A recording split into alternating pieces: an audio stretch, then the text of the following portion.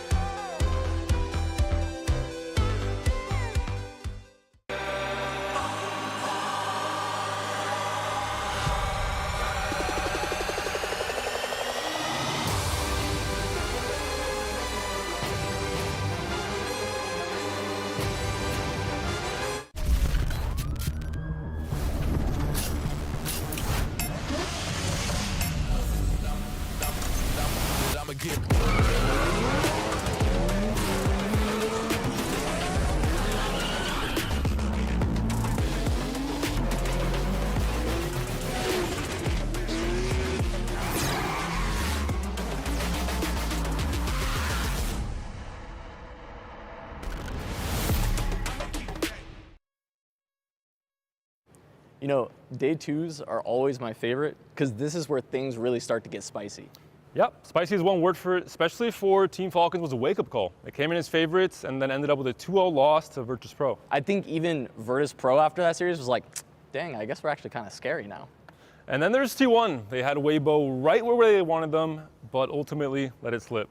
Yeah, and now they're in the second chance bracket, or as I like to call it, the I hope we don't mess this thing up again club. And that's where the casual, I just came to enjoy Riyadh vibe ends. Yeah, and I think some of these teams are wishing they had a day 1.5 so they could clean up their act. All right, let's make day two hurt in the most entertaining way possible.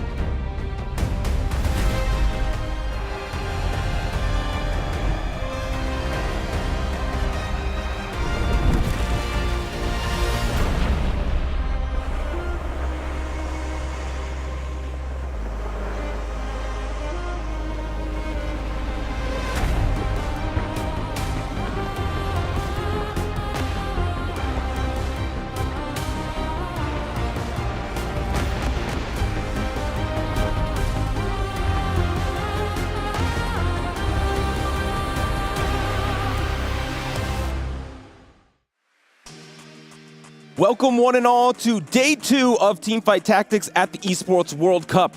Today, 4 teams punch their ticket into the playoffs, and 4 teams will be dropping down to the do or die decider matches tomorrow. Which of these teams will rise above and be the heroes of the story? Well, today we're going to find out. My name is Sia Lee, and I'm so glad to be back as the desk host for the B Stream today, joined once again by my good friends Krohn and Tamura. Gentlemen, day two is here, and we have the spiciest of matchups at the top of our groups. Day two is here upon us. Day one was so exciting, right? We saw so many upsets that were absolutely crazy. I think day two will deliver with just as much hype. There's so many stories that have only just begun. Seeing all of the upsets that we had on the B Stream yesterday was really, really incredible. And it's great to be able to see it live. We turn around and we get to see the excitement on the players' faces. So a lot of great matches, and it's really exciting to see. And you can see a little bit of the spoiler for the matchup that we have coming up up first. Behind us, Team Vitality versus Waybo Gaming. Going to be an absolute banger of a game with some of the biggest names in all of TFT. But before we get there, let's review a little bit of what happened on day one. What really surprised you guys? What meta things, what team dynamics, what happened?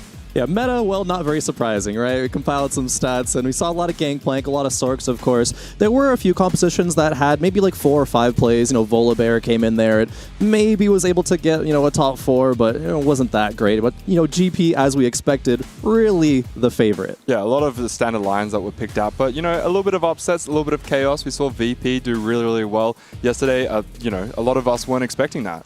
Yeah, well, to help us review and relive day one, we have 2 videos to talk about with you guys, the Quidia top plays and the Crunchyroll reactions from day number 1. So as we look through these videos, we get to see some of the very hype moments that happened from our very first matchup of the day. This is Waybo Gaming versus T1.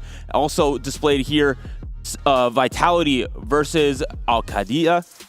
Yeah, this game specifically, right? It was down to, a 1-0 dropping, but Vitality able to reverse sweep there, and able to make it up into this winner's bracket. But also, right, teams like Mao's, they have such great players, but Aegis was able to take that series very convincing. Yeah, I'd say Mao's was actually, they're backed by a lot of the fan favorites. Absolutely. A lot of players were expecting them to do well, and so they're going to have to bounce back today, but we'll be getting to see some of the winning teams. Yeah, but the craziest matchup of the day by far was Twisted Minds versus Flash Wolves. Went to 3 games and was decided not just by a placement, but by single HP numbers towards the end. We see the matchup happening right now here on the screen with these top plays presented by Quidia. It was 4 HP separated them from the top and bottom of the bracket. Flancy was an absolute clutch king in that matchup. It was so hype. The energy in the arena was electric. Yeah, it's incredible to see, just every single little bit of HP matters, because we see so many small plays that matter in the early and mid game. You think, oh, maybe I've made a small misplay, but then right at the end, it carries so much weight, as we can see here. Kai Wang popping off dank memes as well, right? Players are so excited, especially from Citadel Gaming right there. A lot of people are like, okay, how is this org going to perform? We have these newer competitive players like Kai Wang, and nice to see them getting the dubs and getting all excited about it. And this is one of the best parts about being on LAN, is that we can capture some Crunchyroll reactions of the teamwork, of the disappointment. We see here from Pressman. They did go on to win, but it's okay, spoilers. And it was just a wonderful day. Lots of people having tons of fun playing TFT together, and we get even more today. This is only day number 2 of 5. It's going to be great. It's absolutely crazy. I love seeing the player reactions too. There's so much emotion behind it. This is some of the most hyped TFT that we will see, some of those high stakes TFT at the Esports World Cup. There's so much on the line, a lot of money, a lot of prestige, club points, right, towards that big first place finish. So there's just so much to be really excited about. And the fact that the emotions come carried into a 4v4 setting just makes it that much better. We can hear when the matches are decided, or when big pivotal moments happen throughout the games, we can hear cheering from right behind us. And it's not just from one individual player. If something goes well for the team as a whole, you know that all 4 of them are going to be screaming. Yeah. Absolutely. Well, they're playing for more than just themselves here at EWC. At EWC, this is a part of a whole 7-week festival celebration of esports, but ultimately it's a competition between clubs. So here is our EWC Club Championship update presented by STC. Wow, yeah, Team Liquid up there at the top. Team Falcons right behind, right? They have a healthy gap over number 3 Team Vitality. But Team Liquid, as of yesterday, a lot of players thought they would win their series in TFT, but unfortunately they fell short. Good thing, right? They do have the healthy lead as of right now, though. Yeah, so still a long way to go, but a lot of competition right up there at the top. Another thing to note is that VP actually won their series, so they're the club that's looking for that championship, so maybe they can find it in TFT. Twisted Minds and Vitality also won, also in the top 5, but Team Falcons, another one of these favorites, really competing for that top spot, also took an unfortunate loss, even though they've built what we call a quote-unquote super team. It is going to be a spicy day number 2. And over here on our B stream, we're seeing the winners matches, who's punching their way into the playoffs. We're on the A stream. They're going to be sending 4 teams home. And so for a lot of those teams that did take those unfortunate losses, it could be the end of the road today. Yeah, that's crazy. 4 keys being crushed at the end of the day over the mainstream. We're going to be seeing who's qualifying over, gets that day gap, right? If you 2-0, you're kind of sitting clean. No eliminations for you until you reach the next stage. Yeah, just having that extra breathing room is definitely going to be nice. You're doing your reflections after the games, and you can kind of, relax. It's good. It's a really good feeling to have. But some of these teams, they're under pressure. Well, let's take a little bit of look at all of these teams that are under pressure. There are 16 of them here at TFT at EWC, and we see them here on screen. And again, no one eliminated quite yet. We do have players and teams that can punch their way in, teams that will be eliminated, and some teams that will be fighting for a decider match tomorrow. Absolutely. Such prestigious organizations here too, as well as some newer ones. We kind of have it all here represented at the Teamfight Tactics portion of EWC. Legendary organizations, like Fnatic, like Team Falcons as well. And here we're seeing Group A and how everything is going to be stacked up as of now.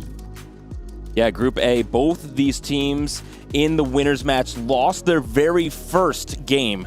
And so coming back with the 2-0 victory, now have a lot of momentum moving into this. While we see T1, one of our favorites, coming into this in the elimination match now, it's going to be a very stressful day for them. Yeah, it's definitely interesting to see that our power rankings were, I'd say, quite far off. We had a lot of upsets in day one. So that's great to see that some of these teams that we didn't expect to have high as, as many accolades, they can still punch above their weight, especially in a 4v4 setting. Absolutely. Moving towards Group B here, right? We see the dominance of some of these teams, right? In the last Group A, there was a bunch of games that went to that Game 3, but Aegis 2-0'd Mao's, Virtus.pro 2-0ing Falcons, right? That is the big surprise of yesterday. And I think from what our expectations would have been going into this group, specifically, we would have seen the exact opposite. We would have probably expected a 2-0 from Falcons and a close series between Aegis and Mao's, but both of them being in the winners match. But now one of them is going to go home, and all of them are going to be sad. Yeah. The Mao's to Falcons is going to be a big one to watch because no one's going to be happy at the result of that game. Well, not no one, but there's going to be someone very, very upset.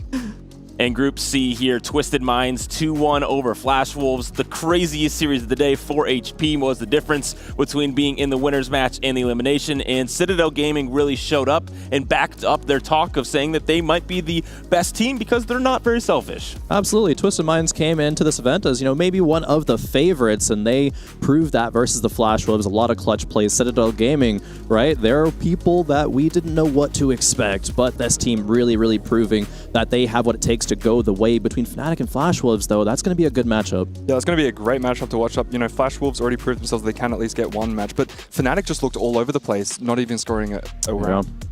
Group D, though, we have our reigning EWC TFT champions in Wolves Esports continuing their winning ways. 2-0 over Rock Esports, moving on to the winners match. But maybe the most premier matchup and surprising matchup we had on our B stream yesterday is EVOS versus Team Liquid. Yeah, people looking at Team Liquid, the amount of Tacticians Crown appearances they have, or EVOS, they didn't really have many at all, and EVOS was able to take that series. It was absolutely crazy. A great synergy amongst the team, really showing up in qualifications to even get here, and it goes to show that in a 4v4 setting, doesn't matter how many Crown appearances you have, if you know how to play as a team, you can perform. Yeah, and lots of great performances that came through. Maybe some chaos induced by EVOS, but it was absolutely electric to watch. And as our teams are getting ready, they're doing this huge walkout thing on the main stage. I'm sure we'll see some of it here on the B stream as well. The teams will get set up. We'll get ready for our game number 1 as soon as we can. But guys, let's talk a little bit about 4v4 as a format, because if you don't know, TFT is normally played as a solo game. You have 8 players in a lobby and you all playing for yourself. But 4v4 is very different. How does it work in a team dynamic? Yeah, it's interesting, right? TFT, on ladder or in other tournaments, you always just want to play for as highest placement as possible. But in team format, you can't always do that, right? Sometimes you're going to be in a little bit lower spot, and you got to think, how can I help my team? Let me just try to dodge 8th. Let me try to deny units from the opposing team. And it's decisions like that that really make 4v4 an exciting format. Yeah, those team decisions. You can't be selfish. You can't always be the player that plays to win out. That being said, though, in the 4v4 setup, we did see some players take a bit more of a selfish line, and that's perfectly fine. Every single game's different. There's a lot of variance in TFT, but you need to recognize, hey, this player's going to play for first. We all need to play defense and start denying the units. Yeah, no doubt. It is very interesting to watch the dynamics take shape and the meta form, because it changes every time we see 4v4, depending on which patch it is and all these different things. And this is on a very new set, and we can talk about that a ton as well. But let's talk a little bit more about our expectations for teams coming in and take a look at our Ramco power rankings for TFT at the Esports World Cup and see just how wrong we were, because T1 and Team Falcons, specifically the favorites going in, took a loss day 1. Yeah, I think the power rankings, we got to do a little bit more, back to the drawing board on these. But the underdogs, right, we see a lot of potential out of those, Citadel Gaming being the one that, I've had my eyes focused on. Yeah, and even if we were a little bit wrong, we are going into day 2, so this is where it really goes to show. Because if we had our favorites at the top, sure, they might not win every single matchup, but we have them up there because we think that over a long period of time, they can bounce back, especially when they have their lows. TFT at the end is a game of variance. Yep. There is odds and different situations that people are put in, and for these teams, they just weren't quite able to put it together in their first match. But again, it's not single elimination. They are not out of the tournament. It will be do or die for a lot of them today, though. Absolutely. Do or die today. That's the name of the game. Every single round that goes through, right? Every single match, you just get either closer to be like, all right, we get some more time, we can maybe move on, or your key being crushed and your dreams being crushed as well. Be interesting to see the difference of the games because we'll be covering the games where they have a little bit less pressure. Obviously, they still want to be winning this matchup, but if it's not do or die, maybe they change their strategies or maybe they just stick to what worked well for them previous day. Well, let's talk a little bit about our first matchup of the day. It is an absolute banger between some of the best names in all of TFT. Team Vitality and Waybo Gaming. Americas versus CN here. This is going to be an absolute slobber knocker. Oh yeah, Team Vitality, a lot of expectations, a lot of fans cheering for the squad, representing some of the most decorated players from the Americas, right? With K3 Soju, Melk, Setsuko, Precedent as well, who really started showing up big rounds like set 7, 8, 9, and really started saying, hey, I can compete with the best of them. It really is a clash of the regions because especially in recent sets, we've seen these NA players being so dominant, especially at the Tacticians Crowns. Not necessarily these 4 here, but they're all in study groups and they're all in close communications. And China was known to be, the biggest dynasty in the early sets of TFT, absolutely dominating the field. And so now there's that kind of rivalry of can we reclaim the throne? Absolutely. Well, and I think one of the biggest differences, Waybo has a mascot. That is true. And that might be the big difference here at TFT because they put this little mascot in front of their computers. It was like the center of the show. We saw it being carried there on their arrivals. It is going to be an awesome showing, but let's talk a little bit more about this CN team that really has shown that they're quite good at this TFT game. Yeah, absolutely. Waybo Gaming, just like all the members on Team Vitality, all of Tacticians Crown appearances, they've all competed internationally, have some very solid results. But for Waybo, this is the first EWC for all of them competing. Waybo had a completely different roster last year, but the last year's roster did get top 8, but ended up losing to Vitality 2-0. Now, this is new players, so maybe they can rewrite Waybo's history. Yeah, and it looks like they really didn't play without fear. We got the privilege of watching some of their gameplay yesterday, and I want to give a shout out to Salpimi, who played a beautifully executed Cassante line. Looked like he was going out in 8th, but really built the board well, playing around Bronze for Life, Salvage Bin, all these really complicated augments that make it very hard to pilot your decision, especially when you have 3 people in your communications that you have to be worrying about as well, and then being able to flex his items, save good HP, and then he had true best in slot towards the end of the game because he did so much task management around his items. And one of the most interesting things about this team is that they were constructed clearly right after the set 13 Tacticians Crown because 3 of them were at that Tacticians Crown together. And one of them, Salpimi, being the player that played the best there, got 5th place at the Tacticians Crown, which is an excellent showing from them. And so I'm excited to see them play together. They obviously know each other. They've been playing together for a while. Yesterday, they said in their interview that they are a very close-knit group. They trust each other, and we'll see if that pays off today. Yeah, absolutely. They all have at least 4 regional appearances from their region as well. So they're no strangers to high-end competitive TFT, really showing up big yesterday, right? Upsetting that T1. So they could be doing the same thing here again versus Vitality. Well, let's check out Team Vitality, the favorites from the Americas, the biggest streamer for TFT in the world, K3 Soju. You see here on the screen, there's lots of hype around this team. Absolutely, so much hype, right? And one of perhaps the GOATs of North America, Melk, on our screens right now. When he locks in, he is so good. I think the same could be said for all these players, but Melk especially, right? Sometimes he takes a few steps away from TFT, but he comes back and it's not even like he missed a step. I think some of their streams honestly a little bit deceiving. Just the way that they communicate with their chat. They're very entertaining streamers to watch, and they joke around, but when they lock in hard. And these players have actually, a lot of them have had a hiatus from streaming because they've been so locked into their boot camp preparation, and so it's great to show that they've shown up and they know that their stuff. Yeah. And one of these legendary players in America is specifically Setsuko. He's just known to be one of the craziest TFT players to watch because he plays so uniquely.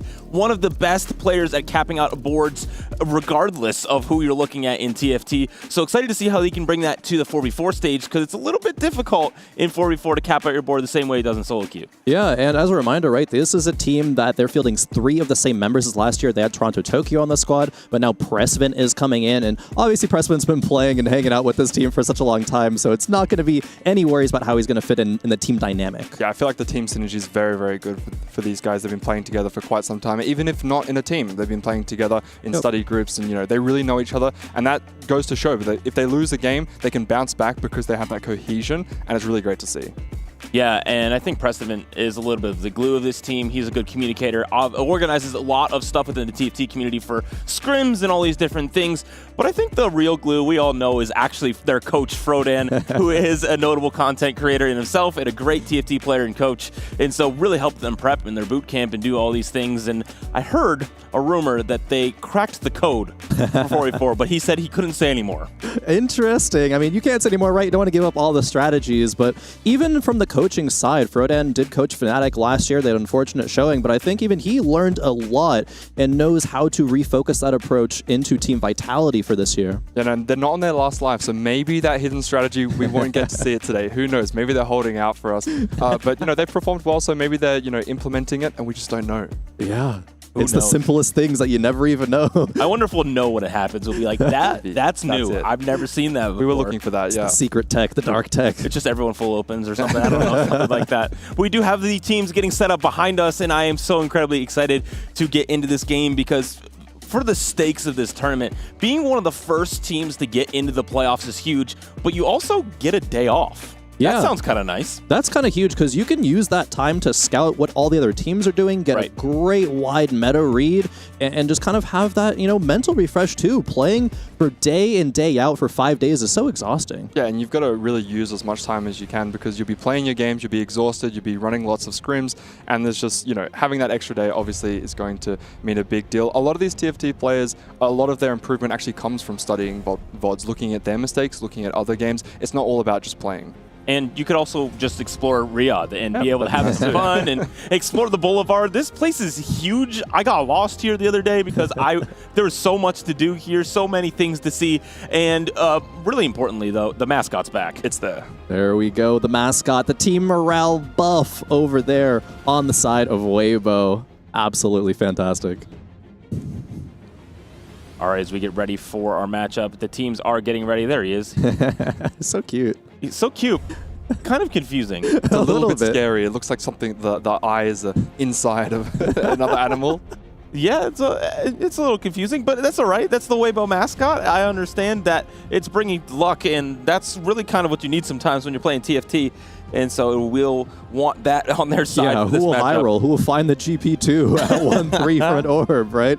That's the name of the game. I forgot who did that yesterday, but it's like, all right, sometimes the game just plays itself. You get a little bit of that good luck to come through, but also to convert on that good luck, right? Sometimes we see players in fantastic spots, but they're not always able to make it happen, especially when so much is happening in this team environment. There's different roles, right, that each player kind of has to take during the course of a 4v4 match, and if you're in a position to go first, your team has to propel you forward. Yeah, even in positions to go first, we've seen in previous games, some of the players who have a really, really nice spot, they're still taking augments like Invested, just so that they can play as a team, play defense, and then they use all of their money to try and, secure placements for the other teammates. Even if they're in a high position and they could maybe play for first, they're trying to raise their teammates up. Yeah, so augments were a huge part of changing the meta yesterday and playing as a team, but some of these compositions as well were quite interesting.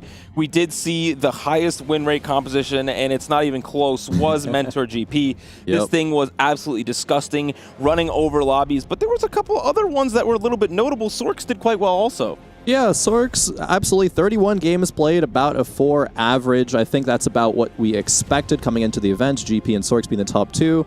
Right under that in terms of games played, though, there is, Jin Mundo at 10, there's Prodigy with the Yumi at 15 games played, and both those had kind of solid 4-point X averages. And here we go, getting into our first game between Team Vitality and Waybo Gaming. We'll have those 2 extra components to start off our game, meaning you can find best in slot in some of your units. It's a good way to start. Absolutely. Maybe get that Rage Blade, you know, for that gang playing, something like that. But I'm excited to get into game number 1 of Waybo versus Vitality. And to do with you, CLE. Last year, we had a gauntlet of a weekend, casting like 27 games over that weekend. We get to spread it out, of course, with Barry and Tamura this time around. It's fantastic, but great to be back casting with you. Absolutely. We did 27 games over 3 days from home. It was something. And it was really fun, though. We got to see a lot of great TFT action. And so we might, at this point, be the most experienced 4v4 casters because no one's going to be able to catch up. Literally, though, we probably have the most games cast out of any caster, you know? Just keep that in mind. Keep that in mind, everyone. But on board with Melk here. And Melk, I want to say, historically, one of the best reroll players in the history of TFT. This is a fantastic reroll meta. I think just having that skill set is so fantastic and is going to help lead Vitality to some great finishes. And what was it? Set 5 with Kled? Kled reroll, Kled 20 out of 20. Man, and it was... He piloted that to a 3rd place, I believe, in that championship. He sure did, and it was absolutely electric, and I imagine he looks at GP and says, I can do that. That's my job. I can do that one. Let's run it back, do it again. Of course, in the 4v4 format, right, you're not always going to be in the right spot for that. Your teammate might be in a bit of better spot for a reroll. But you don't want to contest each other, as we figured out during that Fnatic series yesterday. Dank Memes had found the Gangplank 3, and 2 Fnatic members were like, hey, we can do this too, right? They both dropped out in the bottom 4, unfortunately, as we get our gold augments for 2-1 coming through here. Yeah, gold is not quite game warping, but very, very interesting to keep our eye on, because there's some of these that can be extremely influential. Prize fighter for Milk, though. Okay. He is absolutely playing around tempo. There's another GP in shop. So not GP2, but we do have a pair of GPs. It's a great way to start. We'll be slamming items as soon as possible. We saw him use his power-up fruit on Katarina just a turn before to try and see if he could find and tailor for what he needs. 5 out of 6 best in slot components for the Gangplank already. There's the Edge of Night potential, the Rage Blade, and we have a cloak to work with, so we're halfway there too. No stretchy arms, though, on that power-up attempt. So Setsuko also having a Gangplank opener, which I think you can contest it. This looks like more Sorks, though, to me. Yeah. He does have specifically that Lucian 2 that he can center that around. The Lucian 2, the Shojin potential, and yes, we're going to be powering up that Lucian right now. Killer Instinct or Mage. Mage is going to be the selection there. Now, does Setsuko consider slamming some items? Is it going to be necessary versus Tianlong's Katarina? And this is a fantastic Katarina angle already. Have the Hand of Justice, have the Edge of Night. Not going to be strong enough to win any rounds right now, because Setsuko did indeed slam those items. And for those watching at home, a little bit of tech for you. Mage on Lucian specifically is quite good, because when his bullets miss, which he's casting twice with Mage, when his bullets miss, he gets mana back for each bullet missed, so he can kind of just go crazy if he kills a bunch of units and the bullets are going everywhere. It is absolutely insane. Yeah, he almost goes infinite sometimes, it feels like, right? With Mage, you do a little bit of less damage with extra casts, but if you're just getting to these casts time and time again, it's going to net a lot of value. And wow, look at this board from Soju here. A Vi 2 in the front line already.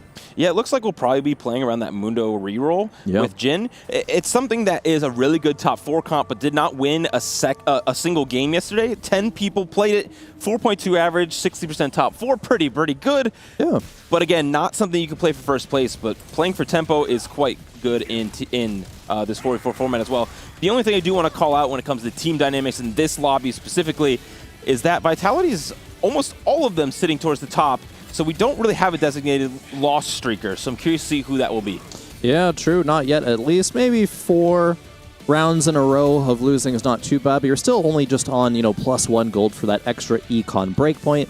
Soju, even though his board looks relatively strong and did end up losing versus Setsuko there. So a lot of these players, right, we're going to have to find how high tempo that they can push. I think that was kind of the name of the game yesterday, was high tempo, getting these teams into good spots, able to convert the wins because of that. So you can't really be playing from behind. Tianlong playing around that Katarina. We see multiple people playing around that sniper backline here early. We have Gold Collector for Saopimi alongside that IE, which just farms gold, those work very well together. Oh, Helping yeah. do a lot of extra damage to get those kills off, which can farm gold as well. Yeah, Crew was the most popular one-cost reroll yesterday, although the average really didn't look too great. Over 9 games at a 5.1 average. However, 2 of those games were first places, so this composition can take lobby wins when it is played from ahead. And if you're farming this much gold, maybe able to make 20 here. Oh, yes, is selling the Aatrox, making 20. That's a good spot to be in. Yeah, absolutely. Looking at LBTZ, having that blue buff slammed, really leaning into what looks like to be a Prodigy line, which we saw be quite uncontested yesterday. Not many people were excited to play it, but it didn't perform as well as we would have expected. Around a 4.5, so almost straight up average. It's okay. But can also maybe win games if you're able to hit some of those uncontested 3-star 4 costs or something like that. Yeah, I don't think we saw any wins come through yesterday. It's a great, top 4 composition. Maybe you're getting to those thirds, those seconds, but it's really going to be those compositions like the GP, maybe Crew, right? Sorks that are able to play for those win-outs more often. Carousel coming through, trying to get that early direction. We don't see anyone playing Crystal Gambit. We didn't see that be popular at all yesterday because of the way these cash-out traits work. You can get griefed really easily, and the 4v4 atmosphere, obviously in solo queue, you're on ladder, people might hold your units, they might ping you if you're really close to a 3-star something. But in this situation, that's literally their main goal is, we just need to place higher than them. So what do we need to do? Well, we can hold their units, we can grief their lines, whatever we need to do. Yesterday, Tamara was talking a little bit about how, comparatively to the other econ traits in past sets, Crystal Gambit maybe isn't quite as bad, quite as scary to play, especially in a 4v4 environment. Even if you do win, it's not like the end of the world. You do lose a lot of value, right? But there is still some potential there. We did see it once, maybe twice yesterday, and it didn't do great, if I remember correctly. It was trying to carry an Ashe, and then it just ended up going bot 4, and, not really feeling too good about that one. Yeah, I just pull up stats from yesterday. Crystal Gambit, only 2 games. I think we saw them both here on the B stream. There it is. What do you think the average was? Like 7.5. It was 7.5. Yeah. it was a 6th and an 8th, I'm pretty sure is what we saw. So not a great showing here in 4v4 so far. Precedent, though, looking like he's going to be playing around some kind of sorcerer line, playing flexibly here early. Now has 2 losses in a row. Curious to see if he'll try to keep that going. Maybe grief a loss streak from Waybo Gaming. That's interesting. So had that Kai'Sa 2, sold it. Kai'Sa actually is a composition that we saw played 4 times yesterday. 5.25 average. It did top 4 in 2 games. Won 8th place in 1 game, though. But talking about the meta that seems very thin in terms of your options, you have to find these compositions that are maybe a little bit unorthodox, and Kai'Sa is one of them that can work out. Obviously not going to be the case for Precedent here, but we got to keep that in mind, right? Where are people going to go if they can't go this GP line, can't go the Sork line, can't go the Prodigy line?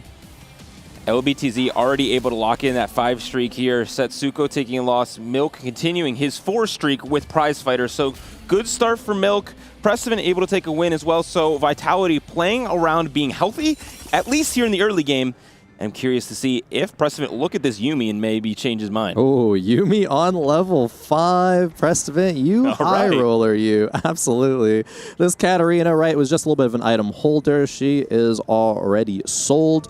Yuumi goes on the board. We have 3 Prodigy. We even have an upgrade in the front line with that cannon, but Precedent, I think, feeling very good about this one. Already 2 good items for the Yuumi as well, but with that Gunblade and Deathcap.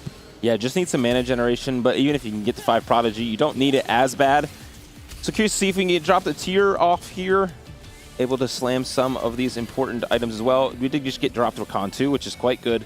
Ooh, Morelos. Morelos is good, but also we do have JG, which is one of the great crit items for this composition as well. So could be lots of damage. Bullet Hell being one of the 2 best power-ups for Yuumi as well means this is going to be a disgusting spot for Precedent. Absolutely. Has done a good job at preserving HP. Only lost 2 rounds in Stage 2. But Sao Pimi with this crew is rolling rather deep. Has found 6 Sivers, 4 Malphites. I think for the amount of gold spent, that's a little bit of a low roll, though. Yeah, and when playing crew, you really want to get that 3-star as quick as possible. Just one of them, because then your rerolls turn into XP as well. You get 1 XP per reroll. And so you're spending, net 1 gold for a reroll instead of 2. And we aren't close to any of them. We're still 3 off the Sivir. We're still significant amounts away from the Malphite as well, and facing a board like Precedence there, you're like, this is just not fair. That doesn't make any sense. The Yuumi just tore through that board in a couple of casts. It was not even close. Taking a look at Soju's Jin here. He does have Jin 2, and it is going to be not winning the round versus Ari. She gets the cast off. That was the difference of like a quarter of a second, it felt like, with that auto attack coming through. And I don't know what it is, but Soju sits up a lot when he plays 4v4. This is just weird. Yeah, we actually see like all of his head, not just his forehead or hair. It's kind of weird, but Soju, however, fully locked in, just like the rest of Vitality, with the preparation that they took and not streaming for weeks on end. I wouldn't expect any less here, as we have another gold augment coming through on 3-2. Golemify is such a fun augment, but not going to be chosen here. Just getting that consistency. And it does look like Guan is contesting what Soju's playing as well. Yeah. They're testing one another. Is behind, though, right? 66 HP. Yes. Only had a Jin 1, a Mundo 1. And these are a lot of situations that we saw yesterday of players who are contesting the opponent's team and a little bit of a step behind, and they just fall out in the bot 4. Milk's spot is disgusting. He did roll down, obviously, to find some upgrades, but did find quite a few, and is now at only 36 gold left with that GP2 with perfect items. Tiny Terror is a great for combat augment early in the game. Obviously, you want stretchy arms to help with that, but not quite finding it yet. Oh, Melk. The re-roll god himself is doing it again, CLE. He's in such a good spot. Perfect items. Has a healthy amount of gold at 40, right? So we can econ back up. Has a 6 streak coming through as well to recover that economy. GP farmed 4 gold. So just to keep count. We can keep counting throughout these rounds to see how much gold. It's 50%, I believe, without any AP scaling. Yep. And yeah, this GP is absolutely farming. Has keepers as well, which is really good with this GP comp all stacking up in the front line there. You can even have units like Senna in the second row. It doesn't really matter. As long as you get GP the most amount of active time possible, it will just carry a fight. Guan and Tianlong on a 7-loss, both of them. They both have not faced each other and have lost every round. So they are quite rich, though. The HP, obviously not as much in their favor, but it will be huge. We do have a 3-star coming through for Saupimi, finally finding that Sivir. I believe that was last round as well. Yeah, had to use the augment for it, right? Had those 2 duplicators, and is still only on 4 Malphites, though. This composition really does find power when you have that sturdy front line. Sivir 3 is great for damage, but if your front line's just falling over immediately, it might not be enough.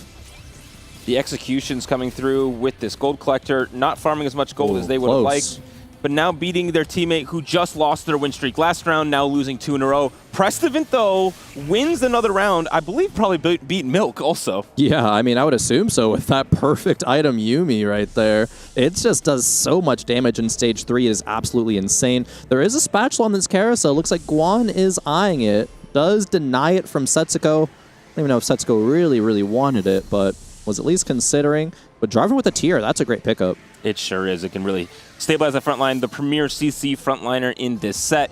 Looking across the bottom of our screen, we're kind of getting a picture of the entire lobby, seeing what people are playing. Setsuko is clearly playing around that Sork line, and he does look kind of uncontested on it. LBTZ has not really committed yet. Does have that blue buff, though, but looking at Precedent's spot, it'd be really difficult to work your way over there and say, no, I'm going to play Yuumi now. Yeah, definitely hard to contest from that point. Setsuko, especially playing Sorks and picking up that driving with a tier, right? That's like probably the best pickup you could have on that carousel.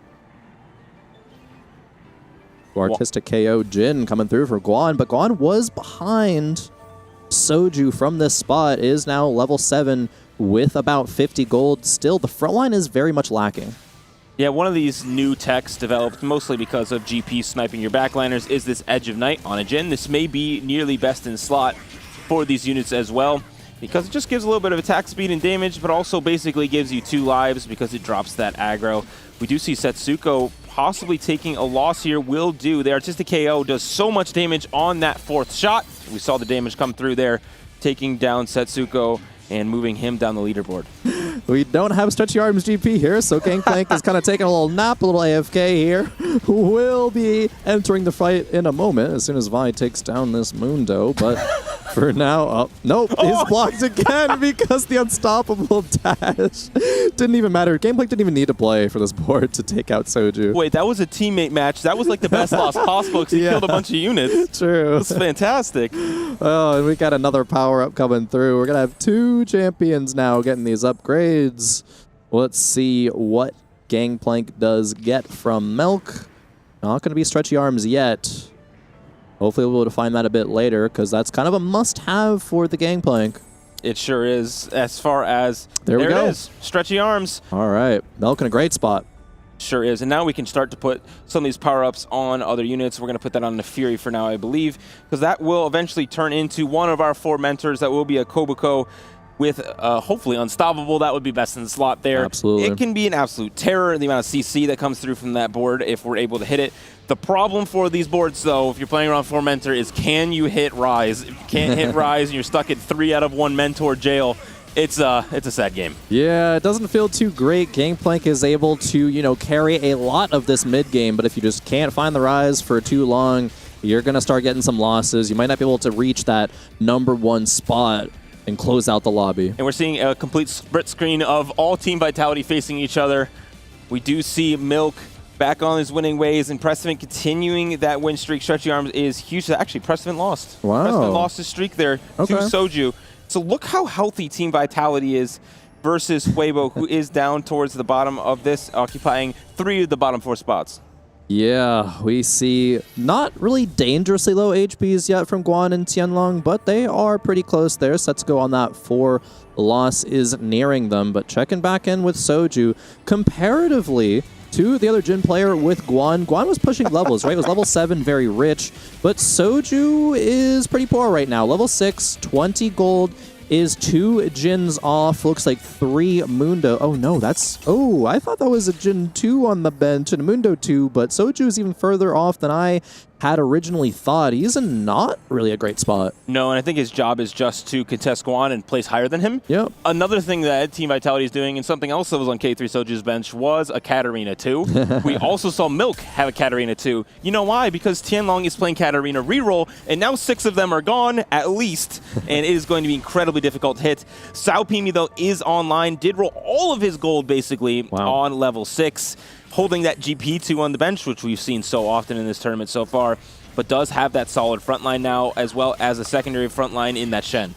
Yeah, that Shen 3 is a big pickup for this crew board. We are very far away from the Ziggs, but at least is able to buy some time, generate that economy back up. His 2 Nars away as well. That's kind of a nice consolation pickup for a little bit of extra damage, but Salpimi still stronger than Precedent. Precedent, however, is saving a bunch of money, right? He's rich. Looking at the right-hand side of our screen there, 51 gold, going to be pushing to level 8, rolling it down, and trying to find all those upgrades for the Prodigy board. And this will be our 3rd gold augment of the game. Nothing crazy here. We see our selections coming through quite quickly for many of our team. We do have Grab Bag to give a few items. It's very good for this composition. Now you have a 3-star unit that you can put some items on, hopefully. And we're looking along for Tianlong, who is not even close to his Katarina 3. Yep, that's all the Katarina denials, right? As soon as those denials comes through, it just makes it so hard to hit those 2 costs. There's 25 total copies, but still, right? Everyone matters. Yeah, and we can see some of these other augment choices as we scout across our lobby. Guan, last second save is very good, especially because we're playing Cassante, and we do have All Out as well. So this is one of those power-up fruits that completely changes how a unit works. Cassante, usually being a tank, now is a full damage dealer, going all out and doing incredible amounts of damage. Yeah, absolutely. Guan actually has a very interesting spot in this game, looking at it holistically, right? Was contesting Soju, but it was only a bridging into the late game kind of pivot point, and now that Edge of Night on Cassante, this is pretty much close to best in slot. There's still really good items on the rise as well, and could be seeing a win against Soju as well. That would be just such a good head-to-head win for Guan and Waybo Gaming. It sure would be, because Soju is just looking for some placements here. He's not playing for that first place, has 5 Katarinas on bench. Really trying to send Tianlong, who is on a 4-win streak, regardless of the amount of units being held. It is just strong by himself, and as I say that, he loses also. The caster curse comes through so once again. It feels like you've done it twice already this game. Are we going for a record today? I'm working on my skills, yeah. You're like, hey, if I'm going to cast 1 game, I got to get as many curses in as possible. Caster curses, that is, as Soju now is going to be 2 off of the Jin, still 4 off of the Mundo. The Vi 3 has come through, but that's not really the important unit.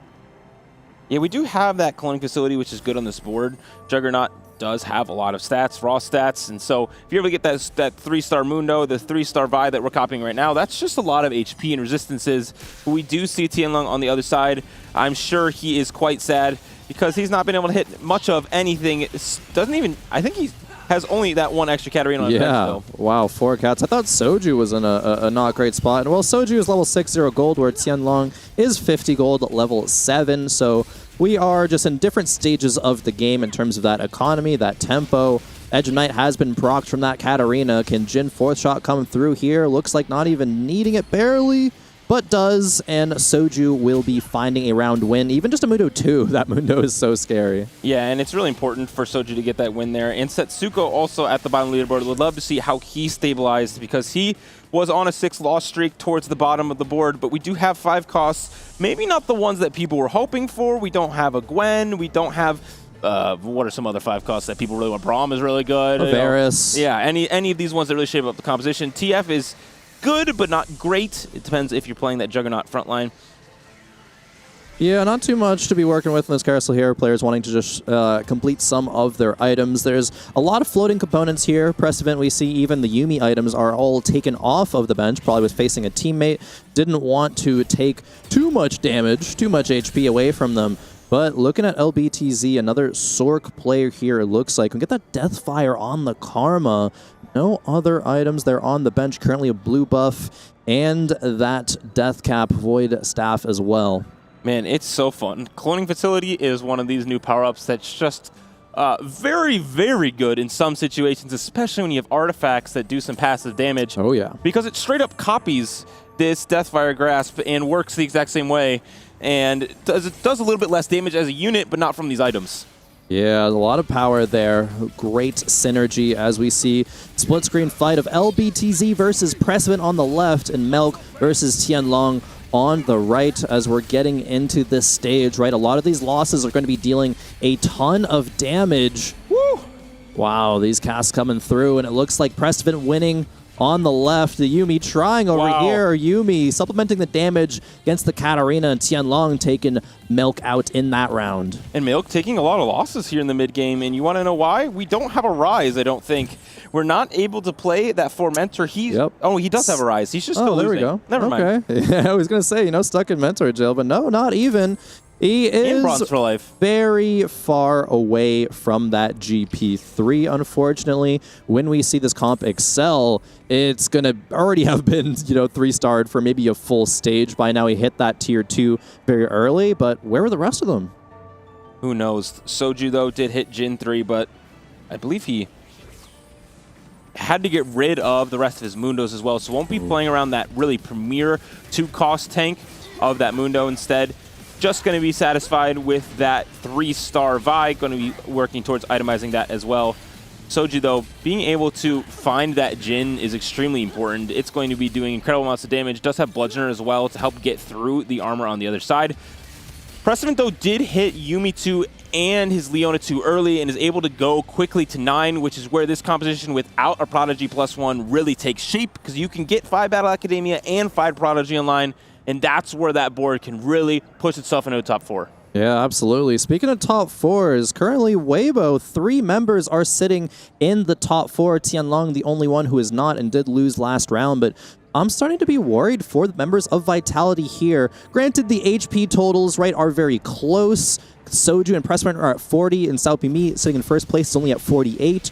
But going into stage 5, right, these rounds are going to be so important. It's going to come down to the small things like positioning, changes, mistakes perhaps, and finding these upgrades, right? Crucially for LBTZ, sitting on just Karma 1, Gwen 1 as well, but has 60 gold to roll with and is sitting on a pair of Karmas currently. Might just be greeding to go to level 9 though. What do you think about this? I think level 9 is a great option for any of these 4-cost boards that we're trying to stabilize around, especially for that board. If you're able to hit a 2-star Gwen, it's quite good. But for Milk here, not giving up, But going for the Yasuo, which is also a crazy carry in this composition as well, alongside this GP, it is going to now be quite stronger for Milk, having his first 3-star. Yeah, we saw that gold spend behavior graph at the bottom there a second ago, and it said all the rerolls, and Soju had the most rerolls in the game by a good margin with 108, and not even being able to find Immundo 3 with all of those rerolls does not bode well. However, this matchup, Milk and Prestivent, it looks like Milk, especially with that Yasuo 3 come through, is very strong. Yumi was so good on ladder like earlier this patch, and then Stretch Arm's GP happened, and then you see the matchup problems there. This GP just deletes these low HP backliners, and then your damage is gone. So it is what it is. Depending on how the front line is able to hold on, of course, early in the fight, maybe Yumi can ramp up comparatively. Maybe she's on the opposite side, but yeah, not the case in that last fight. Prestivent going level 9 as well. We get some good utility items on this Malzahar. This is exactly what the Prodigy comp does want. Malzahar 2 coming through right there, having a Braum in the shop. This is a lot of good that Prestivent had just found, so maybe he's able to stabilize from this and just edge on into the top 4. And that's really what we need to do if we are Team Vitality. We need to stabilize around our low HP. But if there is an MVP from the side of Waybo this game, it is Guan. He was contested early game, knew that he couldn't continue playing this line if he wanted the top 4, and so pivoted to this all-out Cassante, and since then has continued his win streak the entire time, and now has found this Akali 2, which can be an absolute menace to backlines as well, and we see Soju's board getting absolutely destroyed. Absolutely. Tianlong does fall, it looks like, in 8th place. However, the Katarina not being able to do enough, and so Vitality really, really excited to see that one. Prestivent able to take him out, getting to level 9. Getting 5 Prodigy, 5 Battle Academia in is so incredibly good, but Setsuko on 1 life here does Can't have afford this. A strong Cassante for this front line, but Jarvan 2 is a huge upgrade, especially for the HP to get that stun. Absolutely. Could sell the Swain to pick it up if he wins the round, but has to get that win through. And wow, Karma 1 not even carrying it anymore. If there's a poor matchup from Setsuko against LBTC, yeah, that might be a poor matchup. Both Karma players, but only on Karma 1. We'll keep our eye on the Karma in the bottom right to see if we can ramp up enough damage. But as soon as that Cassante falls, it does go all out now, getting that second life, but it does not look good for Setsuko. But he did outplace the player below him, so it's still advantage Vitality. Guan, though, maybe taking a loss here? No, not quite. Continuing his winning ways, now on a 10 streak, heading into our Stage 5 carousel. Wow. Hey, maybe Leona can do it, but the Akali cast resets aggro, and she gets another one. It was a close round, but Guan now on a 10-win streak. You are saying it exactly right, CLE. Guan looks like, at least right now, to be MVP of this game, especially if Waybo come out with the win. Denied Soju so much, but Soju has done a good job at holding on, right? Currently in the top 6, at least, did outplace his teammate of Setsuko, outplace Tianlong with another 2-cost reroll. As we get into this carousel, the only emblem is going to be that Crystal Gambit, but not being picked up. And one of the interesting things here when it comes to 4v4 is, yes, maybe one of these Team Vitality players can put it together and win the game, but as we see on the right side of our screen, when the HP pops back up, is they really don't have much HP to work with, and they will have to face each other at some point. And so we need to get LBTZ into this bot 4 as soon as possible, or Sawapimi, whichever one can fall, because we can't have 3 Vitality in the bot 4, because then it is GG. If last round's anything to say about it, every single member of Waybo won last round. Every single member of Vitality did lose. But now let's see if we can turn this around. Soju with 3 items on that Vi, but Soju's going up against Milk, unfortunately. And Milk definitely has the stronger board when it comes to possibly winning this game, especially because he's 1 away from that GP3. Sawapimi on the other side will be taking a big loss to the Cassante, but the Cassante doesn't have any items, so we're taking a good loss at the very least, while Milk is going to kill K3 Soju here. It is going to be an absolute banger of a finish. Soju getting knocked out in this game by a very, very dominant fight. And so we see Vitality being out in 7th and 6th. Prestivent and Milk did win their respective rounds, so there is still hope alive for Vitality. And Precedent's in a spot where he could win the game. Milk also, if he's going to be able to hit that GP3. R3. We do have to get LBTZ into this bot 4. That is the most important part. We need to see which matchups happen and follow that along. Because if LBTZ is able to win a couple rounds, if Salpimi is able to win a couple rounds, it is going to be lights out. And the way we have today, we're not going to be playing out a whole stage and a half for fun. We will be ending the game as soon as it is decided.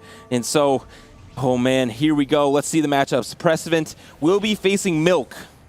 All right, Precedent facing Milk. That is scary, but I think Milk can take a hit if Precedent is able to win the matchup. There is that Yuumi too, there is the Malzahar, but the Yasuo finds its way into the back line. Yuumi is able to sustain enough, is not being taken out for now, but the Yone cast does it. Precedent, it's not looking too hot. Has he killed enough units, however? Oh, there's 3 left alive, Sealy. I'm not sure it's enough. And Milk even removed his items on his GP. It is going to be quite enough to survive at 1 HP. LBTZ did win versus his teammate Salpimi, but now both of them are in danger of dropping out, which means that the door is now open for Team Vitality if they're able to beat Guan also in the late game, who's on that 12 streak. Yeah, Precedent and Milk need to dodge Guan, which I'm not sure is going to be able to happen with them having done it for so long already. We do get a moment of reprieve here with the neutrals round, so how can they improve their boards is the big question. There's not too much that Precedent can do. Perhaps upgrading a Cassante in the front line, just buying Yuumi and Malzahar a bit more time. As we see the rolls come through here, there are no Cassantes to be found, unfortunately. Rolling deep here is Precedent. He knows he needs to win this matchup. He has 1 life left, literally, 1 HP and a dream for Team Vitality in game number 1.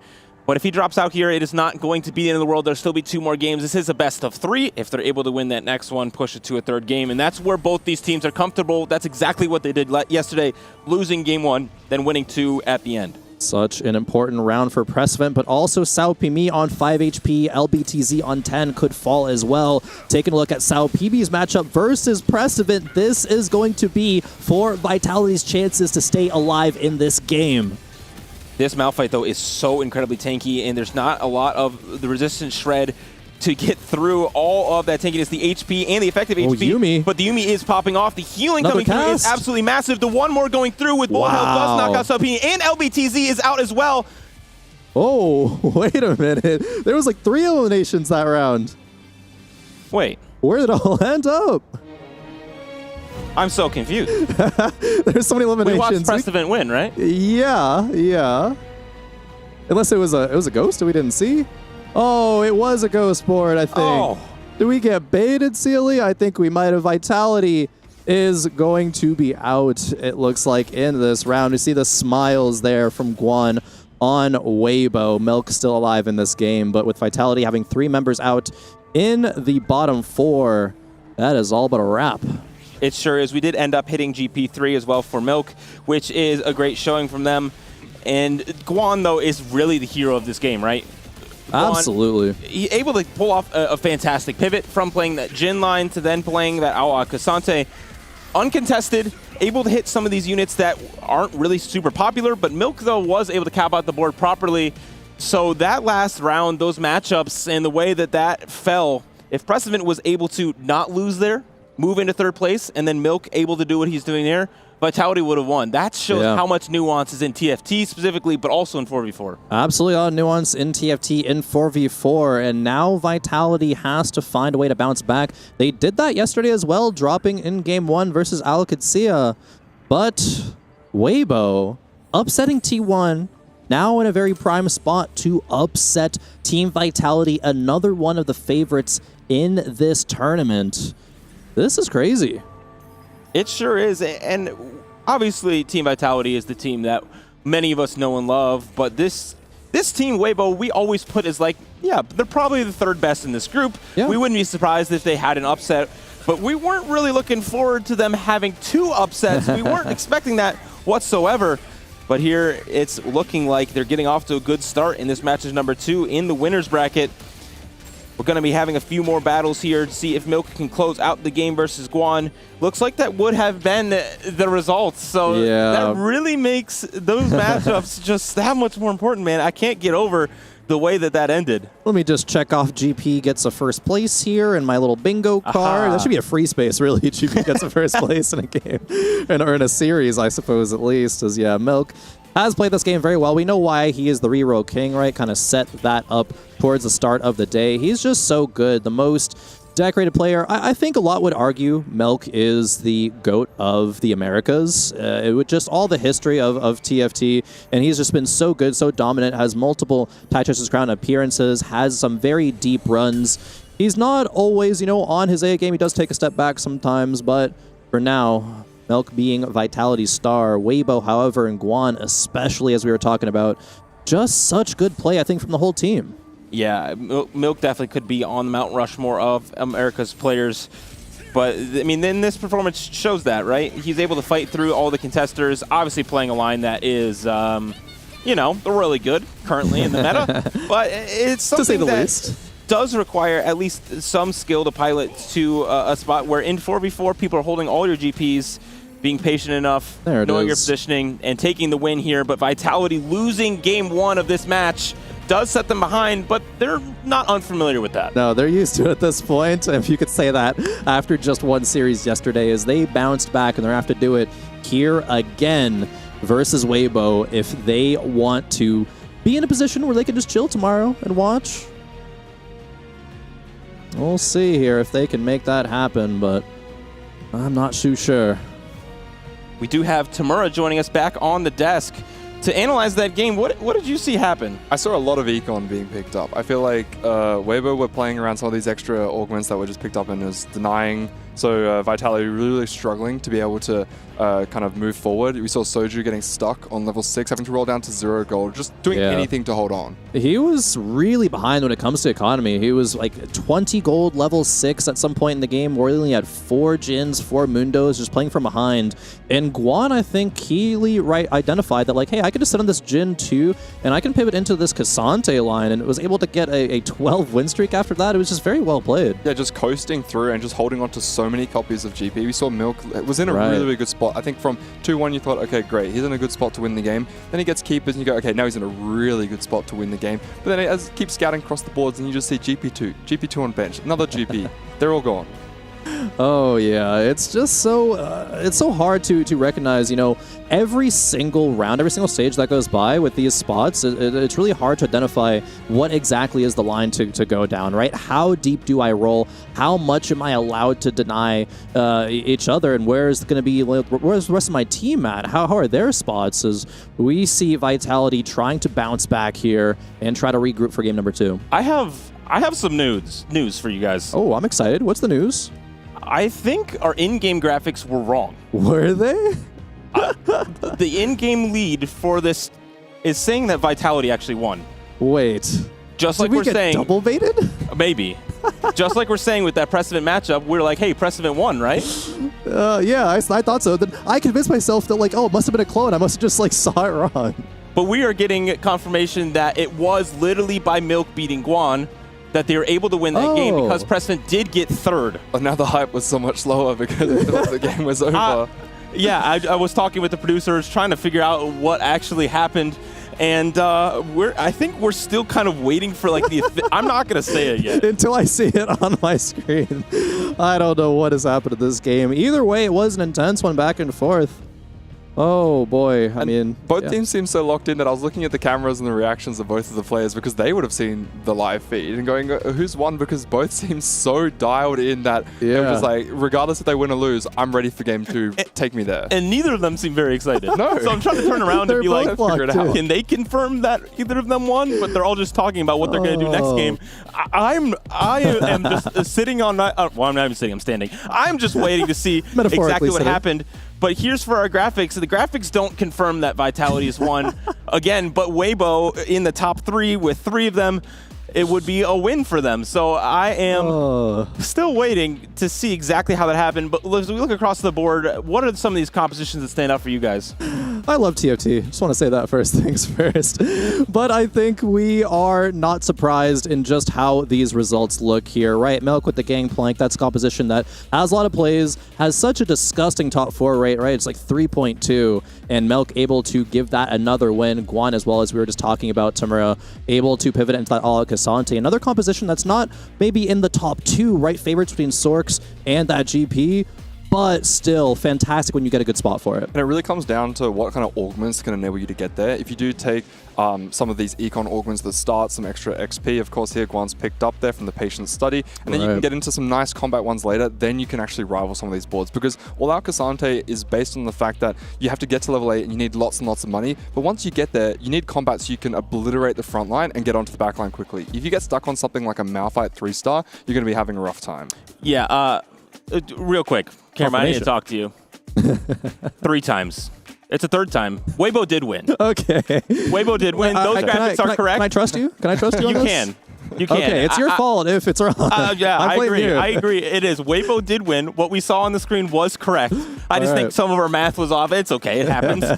Don't make me do math on broadcast. It goes terribly wrong. Yeah, I'm an English major. Do not make me do that. It doesn't work well. Not. Waybo did win because they had 3 in that top 4. Milk made it very close. And again, if that one matchup did go the way of precedent, if that wasn't the ghost, if that was the real, it would have been a different story. So again, showing the nuance of this format, showing the nuance of scoring, and it will be a fantastic game too, where once again, now we're back to the mantra that Vitality, they do need to bounce back. TFT, a game of nuance as well as variance, it seems. Let's just add that in there for the long run. But we got to ask ourselves, how can Vitality bounce back, right? If just a couple of things went differently that game, they could have found the win, but it just wasn't in the cards for them this time around. Well, we'll see if it is in the cards for them after this quick break. We'll get regrouped and make sure that all of our scores are right for game number 2 of our first matchup at EWC.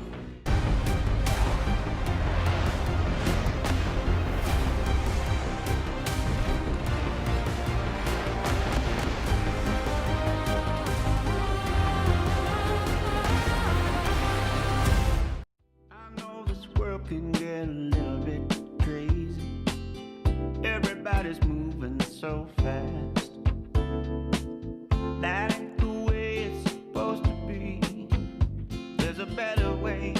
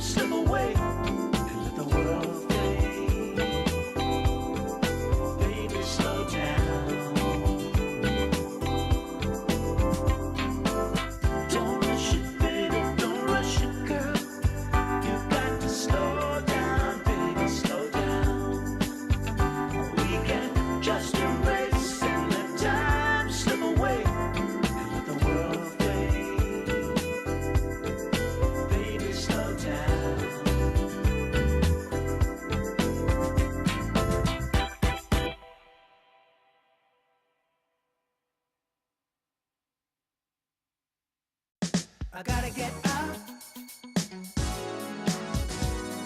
Got to get out of here. Got to get out. Got to get out. Got to get out. Gotta get out of here.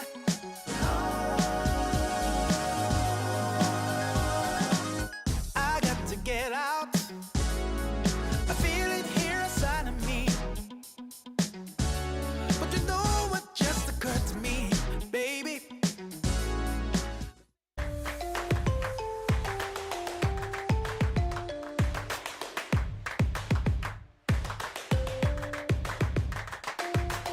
Level up your gaming experience with over 8 billion playlists, only on Spotify, the official audio streaming partner for the 2025 Esports World Cup.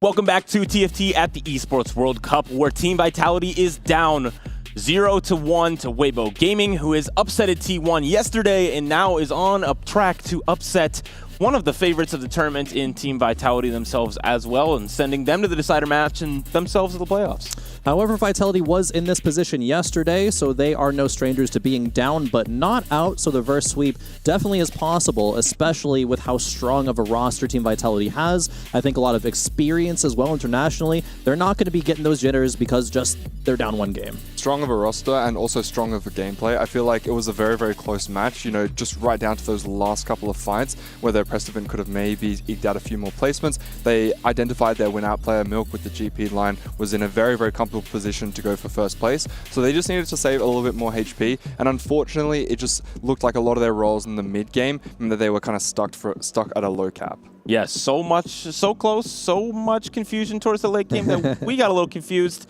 We got there though. We did get there. We know that Waybo was able to pull off that very close win, and HP is so important in TFT. There's so many different resources going on in TFT, but the main two are gold and HP. You can trade your HP for gold sometimes by sacrificing that for some loss streaks. But if your HP runs out in 4v4, there's not much you can do. Yeah, that's why I talk about the importance of playing fast tempo in this 4v4 play style, right? If most of your team is just going to be a little bit of ahead, can save more HP, it just gives you so many more options in the late game, right? To whereas you can, sack for your teammate or maybe even like make a mistake and it's not as punishing. Yeah, speaking of sacking for your teammate, we saw their Milk right at the end, only on 16 HP, but still, willing to play the game of I'm not going to try and kill my teammate by too much, just, get a win, but just very, very slightly, because he couldn't afford to sack HP as he was versing Prestivan as well, but, managed to hold on for that. And also the priority of Econ, playing that denial game. We saw across the board Waybo players holding on to so many copies of GP, and look, it still enabled Milk to hit eventually, but it slowed him down so much.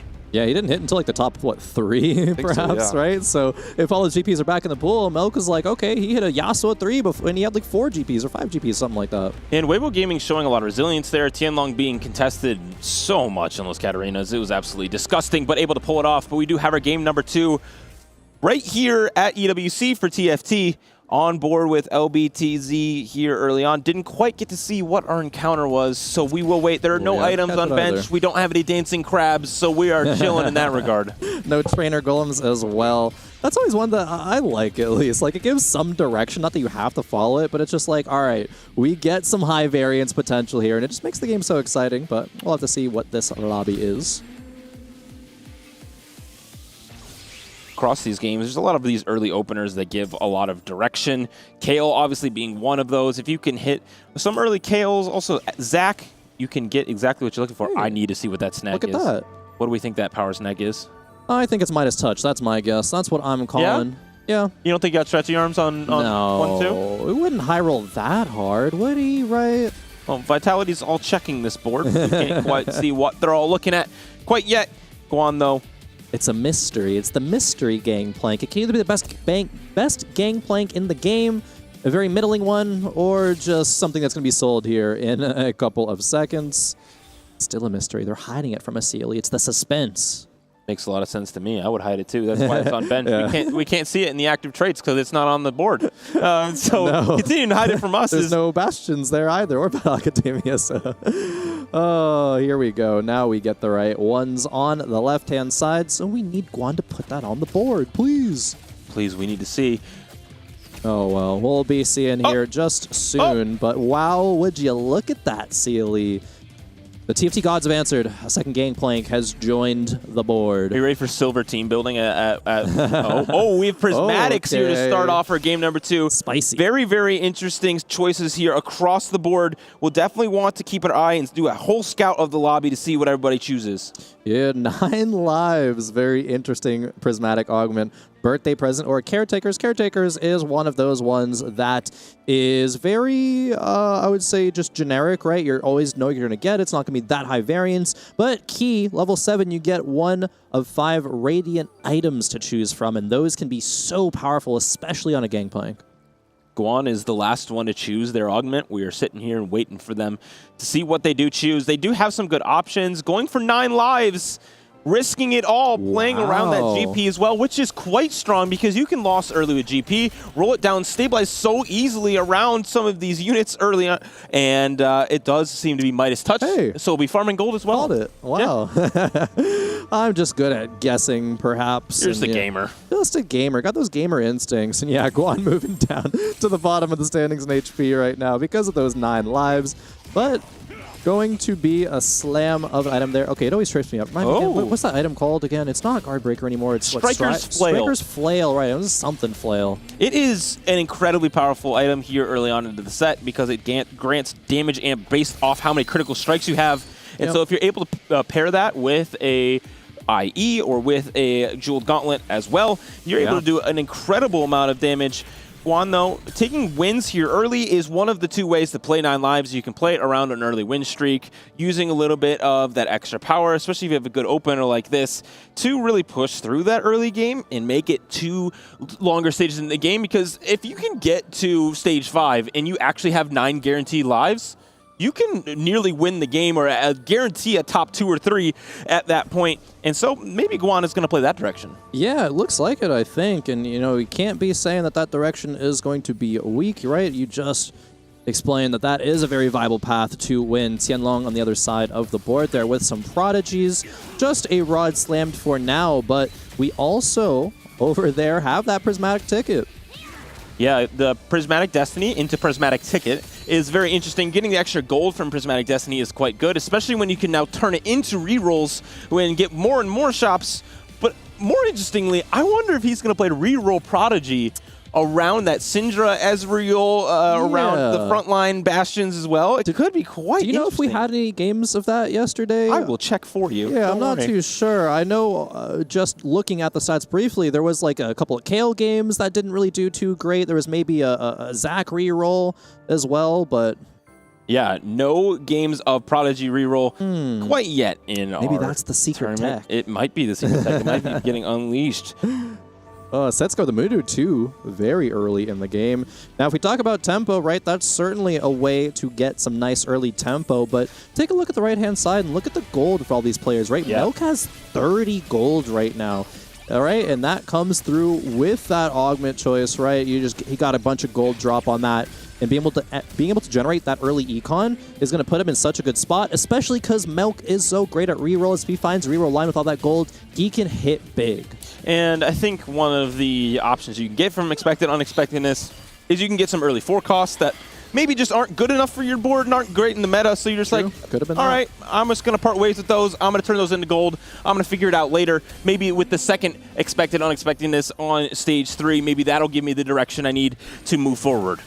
Absolutely. Soju with 20 gold as well, and I think there was a Waybo gaming player with around that much as well. Oh, man. Guan, right, gets first pick. And we can see the rest of the choices down at the bottom for our Prismatics. Soju taking Prismatic Destiny into Mess Hall, which is not people's favorite right now. You really need a good stall composition, and fights go way too fast right now. That was picked once yesterday from a very specific spot that I don't think we're going to be seeing here again, at least very unlikely to.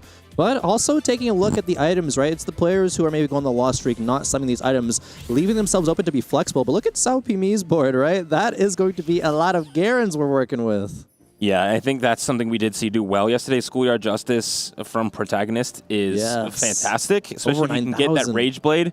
Over 9,000 also. Wow, he's going to be stacking up the entire game. It did win a game yesterday. Yeah, there's Garen 4. Man, it's going to be insane. I'm not sure if we'll always go Garen 4. They were really ahead. I can't remember how many they had on stage 2. I'm not sure exactly how many, but there was, it was overrate, I'll say that. It was a lot more than is normally expected. Sao Pimi, 3 loss streak, might be able to generate a lot more gold if they can keep having some good losses here. And having Rage Blade is incredibly good on this Garen because the more attacks you do, the more healing you get, the more damage you do, the more HP you can stack because part of Schoolyard Justice is stacking that HP. So he will get incredibly strong as it scales in the late game, but doesn't want to win quite yet, but kill as many units as possible in this early game. Looks like we're going to kill that Lucian in the back line, too. Yeah, kill him the Lucian. The Kai'Sa is going to be taking out the Shen. This Garen is crazy. is too strong, it looks like. However, this Rage Blade slam, yes, it was enough to take a round win. Maybe not exactly what Sao Pimi wanted, but it's going to be okay if they can turn this into a win in this round and then carry that forward. Just a couple more rounds, and then that Garen will be a Garen 3, and it will just be so strong. I think the build was Rage Blade, Sterak's, and BT yesterday as well, so already halfway there for those items. And I'm curious to see where Soju will end up this game. Obviously, having AP items. Could be Sorks, but those are great Malzahar items as well, so maybe Prodigy could go any which way. Going long for LBTZ does mean he has an early advantage to see what the shop will gift him if it does gift him some of these forecasts early. Setsuko, though, playing around that early Mundo 2, as we called out earlier, also playing around Duelist, has GP as well. So maybe we're just going to see a lot of GP contention this game. Yeah, I wonder. I think at least here on the B stream, the most GPs we've seen in a game is 3, and that was in that Fnatic Citadel match yesterday. And, well, the 2 other players that didn't hit as fast did go out in the bottom 4, so it's not always something that you could just force from any spot. It sure isn't. Setsuko, this matchup is looking very close. This Mundo does do a lot of damage, especially after it's cast. Able to take down the Ahri, and now able to take down the backline. Able to win the win streak battle. Setsuko beating LBTZ. Yeah, that's an important one. Very important one, right? Again, talking about that tempo. Setsuko in a fantastic spot. The player who is the lowest, not counting Guan on those 9 lives, is Melk with 70 HP, but Melk is no stranger to loss streak. This is a very comfortable position for him, for Sao Pimi. We do have, you know, that belt going into an Anima Visage and not that Sterak's. Well, there's a lot of HP scaling on this Garen, and so having that Spirit Visage is so much healing alongside that. So maybe a damage item or a healing item for Sao Pimi as the last item. It will be a gold orb drop as well. One thing I do want to note in this lobby is that there is a significant gold lead for Team Vitality. 5 losses for Milk, 5 wins for Setsuko. So just from the win streaks alone, they're getting a lot of income, and Milk is incredibly rich as well. And this is going to be Prodigy reroll. Yes, it is. We have Syndra 3 coming through already. Taking a look at the bottom of the screen, you see the items, right? That could be a Shojin, could be a JG, Deathcap, right? There's a bunch of options, but good items to slam. Assuming that Qianlong wants to start going on a win streak, is leveling up to 5. Even though we're pretty far away from Ezreal, it's not the key unit. The key unit is, in fact, that Syndra. Not quite finding the exact one they're looking for. They're really looking for that Rising Chaos. It is so incredibly good on this unit, and it's the reason that it can be a carry into the late game. We do now have Titans. Titans Rage Blade instead of that Spirit Message. I imagine we removed items to see if we don't beat our teammates too bad. And the thing is, we called out, Sao Pimi did lose the last round. And so now probably doesn't care as much about continuing that win streak. Yeah, when you're facing your teammate, no matter which way it goes, if it's a 1-unit loss, that's very, very good, right? You want to be keeping that HP loss to a minimum when you're facing each other, and then try to, you know, just smack the opposing opposition. And LBTZ, right, that going long, level 7. is smacking a lot of people in this lobby, as Golden no one Quest was able to maintain 100 HP. Golden Quest, it's a fun one, but not picked up. There's not much opportunity for it, unfortunately, in this meta. Twitch chat would be screaming. Like, click the funny augment, click the funny augment. Yeah. No doubt. Not going to be the choice here for LBTZ. Waiting, communicating with teammates to see what is best for their spots. Going long, though, and losing your streak is quite bad from that spot. That's really what you're going for. With going long, you really want to push the tempo. You want to push the HP. You want to see how big of a lead you can get. And now waiting to see exactly which augment he's going to choose. Ooh. Really, he's going to just waiting to be the last one around. Another one is a very fun augment because you get double of an item you make when you make it. And so let's see if he does do that. Guan, though, really good combat augment for this board. And 4 Mentor? Yeah. Hello? Yeah, 4 Mentor the Rise found on level 6. That's a bit of a high roll.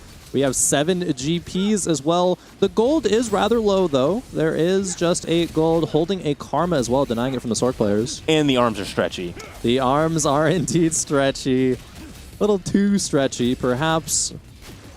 But that Garen is not going to be able to take him down because of the Edge of Night proc. Wow. That's why it's such a strong item for that Gangplank. So if you're Team Vitality and you're looking across the board, you see Guan in a crazy spot with 9 lives. He's going to continue to get even more powerful, even though he's stabilized in the spot he's currently in.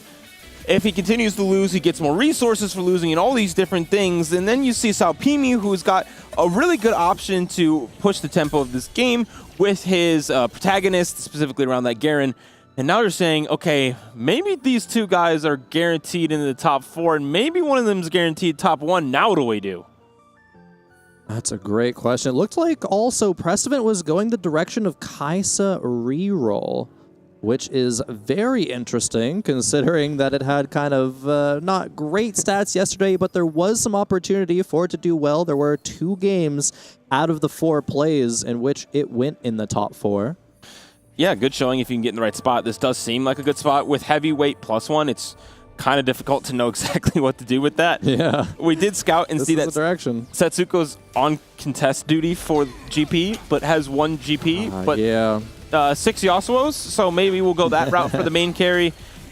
Will be interesting to keep our eye on to see if he can contest Guan enough so he doesn't get that 3-star. Yeah, and I think the crucial thing here to note for Prestivant's board is that he rolled very deep. It's 10 gold to find the frontline upgrade with the Mundo, but it is just a Mundo 1, unfortunately, and 4 Kaisas, so we're still a little bit behind, holding 1 Gangplank as well, right? Because you're already rolling those 2 costs, so why not? Would love to see where Milk is at the moment because he's at 8 loss, still losing. The bottom of our screen will show a big lobby overview during this carousel to see what's going on. Milk does have 2 lesser duplicators on the bottom of the screen. So interesting. And he did click Golemify. So that is where his board went. That's why he's still losing. He doesn't have much to work with. So we'll be turning that into maybe some crazy Sork board. Yeah, I think so. Look at those items, right? The Jeweled Gauntlet. It is the Shojin red buff as well, which can be very, very powerful. You know, on the Sork board, Malzahar can carry it. Gwen can carry it as well. There's going to be a very deep either 3-7 or 4-1 roll down from Milk that I would love to check out at that point. And just Ash carrying these items looks very funny. Look at that Golem HP, though. Golemify is such a good augment if you're able to make that massive pivot workout in stage 4. And that is a large amount of HP. It will be a barcode later in the game, which will be incredibly entertaining alongside whatever he puts in that team as well. One other thing we do need to keep our eye on as we get later into the game is Salpimi did have a larger duplicator. So possibly tempoing that Garen into something with Battle Academia, and if it's uncontested, maybe hitting the Yona or Yumi 3. I'm sure we'll be pinging. I'm sure we'll be holding units. We'll see what we can do about it. Have there been any 4-cost 3-stars in day 1 of the tournament, even on the A stream, do you know? I don't think so. I didn't see any. It's really hard for that to happen. It is. In this meta especially, it is very difficult. But when you're in that high roll position, that's going to be the time. When the wave hits, sometimes it just goes crazy. Milk wanting to probably take another loss here, maybe even one more. Going to be incredibly rich compared to the lobby. 50 gold, already level 7. Getting that second power fruit across the board. We see our gold spend behavior at the bottom of the screen. Lots of rerolls for Setsuko and Guan, who obviously are our reroll players. Guan, though, on a 4-win streak now. Sense hitting that GP, Sense hitting those 4 mentors. Setsuko also has 4 mentor, though, so Bronze for Life is like also the best combat augment for this setup. Absolutely. So, run the 4 mentors, but everything else is, going to be that bronze tier augment. Setsuko is 2 Yasuo's away from Yasuo 3, but note that there are, well, I guess there are some items on the bench, actually, that could go that direction. Only 2 gold now. GP3 is realistically not in the cards for Setsuko, at least for a very, very long time. Milk also holding these GPs away from his teammate and from Guan, knowing that they can't let Guan hit GP3. Setsuko can chill around GP2. That's totally fine. We'll figure it out. We'll be able to help one another towards the late game. But for now, let's deny maybe the person that's going to go first. It's an interesting decision, right? Because you do want to prioritize denying the first place person, and you can deny a teammate, and that's kind of okay if they're not in as good of a spot. They can maybe play for that 7th, play around that GP2, and try to make that work out for as long as possible. Really, the name of the game is, hey, we can't let Guan reach critical mass because he's just going to blow everyone else away in the lobby. Milk did win his last round, so did not continue that 10-loss streak. Prestivan also took a loss, so did not continue his win streak either. We are searching along, seeing this game move along. No one on a crazy win streak besides Guan. Salpimi, though, is doing quite well. Now has that Garen 3 fully itemized. Yeah, 3 wins in a row. Gonna be a very interesting roll down here on 4-1 and 4-2 for our teams. Yeah, Milk didn't send it this early. We saw yesterday some players be sending it on 3-7, just wanting that first dibs onto those AP units, right? The Yumi boards, the Casantes, the Karmas as well around those forecasts. But Milk is just going to be waiting one more round here. This is crucial. This is going to make or break Milk's game here. That Golemify is going to shore up some of the frontline weaknesses, but still needs to hit the back line, and that's a lot of gold coming through. That's exactly what he needed. More GPs than Nye as well. The Karma coming through. Leona as well, if he was going for that Yumi direction, but a Ollie 2 and a Cassante, not really in the spot for that, though. Akali 2 has been picked up after he passed it once. Sometimes it's like, I gotta grab this unit just because the game just keeps throwing copies at me. I can get rid of it later, but I need my board to be as strong as possible right now for this crucial part of the mid game. See, but here's the thing. This could be, this is a board, right? You play around this. It is actually a popular Bronze for Life board. Yes. Playing around this Akali and also Rise, playing with that Executioner as well. We did find a Lee Sin that we put in to also do some extra damage, but we did itemize the Karma instead. So his probably first game plan is, hey, let's still hit Karma 2. Let's play around the really strong composition that we've seen do well throughout the entire tournament.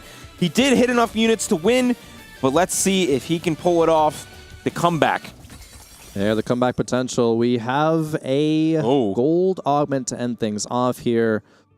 That re-rolled augment immediately with those duplicators, but last second save. Now we get Noble Sacrifice or Spirit Link.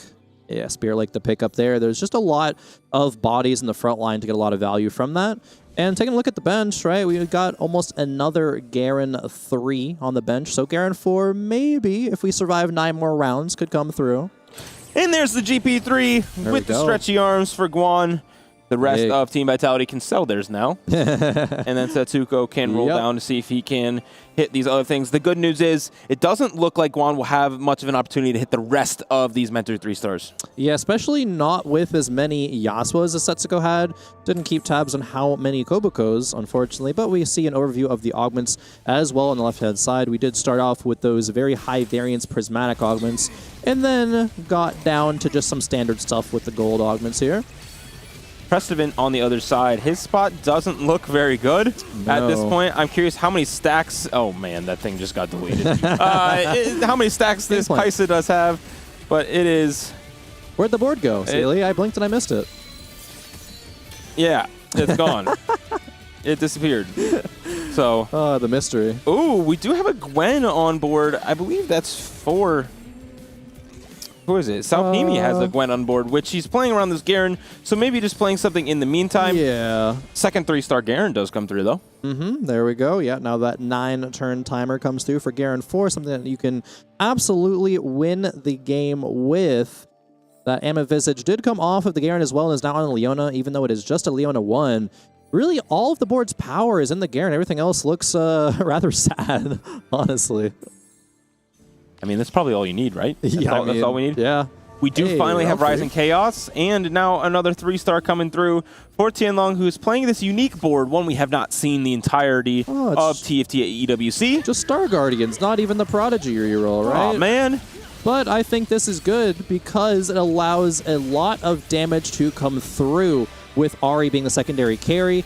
AB may be able to find something like a Nico 3, but that Rel 3 is going to show up some frontline weaknesses as well as Tianlong finds a win over Soju. Soju, who is currently sitting at the top of the lobby and was on a 3-win streak, now is going to be brought down just a little bit.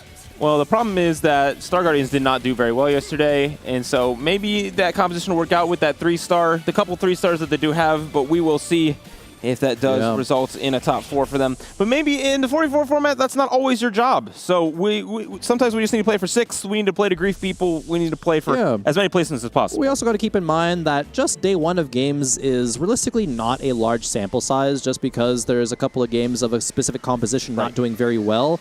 You can open up a lot of possibilities, right? Especially when you learn to pilot it a little bit better in this format. You learn how these teams are adjusting to the meta, and you can find those niche situations that work out, even if your goal is just to get, like, say, a 6th over a 7th or 8th. Absolutely. Looking at the bottom of our screen, we did see Soju stabilizing around the Prodigies, something we saw do okay last game. Prestivant was able to almost get that top 4 and clutch it out.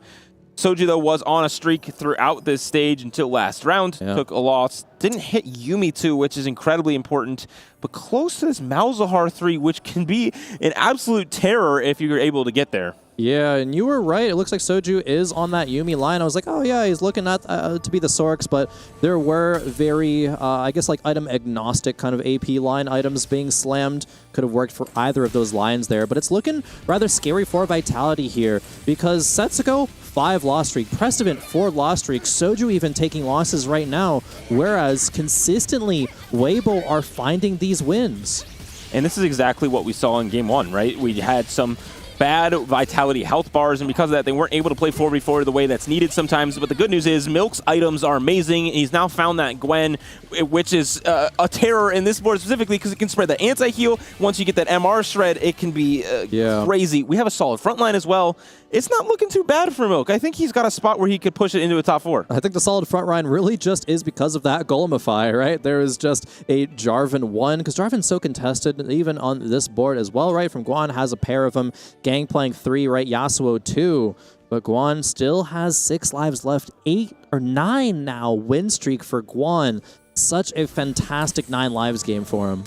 Wow, Salpimi did use that larger duplicator on a Gwen, which is going to grief Milk and any other of the Sork players in the lobby. And playing around that just on a solid front line is a good plan, right? You just played around this 6 Bastion and then figured out the rest of your board, wanting to slot in probably more Sorcerers as the game goes along, getting to 4 Sork. Yeah, for Salpimi, really all eyes are on the Garen, but Garen really being the only threat on the board. It did fall rather quickly in the previous fights, but now it's just the Gangplank left, and even though the Edge of Night resets aggro for a second, it is not quite enough, and that is Waybo Gaming taking out a teammate there, or at least dropping Guan down to 5 lives remaining, and crucially taking out that streak. Hey, but guess what?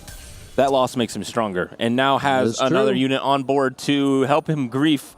To grief Milk as well, who is definitely the player, if you're a Waybo, you're looking across the board saying, okay, Milk is somebody that could win out if they're able to get to the spot that they need to. Yeah. And again, we're Karma paired. We are also Gwen paired and also Jarvan paired. So what can we do to upgrade some of these units? I also want to draw attention to the HP totals in this game. There's just a 16 HP gap between Soju and Setsuko, 1st through 6th there. So there's going to be a lot of crucial rounds coming up in Stage 5. This was the exact case last game as well, where there was a lot of like, oh, if this specific placement happens, we could be seeing a lot. You see that chop?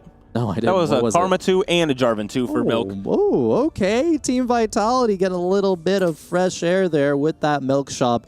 And actually, I did want to give props to him as well for Soju pivoting from Sorks to Yuumi and then Milk pivoting into Sorks as well. That's kind of just a nice flip-flop of roles there. And those items look amazing. Absolutely. Able to now get that Protector's Vow on the Jarvan as well as the Magic Shred onto Gwen.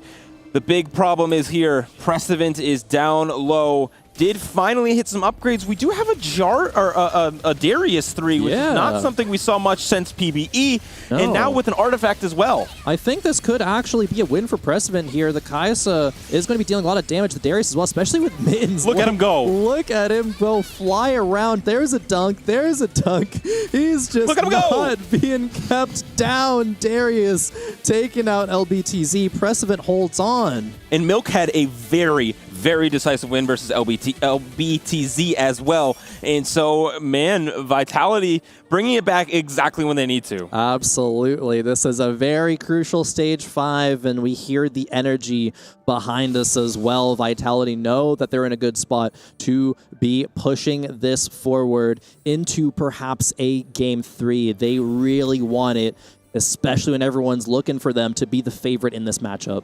LBTZ playing around this Ahri instead of the Karma because we weren't able to hit the Karma too. Milk hits, and the rest of their team is maybe griefing Milk a little too hard, so hard that they're griefing their teammate. But though Precedent versus Guan is one of the strongest in the lobby, but again, hasn't quite used his prismatic augment yet, and so maybe this is the exact time that Precedent needs to fight him. Yeah, we still got about 5 lives left for Guan, and Precedent's Darius is going to be very strong. I think it's actually going to be able to do it here. Yes, it is. Look at Darius go! This is crazy.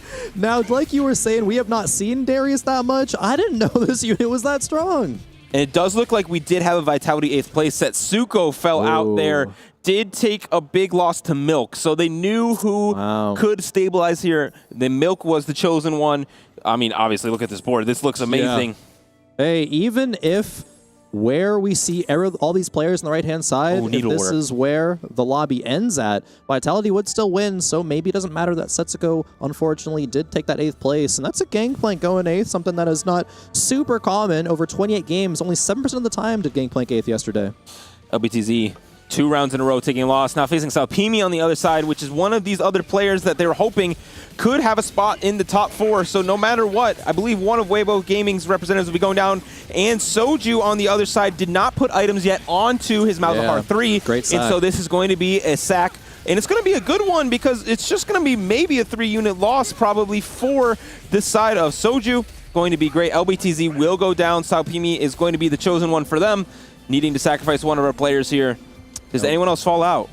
No, just LBTZ going out in 7th. That gives Vitality a little bit more breathing room, especially with Soju not being terribly strong, right? Was playing with a lot of just high HP tempo in this lobby.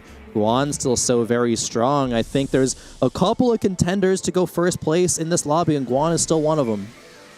LBTZ going 7th there is huge for Team Vitality's chances, though, because it does not look like Soju is going to have the opportunity to go maybe even 2nd in this lobby. Guan has 3 lives left, despite it looking like 3 HP. That means he's probably guaranteed that top 4. Precedent needs to continue to win for Vitality to have a good chance here, and Salpimi needs to drop out in this bot 4. That is probably the winning formula for Vitality. I want to give some props to Milk once again. Having a very strong showing, did win last lobby, even though Vitality did lose the match. But Milk shows that he doesn't even need to rely on that re-roll to have a good finish. He's holding items on the bench because maybe he's going to be going up against Soju or Prest event and wanting to give them the opportunities possible. As Salpimi going up against Soju here. This is a crucial round. And yes, Prest event versus Milk on the right, but Milk is sacking that round. And Shadow Clone Malzahar 3 versus this incredibly tanky and ramping board from the Garen. Is it going to be enough to get to the backline and take it down as quick as possible? It doesn't look like it. Soju is falling very, very quickly, but the Malzahar 3, the real one, is left untouched and ramping up through the fight. Soju able to take a huge win. Salpimi, though, does stay alive, but Precedent, importantly, does as well. Yep, Melk was able to gift that win to Precedent. Saopimi, if just one more unit was alive, would have been out. Guan still 3 lives remaining. Precedent on a 4-win streak as well. This is currently looking good for Vitality. Melk 15 HP is in the danger zone, but still could live even if he takes a round loss. And if you're Guan here, you need to sack. If your teammate's facing you, you are incredibly strong, but your teammates will die and you will not, right? You have 3 more lives. Though there's only reforgers and no removers. Oh man, so you have to take the bet here. Even if you're facing a team member of Vitality, what's going to happen? We'll keep an eye on the left side. It is Soju versus Guan. So Soju's going to have a hard matchup. And Prestivant on the right side versus Saopimi. This matchup will decide who goes in the bot 4 on the right side, as well as Soju. We're going to have to keep an eye. See if he has a big loss. If a big loss would send him out of this game. The Darius, though, is losing a lot of HP quickly to this Garen. And as the Darius goes down, Prestivant's chances are looking dim, but the Kai'Sa's still alive and doing quite a bit of damage. And but the Garen's ramping up. Soju will stay alive on the other side and might even win this round versus Guan. Oh, the Garen did fall. We do have their Archangel still ramping up on the side of Saopimi. The Kai'Sa cast will come through. Not going to be enough for Precedent. Will fall out of the bot 4. Saopimi has 1 life, and because of that, able to stay alive. But it's not over for Vitality yet. Wow, such close rounds. And yes, the 9 rounds came through. And so Saopimi crucially hangs on until that Garen 4 CLE. That is an absolute beast, but Melk and Soju won their rounds. If they finish 1-2 or even 1-3, they will be winning this round, this game, and sending us to a game 3. Tianlong's board is probably the weakest right now. Playing around that Sindra reroll, the 1 cost, not quite going to be able to win the game, but doing his job in this lobby. Yeah, good to get to this point. Vitality to win here. What do they need to do? Oh, absolutely. Soju, I think, is going to need to have some great positioning. That's going to be, I think, the name of the game. Melk as well with the Sorks, right? You need to protect your backline carries, right? Soju with the Yumi comp, Melk with the Sorks just does not want the very, very threatening carries of Waybo to reach that backline. Milk is going to need to be the Grim Reaper here for Vitality if they're going to try to win this game and not drop to the decider match tomorrow. Soju needs to get that 3rd place, and Milk needs to contest that 1st, which is looking quite good for him, but if Soju cannot pull off that victory that he needs to, so this is going to be a huge matchup. Soju probably getting the matchup he wanted versus the Star Guardian board. Yeah, absolutely. It's going to be a lot of ramping damage from that clone Malzahar. We saw it just a couple of rounds ago take out the Garen. Just look at all of this shred. The Leona living for as long as she can in the front line, but the front line does fall. Tianlong gets there, and Soju does get knocked out. Where are the rest of the HP totals? Where are they at? I think it might be a Waybo win here. Let's see. We're waiting for the right side. Yes, it is. It looks like it might be. I'm going to wait for confirmation this time, but it does look like we have 3 Vitality in the top 4. Nobody from Waybo Gaming lost that round. Yeah, it looks like it. Wow, that was so close. And I think both games were close as well. Saopimi on 1 HP, Guan on 1 HP as well, Tianlong on 2. They did exactly what they had needed to clutch out this game. This looked like a matchup of giants here in this game. It sure does. Guan on the other side, playing 9 lives from a win streak position was a fantastic thing to watch. Able to really put the team on his back this game to control the tempo through a lot of knowing what his lives are. Playing around, obviously hitting GP with stretchy arms is very good. We have seen it win most of the games so far in this tournament. And now it looks like that will be the same result.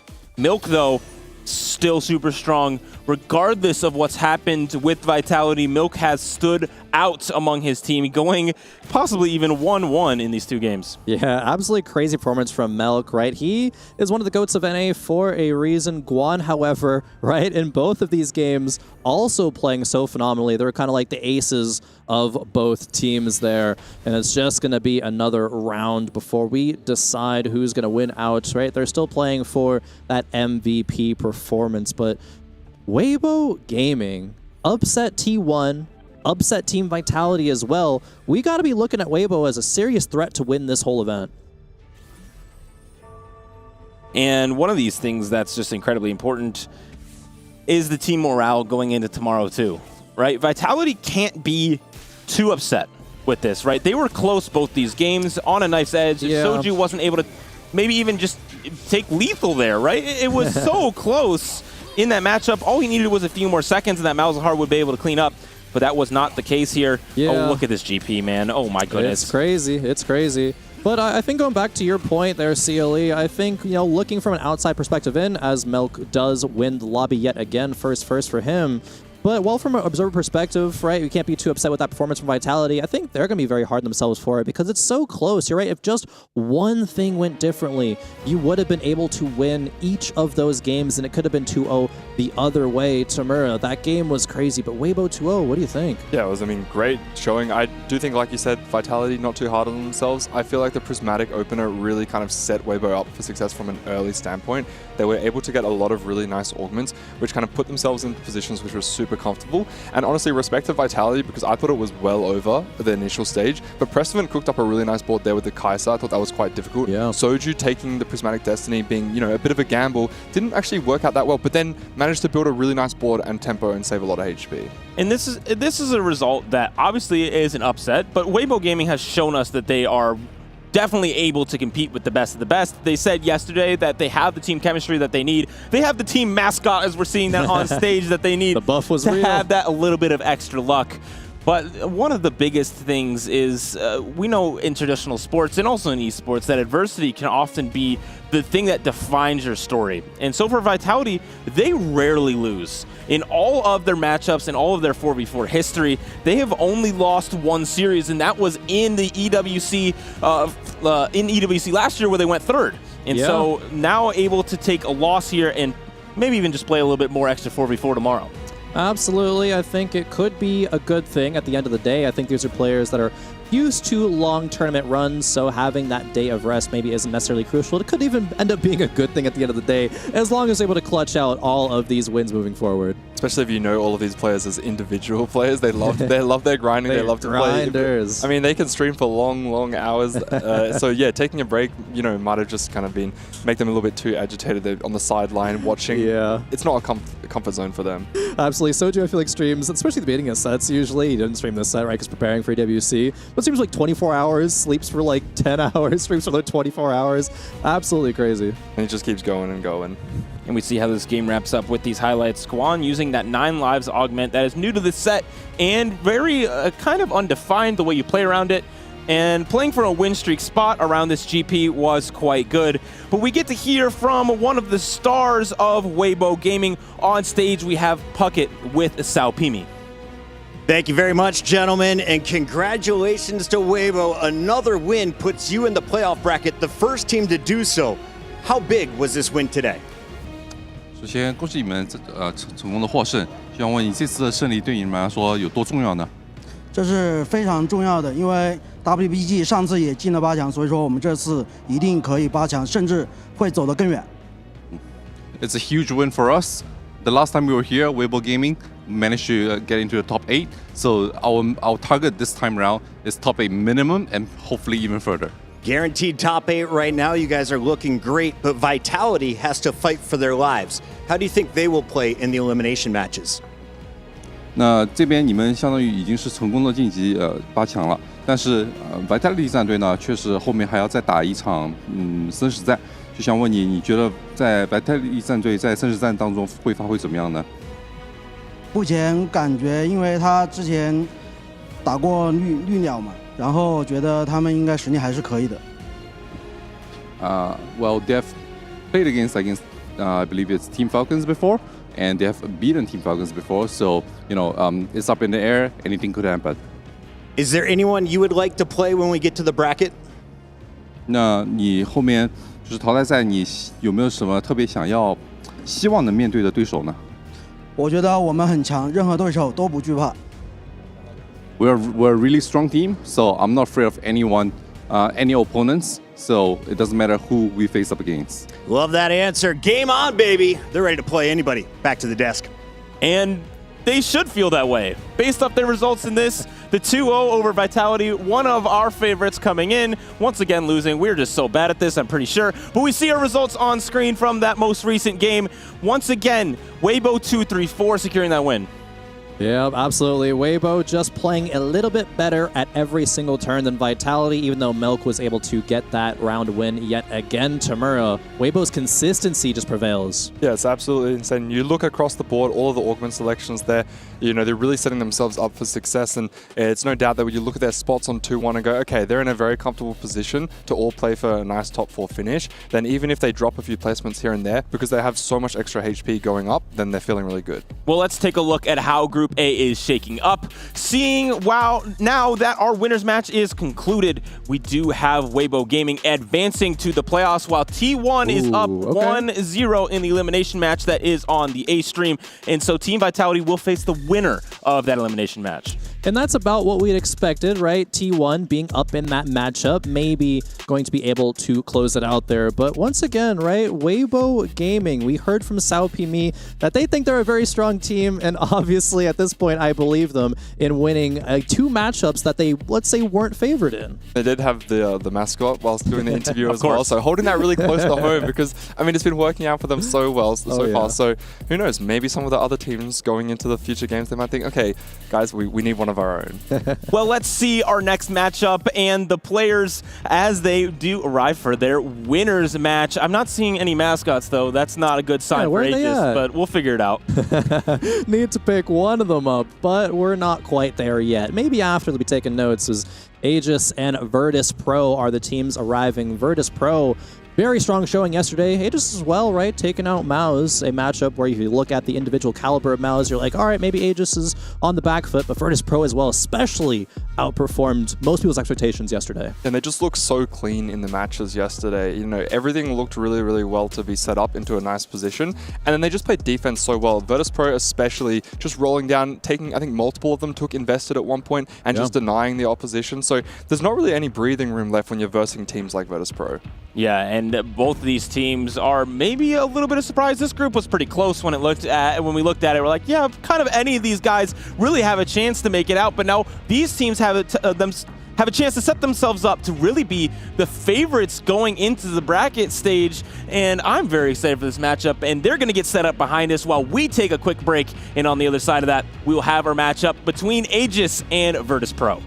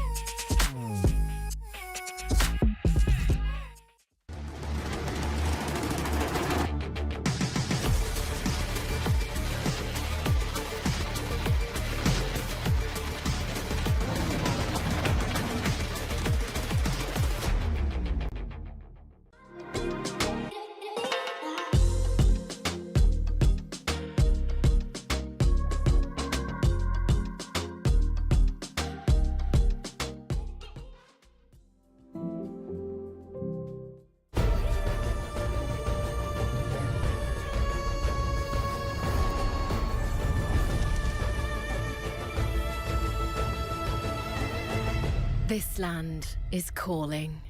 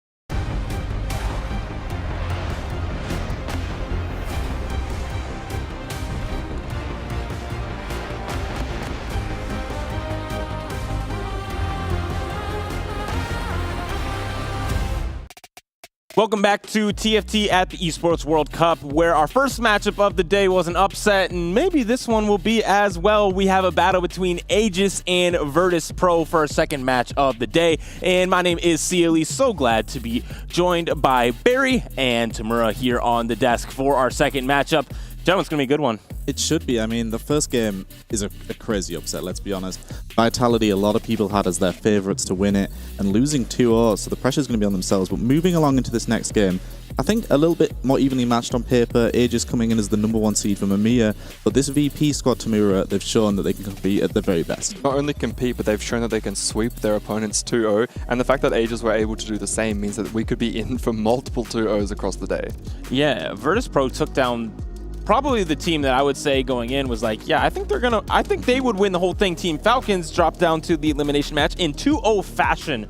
So not just in a, oh, we beat them in a really close series, but instead it was like, hey, we kind of stomped them, and now we're here in this match to advance to the playoffs, and we have a lot of confidence. Yes, certainly they'll be very confident. I mean, even coming into this, the VP lineup, I think a lot of people looked at and thought, okay, it's missing some of the really big Viet superstars. Maris is a star name for sure on this roster, but when you think of the likes of YBY1, they had to take them down just to get here, then taking down Falcons. They've shown that they can compete with anybody. But they've also shown that they're on the same page, so it's great to see that their progress as a team has really developed, because we saw in the previous series when they play together, they all have the same, kind of recognition of playing that really clean defense line, which saw a lot of priority on the econ augments. So I'm sure we're going to see that again with this game today. Aegis, they went really well yesterday, but who knows, maybe when going up against an opponent who kind of grips a little bit harder at their units, they're gonna have trouble with it. Yeah, Maris is definitely the headliner of this team, going to the last 2 out of 3 Tactician's Crowns. He is someone that we all look at and say, yeah, this is one of the top caliber players, but joined by everyone else on the team that has also been to a Tactician's Crown. This, although maybe not a well-known roster, is definitely a roster that has competed at the highest level and have done so far at the Esports World Cup. Yeah, certainly really well-rounded, and I think they've shown, I think day one in general showed us that it wasn't really these star names, it was the together units that really stepped forward, the people that have known each other for a long time, that have maybe had a little bit more practice together, that really showed the team cohesion matters so much more in 4v4. Yeah, most definitely. This is an entirely different game of TFT playing in that 4v4 setting, and so the players have been prepping, they've been testing out their new strategies, and they've gone through the trials and tribulations of scrims and qualifications to get here, and now they're showing it on full display.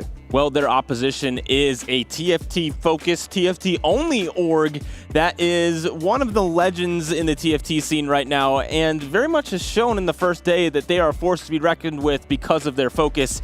Aegis is an absolute French super team. Yeah, coming in as the EMEA representative on the desk, these are where my hopefuls are. They're the #1 seed coming out. As you said, they're a TFT-first organization. Sean's built this org around TFT, and it's just a massive name in the scene. But you look at this roster, the standout player for me, GoBuster coming in, very recent success. So yes, he's been to 2 Tacticians Crowns, but the previous set in Cyber City, 2 second place in both cups, 5th at regionals, a player that's came off such a hot set. Yeah, and the experience looking at players like Partable, who's been around for so long. So many players in this region regard him as such a strong competitor, regardless of accolades. Has still been to Worlds, but a very, very strong player. And that level of experience is really, really crucial, especially when you're in a team setting and you need to be rising up some of these newer players. Yeah, Leores as well was at the set for Tactician's Crown, which was the second one to ever exist. And so some OGs on this squad, along with Opal, who is just, fits into the team very well. And we've seen that the Tacticians of Crown experience, it matters.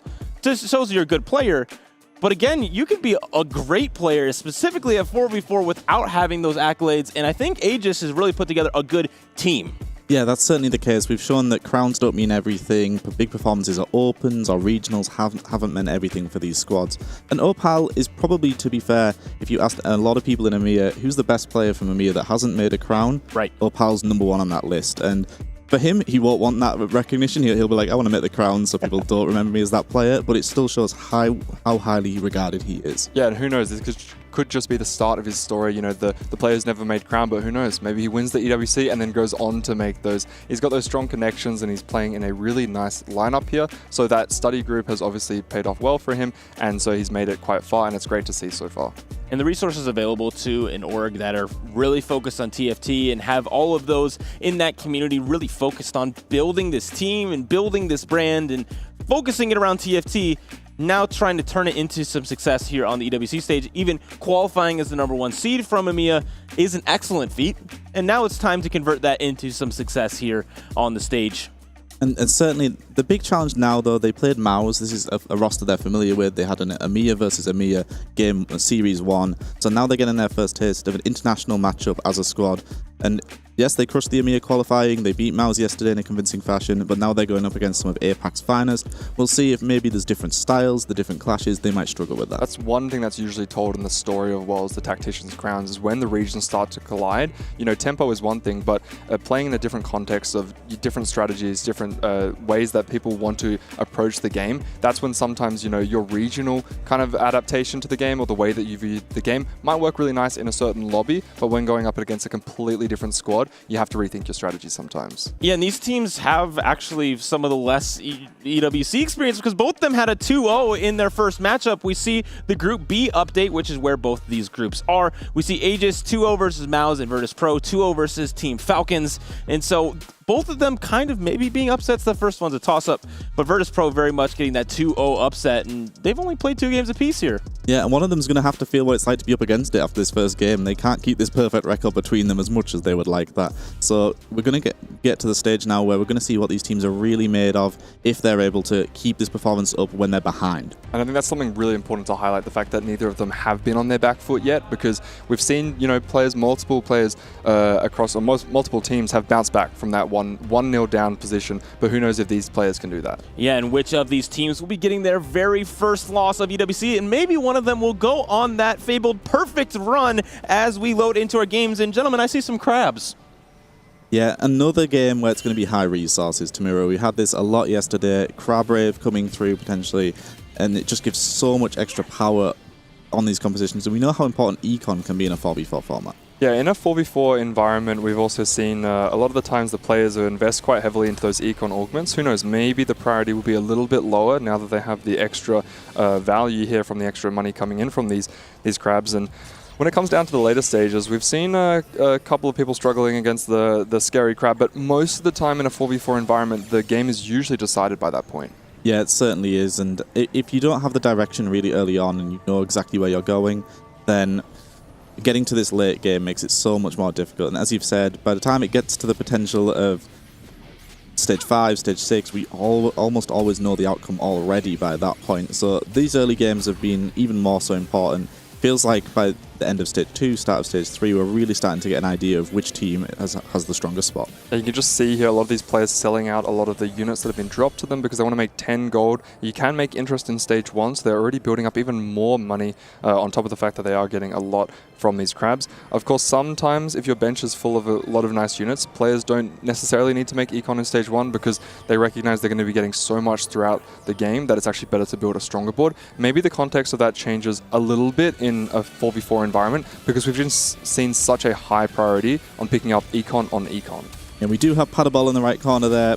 Not quite Milk in this instance, but one of our French veteran players, a player that I feel like right at the beginning of the EMEA circuit was right at the top of everyone's ranking system. Everybody respected Paddleball, and to still be here so many sets later competing at the highest level, incredible. And you can just see him, a little bit of a head tilt there. He's saying, guys, I have Treasure Hunt. So well, no matter what you guys do, I'm playing for the win out. Everyone back off. I have a GP. I have Treasure Hunt. We've seen this dance before, and they almost always end up in a top 2 position. I mean, ultimately, this would be a pretty good prismatic augment, and it's a gold augment. So that shows how incredibly powerful this is, and it opens up so many lines. Yes, he has the early GP, which we know is the highest cap, but any reroll can have success with it. We've seen even fast 8 boards. You still eventually get to the point where the value arrives from the augment, and it just gives you so much extra power. Yeah, and hasn't hit the stretchy arms yet, but a lot of the times these players will settle for something like the Midas Touch just to generate a little bit more econ, and then of course they can convert that into rolls, which will pair really well with hitting GP2 in stage 3, ideally,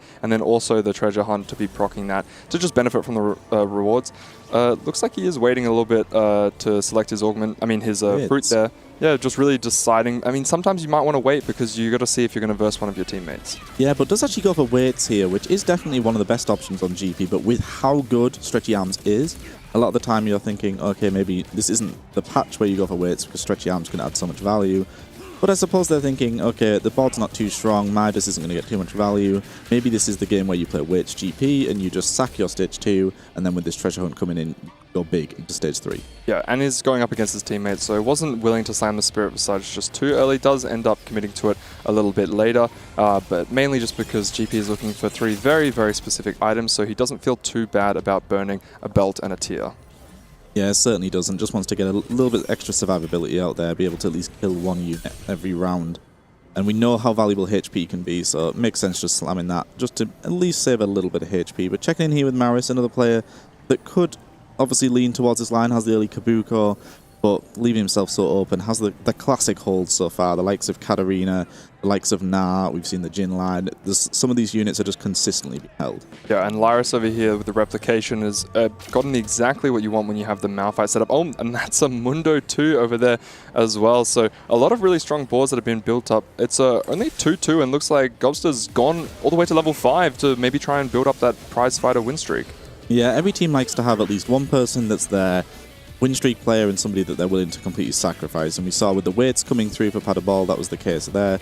Gobo believing that he can get prize fighter value, however fighting a Mundo 2 this early maybe wasn't what he expected when he did jam this level, and we're just seeing how unkillable Mundo is. So Gobo there, maybe going a little too early on that level. The rest of the matchups might have been winnable, but unfortunately this Mundo 2 loading in means that he's going to be quite far behind on Econ early on. Yeah, if he doesn't actually sell his board here, which doesn't look like he is going to be, he's not even going to be making 10 gold on 2-2. And when playing in a high econ galaxy, such as the Crab Brave, that is terrifying because you know that the rest of the players, look, Milo can almost make 20. Speaking of econ, Kian's made all the way up to 40 gold here. Does have calculated loss, so is going to be in a very strong position to all in later into the game. However, falling behind with Prize Fighter and snapping your streak is very, very bad early game. Yeah, certainly is in a really rough spot. At least with it, like you said, with the Scuttle coming through, we're going to get some extra econ later on. So it's not the worst galaxy to fall behind in tempo, but it does feel, Prize Fighter in general, a little bit of a risky pickup here when you don't have a lot of upgrades straight away.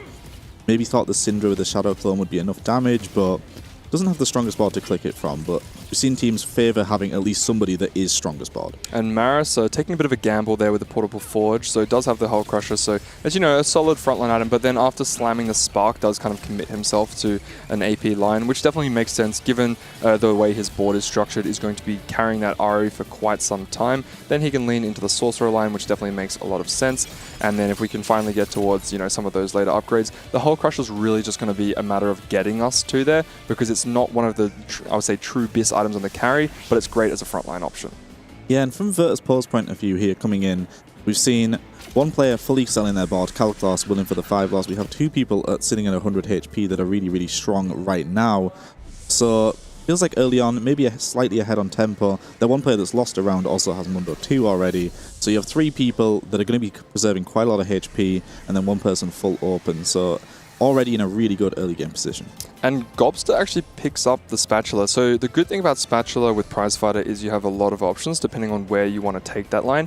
The downside is if you don't use that Spatula in the early game, you can be effectively down an item sometimes if you don't have a full slam, which means that if he doesn't win any more of his rounds, he's going to be down item components, and that's going to be really bad considering he's already lost his win streak. But that being said, it's really important that we're denying the Spatulas from the opposition. If you let the other team get away with one, then there's a chance that they can play for a win-out play as well. So you actually just saw Pardabol just hovering that Spatula as well before his teammate could come and collect it, because they're in close communications to figure out who can best utilize the Spatula. Yeah, you need players playing defense. Maybe in solo queue, maybe in a single-player tournament, you'd see the Spatulas just get completely passed over. No one really wanting to take that risk. You cannot allow that to happen. You cannot give them the potential for just such a higher cap than potentially your entire team. So it makes a lot of sense to deny that. Checking in here with Opal. Morello and Snipers coming through. Really good items if he does eventually get to that Gwen. So leaning towards that Sork line. A little bit riskier to have the Gwen items earlier. You can reliably hit Karma. We see a lot of the time Shojin being slammed, for example. But Morello, always a good early game slam. Yeah, and if he does slam the Morello, we've also seen the Snipers focus on towards the Malzahar. Just in a few games ago, I think we saw Soju picking up a 3-star Malzahar. So a little bit unconventional. Usually you just want to push levels and get towards the Yuumi. But hey, if you natural a lot of copies, Malzahar's not on the high priority to deny list. So sometimes it's actually easier to play the slightly off meta lines. Whereas if you try and play something like GP, everyone's going to be holding on to him. Yeah, and another good artifact pickup here. Fish buttons can cause such a problem just in general. We see it have a lot of success on GP, but won't be the case here for NCC1, who will just be using it to tempo, and as of now is on a 4 streak with Lorez. So we'll see if any of VP or Aegis is able to keep this going. So right now he's using it on the Syndra, which makes sense. It's his strongest board. He has decent frontline to pair with it. This is an artifact that extends the range, so a lot of the times they're going to be playing towards GP. However, we've already seen the Treasure Hunt GP being played, and when you have access to all those extra resources, especially on the likes of Crabbrave, then maybe you have to kind of concede this. This setup looks like a perfect way to pivot in towards maybe a Star Guardian and then play towards the Jinx. Jinx, high synergy with the Rocket in League of Legends. Not too sure about TFT. No, I'm not entirely too sure there, but we can see the value of it, at least in the early game there, because it just gets behind those mega tanks. The likes of Malphite, the likes of Leona, solo frontliners, doesn't matter if you have Fishbones, it just snipes that backline, and we saw exactly the case there, making the difference. Milo on the back of that early Mundo 2 as well, now on a win streak, which we're no surprise at. Khan didn't get griefed, so at least for Padabol's sake, though, he did avoid him the full stage because he was not able to out-open him. So 2 5 losses there. So for Aegis, not too bad considering they had the potential to have Padabol's spot completely griefed. Yep, most definitely. As we do see, there was a Jarvan picked up for the Sorcerer play as well. Getting the replication and getting lucky enough to get that chain on towards the Bramble is going to be very, very powerful when playing towards the Malphite, as of course his ability scales very well with the armor, so that's quite nice. And this is going to be a huge roll down if we do want to commit to this crew line. As we know, lots of these crew players will roll down on 3-1. That's over 80 gold to roll down for this crew board. Commonly, we'll actually see the Ziggs 2 quite early as well. Yeah, and there's so much gold coming through there. So if you have the likes of Gobo, who had pushed that level 5, the amount of gold that's just instantly came back in off the back of those crabs is just going to allow you to get back up here. And for the rest, maybe the potential to go all the way might have been tempting, because then you can't get denied as often. At least gets to the Malphite. This is the key unit. Way more important to hit early than the likes of Sivir. Maybe needs to avoid the bait of a Janna 3, just 2-star that unit. We've seen it yesterday.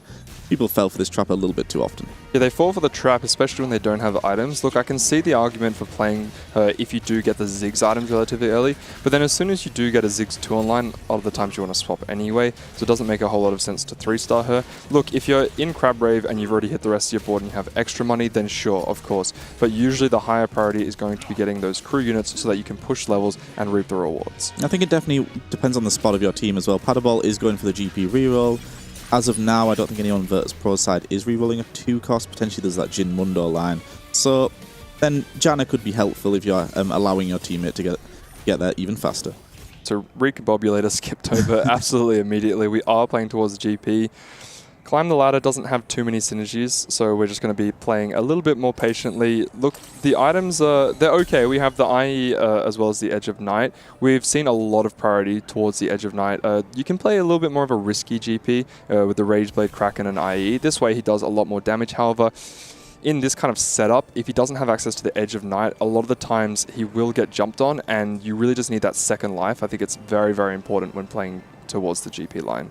It's a slightly different spot we've seen from a lot of the GP players so far, because it's always been go to 0, 2-star the whole board, kick on in tempo, farm gold. But off the back of weights, and then obviously we have Treasure Hunt coming through, it's a slower paced GP game, and we know GP can win out. Often we've seen it just punish the lobby though, it just go on that win streak.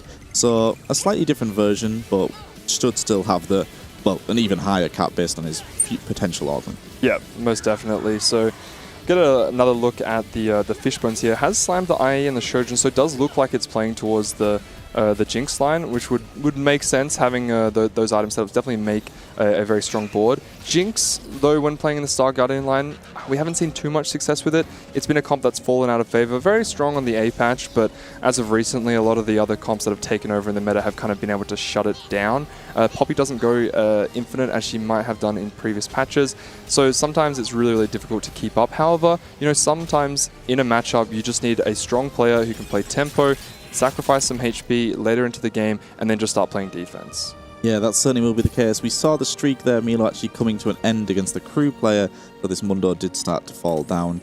And a little bit of an awkward spot here. He is going to be just going for this Jin Mundo reroll, but the +1 heavyweight, I guess we're going to see a heavyweight reroll version. There is the overlap, of course, with the likes of Aatrox, but maybe not. We didn't know exactly what his options were, so maybe it wasn't his first choice for an augment pick. Yep, or maybe it could have just given him a strong line to play in towards the stage 3, so it made sense for its current position. As we do see, NCC1 is on a very, very nice streak here, sitting at 100 HP, and so I don't think it really matters what comp he plays into. He's going to be in a very comfortable position, and we've seen this out of Virtus.pro. These players are very good at choosing comfortable lines, saving a lot of HP, so they can start playing defense as early as possible. And I would like to notice there is a Tactician's Crown on this board, so a player that is already in a really, really great spot, has a copy of Yuumi as well, so off the back of leveling early with that 5 and on the prize fighter, we thought maybe that could cause him a little bit of problems here, but more than comfortable. Really strong second augment coming through for extra combat power as well, but the early Yuumi and the early Tactician's Crown to mirror, just so much power. Yeah, and as I mentioned before, picking up that spatula sometimes means you don't get to slam, which would have been the case. It would have been holding on to that all the way up until his Krugs, but ended up working out quite well for him, and Yuumi doesn't even need a mana gen item when playing with all of those prodigies, so having those multiple damage amp items and the Gunblade to heal the front line makes for a very strong board. And we haven't seen too many spicy 4-cost ones here, but I do see a Chain Leona, which is very, very ideal for him. Yeah, and just zooming out here, obviously Marius does have a spatula himself, potentially, so something to keep an eye on. But we do see Lares on that crew line. Opal, the one player that's a little bit more open, is going towards that Sorks. Paddleball on GP. Whereas Virtus.pro have definitely been pushing ahead in tempo, but maybe don't have as clear direction, whereas the likes of Gobuster for Aegis, we know where they're taking this game. Yep, and Maris there actually picks up the Leona, so the chain not necessarily probably what he's going for with the spatula, but maybe playing a little bit of defense. Does have that metabolic 3-2, so he was able to get himself out a little bit earlier. So we've talked about how Econ is very, very important in the likes of 4v4. HP as well, preservation. You can use that to try and edge out a few more placements between you and your teammates. And of course, anything that allows you to get into the carousel faster is going to be a huge advantage, especially when playing in a 4v4 environment. We've also seen Young, Wild and Free as a high priority for that reason too.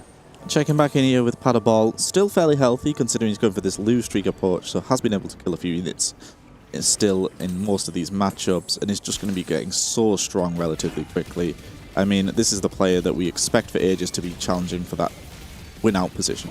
And has managed to pick himself up 3 very nice GP items there. Is just missing out on the Rage Blade, which is usually a higher priority towards the end of the game when you want that infinite GP to just keep scaling. Notice how he's actually kept a component anvil there on towards his bench. This is perfect because he doesn't actually need the component right now, so he can just wait until he gets to Wolves, see what Mort Dog decides to give him. If he gets a rod, then he can rip it and hope that he gets a bow and vice versa, or he can just prioritize some more Copper Coat items if he naturals both components. Even more power coming through because we'll be getting the extra augment power coming from his third augment, having the ability to have one tier higher than everybody else in the team. And this is an augment I hadn't thought about how good it is in 4v4, because that intel, your team knows it's not prismatic coming up, whereas the other team, potentially that it could be something they are considering. It's good intel to note. That being said, though, by taking it, you're kind of letting the other team know. Instantly, So maybe that's something that we just kind of missed up until now. But these players, when they get the silver, I'm sure when they get that, that's a little bit of intel that they would have been telling their teammates. But no, taking it in his spot definitely makes a lot of sense. He's comfortable during stage 3, and if you are the GP player, you're the win-out player, right? So you do want to take everything to be as selfish as possible, because you're the player that's playing for first. And then once you can start to relax a little bit, then maybe your support towards your team would be a little bit more verbal as opposed to actually active in the game. Yeah, and I do wonder if it's been the case in any of these games where a team hasn't picked that option but has seen it, so therefore knows as a collective and has that intel advantage. But as you've said, it's just going to be able to play so much denial once they get online with this composition. There's going to be very little they're going to need to worry about from their own point of view. And having it been a player like Paderball, the most experienced player on the roster, definitely a great position to be in. You would assume he was the team captain, the voice comms anywhere, so you want him in this position. We just saw Kian there actually playing around the GP2, so calculated loss, picked up an early Jarvan, had the Lucian too. I thought, okay, great, he's in a terrific spot to play towards Sorcerer line, but maybe his item's just a little bit more orientated towards GP, and we've seen how dominant this 2-cost is, so even if you're just playing around him as a 2-star, it's a great way to push levels, and if you can secure a strong level 8 board, it's very easy to go 9 when you're playing in the Grab Rave. Milo there, only 3 copies of Jin, so really far off that. Mundo definitely a possibility, and actually did have 6 Udyrs, I think, with an open duplicator, so could potentially hit Udyr 3 and run that as the frontliners. So yeah, we do have that confirmation coming in there, but fortunately so far away from Jin that the denial's been really well done by Aegis, clearly. But Mundo, as long as you can hit this front line, you can then look to tempo, look for the likes of Varus, look for the likes of Jin, and run that as your backline instead. Yeah, and he's even holding on to a lot of copies of Gnar. That could be a potential out, because I don't believe the other players will be denying too many copies of Gnar, just focusing on the high priority stuff. Yeah. And speaking of high priority, we do see a couple of 4-costs there over towards the side. We do see a roll down coming here on level 8, just holding on to a lot of outs. We were considering that this might be playing towards the Jinx line up there, but holding on to a lot of the Sorcerers, it extends range when playing this, so maybe you can just pivot in towards Sorcerers and then treat it like a sniper's focus on Gwen. Yeah, possibly is the case. I mean, it looks like it's just going for this vertical Star Guardian. Like you said, though, the Fish Buns item, flex between Jinx, or if we do potentially hit Ahri 2 first for a few rounds, could absolutely cause a nuisance there, especially with Ahri blowing up one of the backliners. So Star Guardian should be fairly solid. In terms of compositions that we would fit into this brawler category of just trying to finish middle of the pack, you're not the win-out player. Star Guardian's certainly one of those. NCC1 has a lot of HP to work with, so you can give those victories over to his teammates potentially as well. So should be in a really good position to provide for his squad. Yeah, very good showcase here of building a strong board. The only downside is until you hit the entirety of the board, when you're going up against mirror, not mirror matchups, but mirror in the sense that we haven't both hit our 4-cost against Goblster, when they're playing a little bit more of a meta line, they're playing around the Cassante, Leona, and then of course Yuumi. Yuumi is a 1-star, usually outperforms. He already hit a Jinx 1-star, but it's not going to be able to compete at the same level. Yeah, and when you look at these Star Guardian compositions, when they do have the full 8 online, you look over the board and you're thinking, okay, it does still feel a bit weak comparatively to some of these other verticals. Yeah, manages to actually hit the Seraphine there, but unfortunately, hitting a Seraphine on Star Guardian does not feel nearly as good as hitting a Gwen on the Sorcerer line. It's just not the same power level. However, if we can, hit a few more upgrades here, then maybe we can just kind of play defense and slowly bleed out. NCC's done really well. He has 76 HP, despite playing around an AP unit with an arguably AD item, but because of the way the interaction works with some of these casters, it can still be quite good. How do you think the stretchy arms versus the weights when it's fully online will fare up? We know stretchy arms is favoured, but how good can weights really be into that particular mirror? It feels like the long walk towards in the GP mirror just might cause too much of an issue. Yeah, usually the stretchy arms is just so beneficial in the current meta, mainly because of the back-to-front units. So because of all these back-to-front units, as long as GP gets enough kills, he will have enough range to start sniping out the backline. You look at boards like this with an infinite Mundo, an infinite Malphite, and then you just have Janna in the backline, Jin in the backline, and if you can't get to them, then you're going to have a tough time. However, if you just stretchy arms kill a couple of the side units, then GP is just going to snipe the backline, and so I feel like it is quite a big disadvantage. However, if you can play for strong tempo, we know that GP can win out even without it. We've seen GP do well with other forms. Yeah, it's certainly.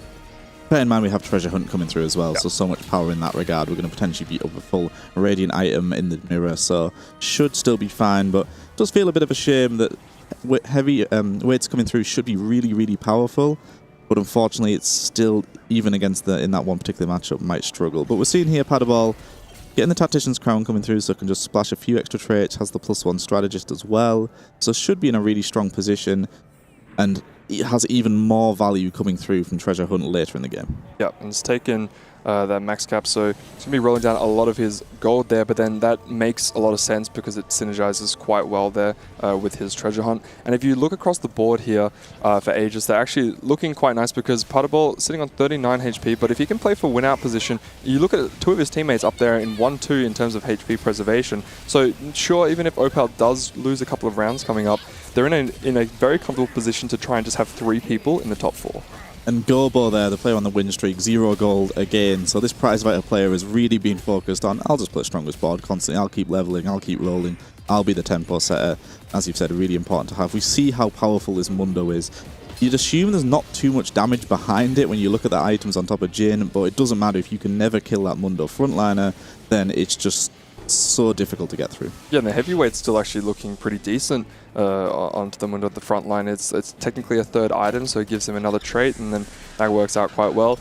Yone and Lee Sin as the 5 costs here on this carousel, not high priority, as we've seen a lot of the 5 costs can really make boards come alive, but unfortunately in the current patch we haven't seen too much out of these melee carries. No, we certainly haven't. Just having an overview here, Lires did end up going for that Janna 3, but like I said, really good items on top of it now, so the double Archangel, suddenly it's much more viable. We've seen it struggle when it was just the item holder for this Ziggs unit and then just left without items, so made this work, whereas Milo did finally hit that Jin 3 as we saw in the previous round. So a lot of the 2 costs are coming online. Opal here finally gets the Sniper's Focus, Gwen potentially online, but is only 1 life. Yeah, so that's quite terrifying that it's taken this long to get here. Sniper's Focus there.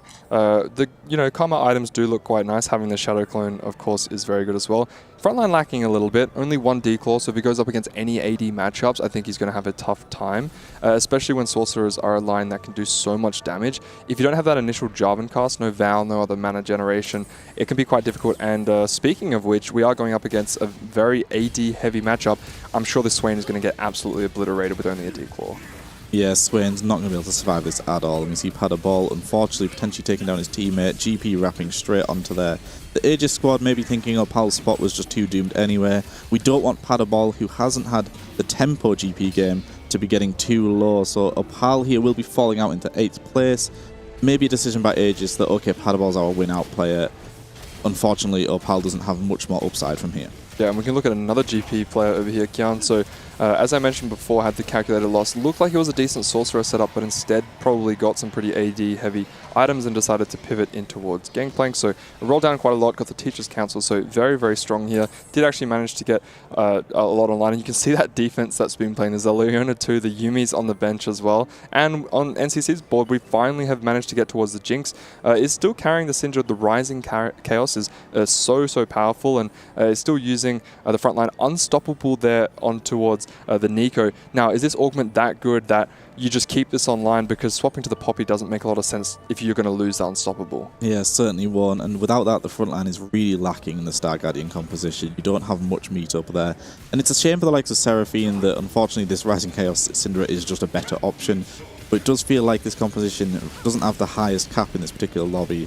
And we're seeing the value of Unstoppable there comparatively. We're going to be killing a lot more units by having that on the board. It's kind of just dashing and dodging away. You can see he got onto the GP twice. Unfortunately, that meant that all the melee carries of Kian did get on towards the backline, but Jinx is doing quite well. Rising Chaos is doing a lot of damage there out of the Syndra. And what a interesting fight that was, because the Nico was just dashing around and disrupting the GP. Meanwhile, the backline was doing so much damage, the likes of the Star Guardians. Yeah, Unstoppable can just cause such a nuisance, especially if potentially we end up leveling getting Sniper in. It can provide more value that way for the Jinx. Maris on a 5-loss streak here, level 8, 7 gold. Doesn't have much more upside. Milo now losing 2 rounds in a row. We saw Kian losing that 1 round as well, so for this VP squad starting to fail away a little bit, whereas there's a big HP, 2 players at least on big HP, but NCC and Kian still have a lot to work with as well. Yeah, and I don't know if Kian's going to be able to find this game plan. He does have a lot of gold. He's going to have to start selling some units. We've talked about this before, that it's very, very difficult to play defense when you are playing towards this GP line. There's so many units that you want to upgrade, and as you can see, he's starting to rip his component anvils as soon as possible, just because he wants to slam all of his items and then keep rolling and still play defense. If the Yuumi 2 is no longer required, he can start selling the Yuumi and the Leona once the other players hit that. But for now, we're going to have to play as much defense as possible, as we do get a nice look at Gobs' board, who's still carrying that Cassante because Leona is being played on defense and being stolen away. You can see he is holding a GP in retaliation, so you hold my Leonas, I'll hold your GP. Yeah, and is aware that his teammate on the GP line is the stronger of the 2 right now, is the player that's win streaking, has these scaling augments. So Gobo here, really solid line. Sometimes it's a little awkward to try fit the likes of Zyra and then Cassante if you miss that Leona, but obviously with this Tactician's Crown coming through, extra room on this board, which has just allowed that front line to come through. Because if we didn't have Leona 2 and we didn't have the room for Cassante, we would be in a really rough spot. But we can see this back line heavily itemized. That is really the dream scenario, when you've got a player on your own playing GP and then one on the opposition. As soon as your player hits, great, green light. Keep rolling, hold on to extra copies of GP, and now we can start to play defense on a unit that my own teammate is playing, because he's already 3-starred it. And so Partable looking quite comfortable with all of that extra econ. You can see their Maris dropping out. So now we really have a game on our hands, because it's looking super close. A lot of the VP players can still make it into the top 4. However, that being said, it does look like Partable's managed to get himself into this infamous GP lineup that we know can definitely win out. Yeah, Paddleball also lives to work with if potentially he needs to give a win over to Gobo or Lires when they have the guaranteed matchups later on. We saw Gobo there, his composition matched up fairly well, but that unkillable Mundo was just too much for the board. And Gobo will never be taking really big losses. He's strong enough for sure, where even if he is losing rounds, Yuumi especially is going to blow things up. So you are going to be taking those good losses. We did see in the previous game that the Malzahar 3 setup can actually sometimes beat out the GP, especially with the likes of Partable, who's taken multiple econ augments, so is really stuck on that max cap. He can't get super far ahead. So maybe if the units are split, we've seen Shadow Clone being very, very beneficial, because then GP has to kind of move around. But sometimes with the infinite range, that isn't the case. Although great use of the fact that we're holding on to extra copies of this Malzahar, because of course Yuumi is going to be denied. And in the mirror matchup there between the VP players, it was a 1-unit loss. So best case scenario here, we see GP versus this unkillable Mundo. GP's been scaling for a long, long time, but just this Mundo, when was the last time we saw this unit die? No, he just never dies. You can see there Kian taking 1-unit loss though, but that's perfectly fine. Mundo absolutely unkillable. Going to be rolling down a little bit more here potentially, as we are quite close to the gangplank, but still trying to hold on to extra copies. It's just going to chill. Maybe the matchups are a little bit more favorable. I mean, this is a really nice setup. If you look at the items across the board, is exactly what you want to see. Really, really solid tank options. I mean, haven't really got too many good items on some of the lesser carries, but the Kobuko's got exactly what he needs. Jarvan with the TG, another TG as well towards the Udyr. So it really comes down to a bit of RNG if these guys can roll some good items. Or maybe if we have a couple of extra removers, then we can get true business. And the HP totals in this lobby are so close. Top of those standings, 42, 32, Gobo in 6th place. So it's anybody's to play for at this point. There's not somebody with a bunch of HP they can sacrifice for. There's not people in elimination range, so it does show how close this lobby's been. Kian just wants to hit at least. Yep, so one gangplank you see there, the observer, the overlay, one gangplank left in the pool, 0.8% chance of rolling it. So maybe that's why Kian is willing to take a couple of losses here and not roll all of his gold, although that strategy is going to have to change soon. Yeah, certainly the case. I mean, at that point, there's no point rolling. You have to wait for one of them to die. Doesn't look like particularly either of them will be soon. We finally see this Mundo does fall. So this infinitely scaling Janet, and along with the Rageblade on top of Ziggs, is enough to get through it. This Mundo's really been just absolutely unkillable, but double Archangel and a Rageblade just allows you that time in the fight, which Mundo's always going to provide to scale up. Yeah, so Lara is actually showing up and showing how you can play Janna. We've seen a lot of these players struggle by getting baited into trying to 3-star her when it didn't really make sense. But going for the mana generation paired with the double Archangels definitely makes a lot of sense. I can see why it works well on the Janna, because she is a utility unit. At the end of the day, she does do damage. However, if you build some of these offensive items that you would prefer on like Siva or Ziggs, a lot of her utility actually comes from her shielding as well, so it's not necessarily only about that. And she has really good AP scaling, so stacking that Archangels where it wouldn't make sense on other units makes sense on Janna. Yeah, and the infinite scaling keeps your Sunfire alive much longer, your Spark alive much longer, which is needed in those matchups. And I think when we've seen it fail before, as you've said, people have been spamming Rageblade Red buff, JG. They're like, okay, I can hold it on this until I get Ziggs. However, in this case, Lares has fully itemized it. That's an interesting setup there with the Cassante. I just noticed that he actually has Unstoppable. Bullet held great on towards the Yuumi. Unstoppable can be a little bit scary. If you know that you're going up against that matchup, there are ways that you can position your front line, which will bait the Cassante to start charging away over towards it, and then you can try and wrap them. So if there's any melee matchups there, Gobblestone needs to be very, very careful that he has other units that can bait those melee units away if the Cassante goes away. Yeah, it would be an absolute disaster to just get wrapped on top of this Yuumi and just have the fight instantly lost from something as simple as that. We see here, though, Gobo taking a pretty big loss to his own teammates, so it shows how powerful Lares is in the past 2 rounds. NCC1 dropping down here, this Star Guardian composition. We know this is roughly where it's going to finish. It's middle of the pack. He has got it online, but it's just unfortunately not as strong as the meta comps. I think he's done well. Look, he didn't hit super early when he did his initial roll down in stage 4. However, he's made it quite far in the distance, but it just seems that a lot of these players have had those 1-unit losses. We've seen Mundo go infinite, we've seen GP go infinite, and if these are the units that are killing the opposition, then even if you saved a lot of HP getting up to stage 4, as we head on into the last round of stage 5, you've done all you really can, but unfortunately in a 4v4 setting, sometimes these player losses are going to be quite minimal. And we are at the point where the players that are in elimination range are starting to sell off their denial units. They've done all they can, they have to try to stay alive. And for VP, they're potentially facing down 2 eliminations here, and if that is the case, we know that is game over. 3 in the bottom 4 will always guarantee you a loss in this format. So potentially a scary few rounds here for the VP squad. Yeah, when you mentioned Gobblestone as one of the star players there for the Aegis, has done so well this game, getting denied by basically everyone for those Leonas. And instead, okay, I'll hit Malzahar 3, I'll play around Cassante frontline. And, you know, he's done really all he can, but it wasn't able to hit the cap early, which meant that he was actually stuck on level 8. Stays alive. Yep, he is still alive, so he's holding on, but wasn't able to cap as highly just because he had to play around a weaker version. And, we've actually made it. Before we've said that the fights were always over by the time we got to 5-7, but now we actually have some players who are looking a little bit... That's a scary board to be facing. Yeah, it certainly is. So NCC and Maris fall down there. Opal did go into 8th place, so still all to play for. Here, there is the potential for Milo to drop down. Gobo maybe doesn't have another round win in him, however. But Paddleball is looking like this lobby winner. That will offset Opal's 8th place. First will be a tiebreaker if it does get to that need. Yeah, so 2 VP players already out in the bottom 4. We'll have to check in with Milo soon to see, you know, he's only on 10 HP, so it's quite scary. And he's going up against the Crab. Okay, we do have the unkillable Mundo, so that does make sense that he's living for as long as possible. But still relatively close, because there is ramping damage scaling when it comes to the Crab, and he's going to be getting down to his final kind of HP, but he does proc the Luchador and is going to be getting back up. So it didn't look super close, but it was a little bit scary. Yeah, it was a little bit scary there, and we did theorize if it would potentially decide one of these games, a Crab kill coming through.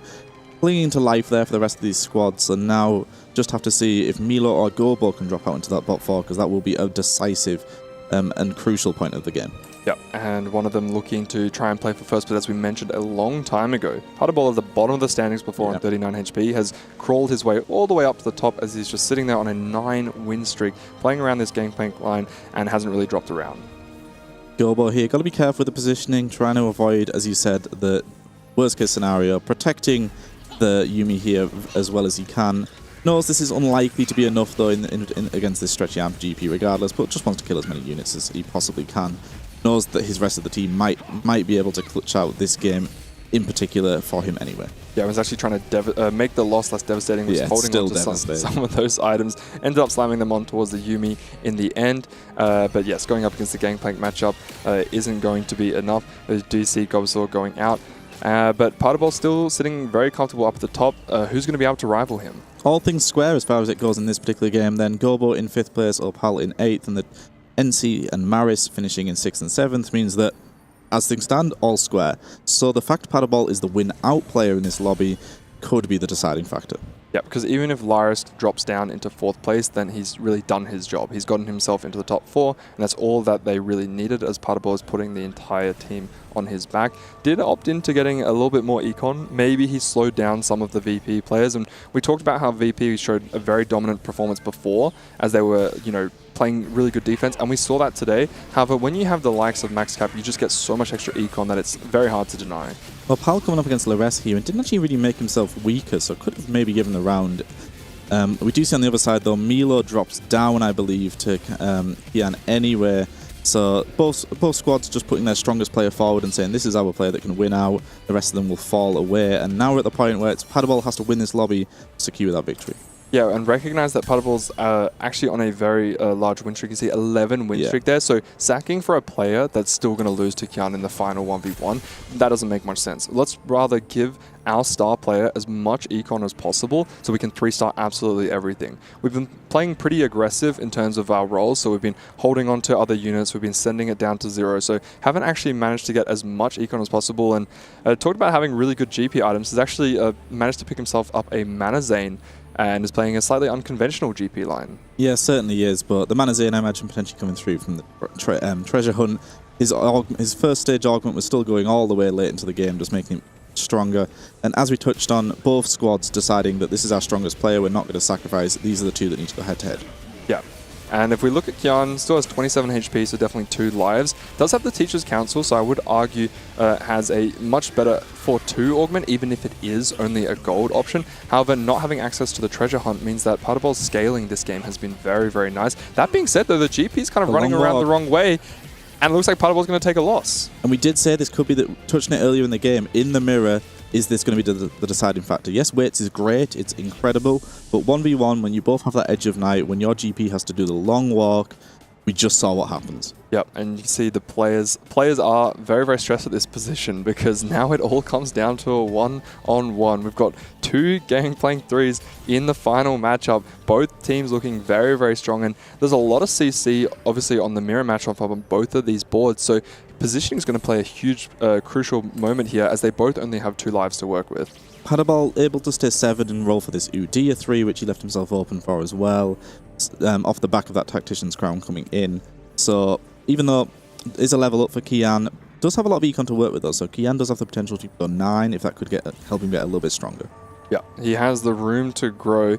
We'll see if he can win a matchup here. I mean, if they both take a loss, then we will actually go the distance and we'll be able to shuffle that up. But that is the only scenario in which that happens. Or you could just win 2 rounds in a row and you'll be happy with that as well. Yasuo and GP on the side of Kian's taking down the same unit. Yasuo on towards the backside. GP is going to start stacking up those kills onto it. And the Udia 3 is tanking for as long as possible, but this GP has a lot of range to work with. And the Mana Zane GP is now getting stunned up in the backline. GP infinite range does get stunned one more time, but it looks like he has the range advantage every single time against Paderball. And how do you stop this if you're Paderball? If you're thinking, well, I committed to weights the whole game, I was happy with it as an option, are you going to attempt a reroll to try and find stretchy arms if you think it's the only way you can win? Such a massive risk. Positioning for Paderball is just so much more difficult, where Kian knows he can keep this GP safe. He knows as long as he's just the opposite side, there's pretty much no way the GP is going to lose that mirror. So such a difficult spot for Paderball to be in. And look at Kian's quick fingers, constantly swapping, making Paderball be guessing the whole time, is moving the units, you know, I'm in your head, I'm just going to keep doing this, there's so much CC you have to dodge. Look at Paderball's positioning, he has so much he needs to move. He's got the Strategist Emblem, which is buffing both the Yasuo and the GP. He is playing around the Mana Zane. He can swap the Copperco over towards the right side, but he has to swap 4 units, and it's so easy for Kian to react, especially on 0 ping. Doesn't get the Strategist Emblem off, but is the same side as the GP, which might end up being the factor here. As he said, too much to do otherwise. His GP is the same side as the rivals, though, so isn't necessarily going to have to do the long walk. Might be able to get onto it early enough. The GP straight on top of it. Edge of Night proc, though, and both the aggro. However, on top of that GP, the Stretchy Arms GP is down, so Paderball has done enough here, but he's going to have to do this again. Yes, they do both have 1 life to work with, but at least Paderball knows now. If I position it in a certain way, I don't need the Strategist Emblem. Look, it's nice. However, I need to really make sure that I'm matching that other Gangplank. So now it's going to come down to a guessing game. Kian has the luxury of being able to quick swap his GP either side, and he knows that Paderball, after showing that, is willing to do the same. Once both of the Edge of Nights procs, it just comes down to the 1-on-1 and whose Gangplank is in a better position. However, Kian would much rather play a little bit slower and let his GP ramp up with that stretchy arm. So it's going to come down to that. I don't think we're going to get a game deciding by the crab here, as both teams. They're both as capped as possible. Yeah, they have enough melee units who have enough healing that they can deal with the crabs. That would have been quite anticlimactic, however, if we had, you know, maybe a different matchup here. We saw the value of weights, at least when you're on the same side. Your GP is just ultimately stronger. So it's just all whether or not it's the same side. Paderball, for the time being, leaving GP in the middle, not favouring one side straight away, a little bit of mind games himself in that regard. could be the all-important factor. Yep, as we can see, a little bit of a switch up here. We're going to get some extra items. A couple of removers were held onto. However, if you look at the side of Kian, he's just got T-Cheese on everyone in the front line. Does manage to get to level 9 and hit the Yone too, so it definitely will make a difference. But Kian needs to make sure that his GP is dodged. Is he going to do a quick swap? I don't think he did. Don't think he did. Paddleballs Yasuo, a little bit in no man's land, but most importantly, GP's same side. So Unstoppable same side as well, so GP instantly disrupted for the Stretchy Arms player. Both GPs are just bouncing around though. The Unstoppables are just providing so much value. Will GP get on top of this Stretchy Arms first? The Kobukos are disrupting the entirety of the fight. Both GPs getting absolutely stunned again, but it looks like the Mana Zane from Paddleball is going to go down. The Stretchy Arms of the GP is still going, and he still has enough HP. The Edge of Night procs, but he has enough. And there you can hear it. That is enough for this Virtus.pro squad. An incredibly close game. You can see how much it means to them. What a relief for this team. That was such a close nail-biter of a game. The 18-18 scoreline, tie broken by the winner, and you see that's why that was so important. Virtus.pro able to pull off the Game 1 win here, set themselves up, and now Aegis have taken the first loss of EWC and have to bounce back.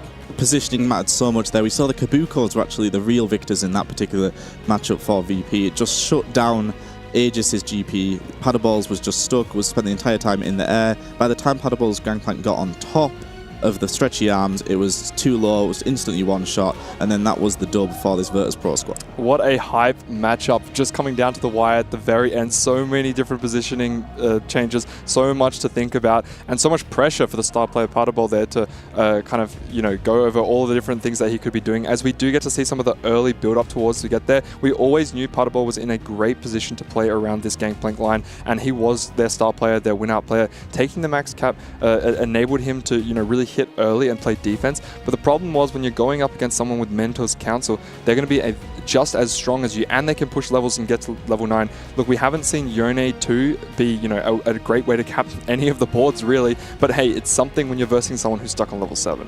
Yeah, it certainly was. Paddleball never really able to level there, and that did ultimately mean he had a little bit less of some support coming through, but just extra meat on the board and more things for him to kill for going level 9 for Kian was just a big factor. I think both these teams played really well to their win conditions, able to get the placements that they needed to set themselves up for an epic 1v1. Max cap, though, capping you level 7, meaning max cap, means that you have to spend your golden rerolls to upgrade that board. We saw positioning matter a ton, but again, it is just incredibly hard to get that right every time, especially when both players are swapping sides. It's not like one's staying still and you can do the whole chess matchup and figure out the opening. It's no, both players are doing unique things. Yeah, it certainly was just the defining factor there. And we thought early on, there was the Virtus.pro squad looked pretty low on HP, but just enough, Milo doing enough on this Jinx line, just able to squeeze in.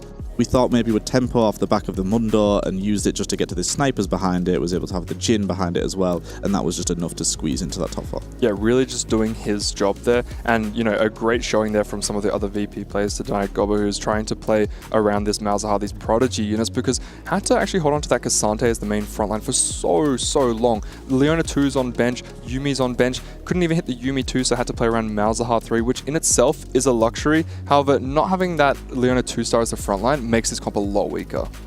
And I think one of the things to note in this is that Opal really did have a spot to possibly turn it into a win-out position with Kingslayer's second augment, playing around the Sorcerers that we've seen do quite well, but just has some bad matchups, goes out in that 8th place, and because of that, they are down 1-0 in this series and now have to fight back. I think both squads made the correct decision to give their win-out player as many lives as possible. We saw neither of them sack, neither of them say, oh, can I keep this player alive another turn? Didn't make a difference in the end, and that was the correct decision to have them both go to the distance. It sure was. Lots of good decisions from both teams, but again, only one team can win each of these games. But don't worry, there is more games to come. Game number 2 will be just on the other side of this break.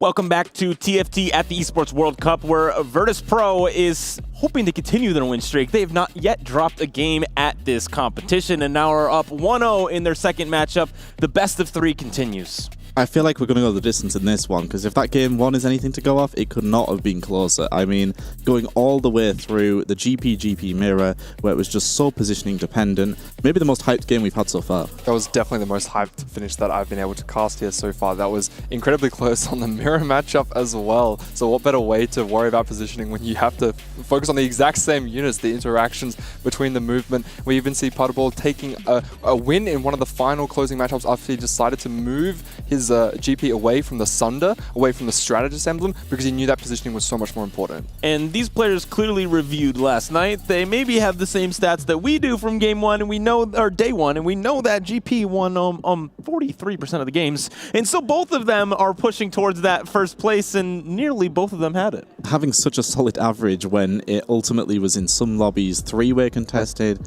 one of them was dropping out fairly early. We saw when it was at least three, there'd be a bottom two placement, but still the average was crazy. And along with Sorks, which was the other meta composition we thought we'd see a lot of, and that's just consistently reliable. Yeah, consistent, however, we did see the Sorks fall a little bit flat in that last game. How did the snipers focus? Did eventually get towards the Gwen, but the front line was lacking a little bit. Maybe a little bit more priority on front line might have gone a long way. We saw the declaw there on towards the Swain. However, when you're going up against multiple GP players, not just your own teammate, but also the opposition, they're not going to be sacking. So they're going to be going full throttle on towards the Swain, and he lasted maybe 1 or 2 seconds. And I think we saw this in the last series too. Each team has a GP player. It's like, this is mandatory. Every team must have one of these players to contest the other team. If they have it for free, we lose. Yeah, that's certainly the case. You can't give that up for free. You have to be willing to hold hands. And we saw both teams exactly why that was the case, because they were the two strongest players in the lobby by quite a distance. Really, both teams didn't really put step out of line in that particular game. They did everything they could. I do think both teams made the decision to just put these two players forward and see which one can win, and that ultimately worked out for this VP squad just barely. And I would also argue that Kian didn't even have the GP spot. He was the calculated loss player looking at Partible going, oh, here's Treasure Hunt. Oh, he's got more Econ. Oh, you know, he's going to get max cap as well. He's got all these things working for him to hit GP3 first. Then once he hits it, his teammates are still going to be holding on to extra copies of that. And so Kian actually had to wait even longer to be able to win out that game. And we're going to know who's going to win out this series. Maybe it is in 2 games with Virtus.pro. Maybe we go to a game number 3. But let's see here. Gentlemen, take it away. Well, Virtus.pro will certainly be hoping they can follow on their footsteps from the first day and make a quick 2-0. Not only is it just you're through the day, you're into the qualification, you're into the bracket, you get that extra day off to mirror, an extra bit of time to VOD review, potentially to even look at your matchups. You could look at the game where you know you'll be placing the winner of and really get some insight into them. Yeah, especially when you're versing players that are in your group. A lot of these players decided not to actually scrim some of the players in their group just because they're worried a little bit more about giving away some of their tech. But that means there's a difference of play style. So every little thing to look at is very, very important. And as you mentioned, having that day off, having that extra time is super, super crucial. As we do see here, Kian picks up an Ezreal too. Virtus.pro here really coming in swinging. A matchup you'd expect to go maybe 3 games when you look at it on paper. Has the potential here to win it in 2 if they do step up in this particular one. beating one of the tournament, ultimately maybe the tournament favourite in that first game. And Virtus.pro as a club need a win. They're lacking it. They're really up there in the championship. I think they're sitting in about 5th place, but they don't have that all-important win. And could TFT be that the one defining factor for them? Yeah, if anything to go off their if these last 3 games are anything to go off, then of course, yes, I do believe that they are a side that can bring it home for their club. As we do get into the augment selection first here, cold shot not commonly picked up. You'd have to have a very weak front, so it might get skipped up. But look how slow these players are taking these augment selections. I think when you pick up the silvers, there's less direction that just locks you into something. When we've seen the prismatics, we've seen people pick up, the protagonist, and then that just locks them into something. We've seen other players take, Prismatic Destiny, and then they go, okay, sorry guys, I don't know what I'm playing, but I'm going to click this button, and then I'll let you know. Yeah, and even the augments that you might look at and think, well, that's not very good, they're not going to pick that, they still don't instantly roll over it, because there are these unique spots where it might be viable. As you said, cold shot, especially in 4v4, it doesn't really look that enticing, but it wasn't like it was instantly rolled over. They still thought about it, they still thought, are you the strongest player in the lobby? We'll have a look around. You did have a Sivir upgrade, potentially, but didn't opt for it. So even those augments that are lower priority, they're still discussing as a unit, is it the one spot? It might be an option. See, Partible here has picked up the delayed start, so won't be able to do anything for a little bit. However, does have a decently nice opener. He's going to be able to kill quite a few units, and gives him a nice boost to his econ. Manages to make 10 gold on 2-1, which is perfect because econ is so highly prioritized here in this 4v4 environment. We saw Partible just off the back of the game taking max cap, so of course very heavily favors the econ, especially when it allows you to do damage control. Econ for this Aegis squad. We've got delayed start coming through. We've got AFK for Lares as well. 1-2-3 is coming in there for Opal. So and Gobo going for Pandora's Bench, which is very valuable in 4v4 and very valuable in particular for the French squads. The Gobos are taking the Pandora's Bench very valuable in 4v4 in the sense that even if you're getting denied, you can start to hit these other upgrades and then transform them into the units that you want. On top of that, if you start rolling 4-cost and you're playing in a 4-cost heavy lobby, you can't really miss, right? Because as long as you're hitting either your units or one of 4 other players on the opposition's team, you can start to play defense, which is great. That being said, though, is rolling a couple of these 2-costs. Hasn't slammed anything yet, so not too sure about his direction. Can definitely take it, wherever he wants to go. As we do get a look at Kian's playing the Patient Study, so he's going to be playing a lot slower of a game. Has actually sold most of his units so he can make 20 gold here, which is going to put him into a very nice position. As we've already saw, he's pretty much doing what he did before with the calculated loss and then just pivoted into GP. Yeah, so the squads we've seen have a lot of success and really do have a designated opener. We saw that be the case for Citadel yesterday. We've seen it for this Virtus.pro squad. They're willing to have someone 5 loss, which some teams haven't really went that hard in on the full, just this person is not going to win a round. They'll be our econ-focused player.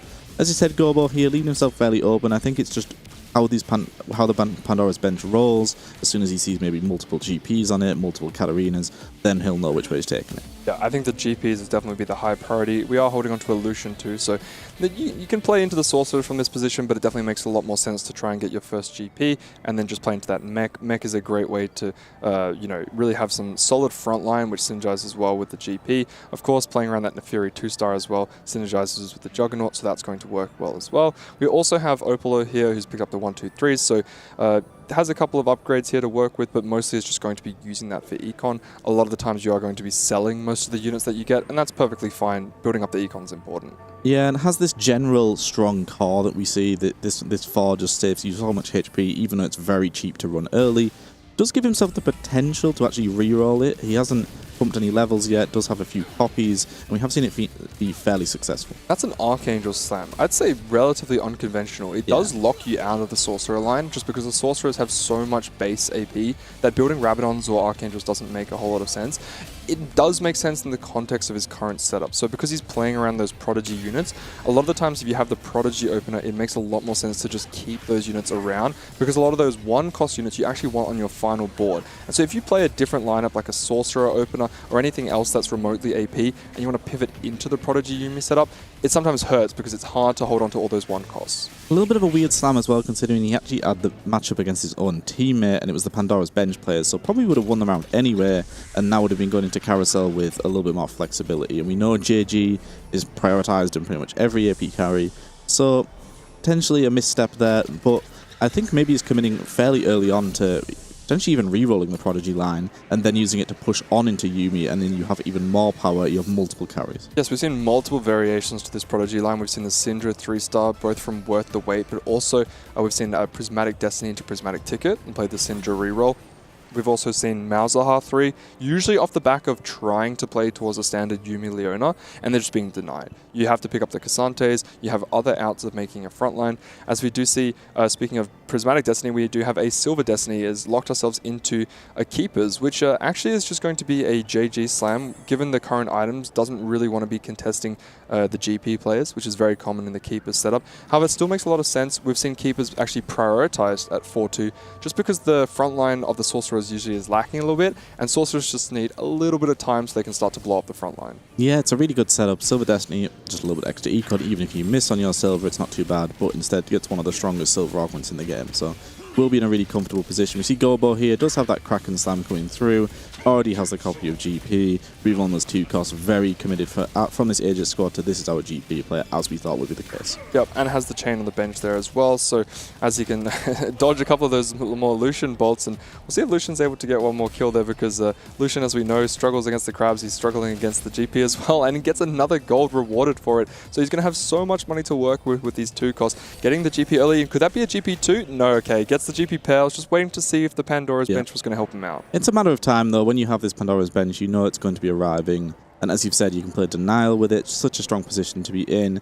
Kian, the player that they're leaning towards as their GP option, who's went for this 5-loss approach. This, I'm getting deja vu, to be honest, because Kiana's in the exact same position he was, just with a silver augment instead of the gold variation effectively, as he's going to be getting a lot of econ by just not really playing a board, and then, of course, lots of roles to work with. And we see on the other side, Gobzo kind of just taking the role that Partable had before when playing towards that GP line, where his position looks solid. However, it does sometimes get scary when you have another player who's playing full open and they're matching your econ, because if they send all of their roles and play very aggressive, then you're going to be in a similar spot.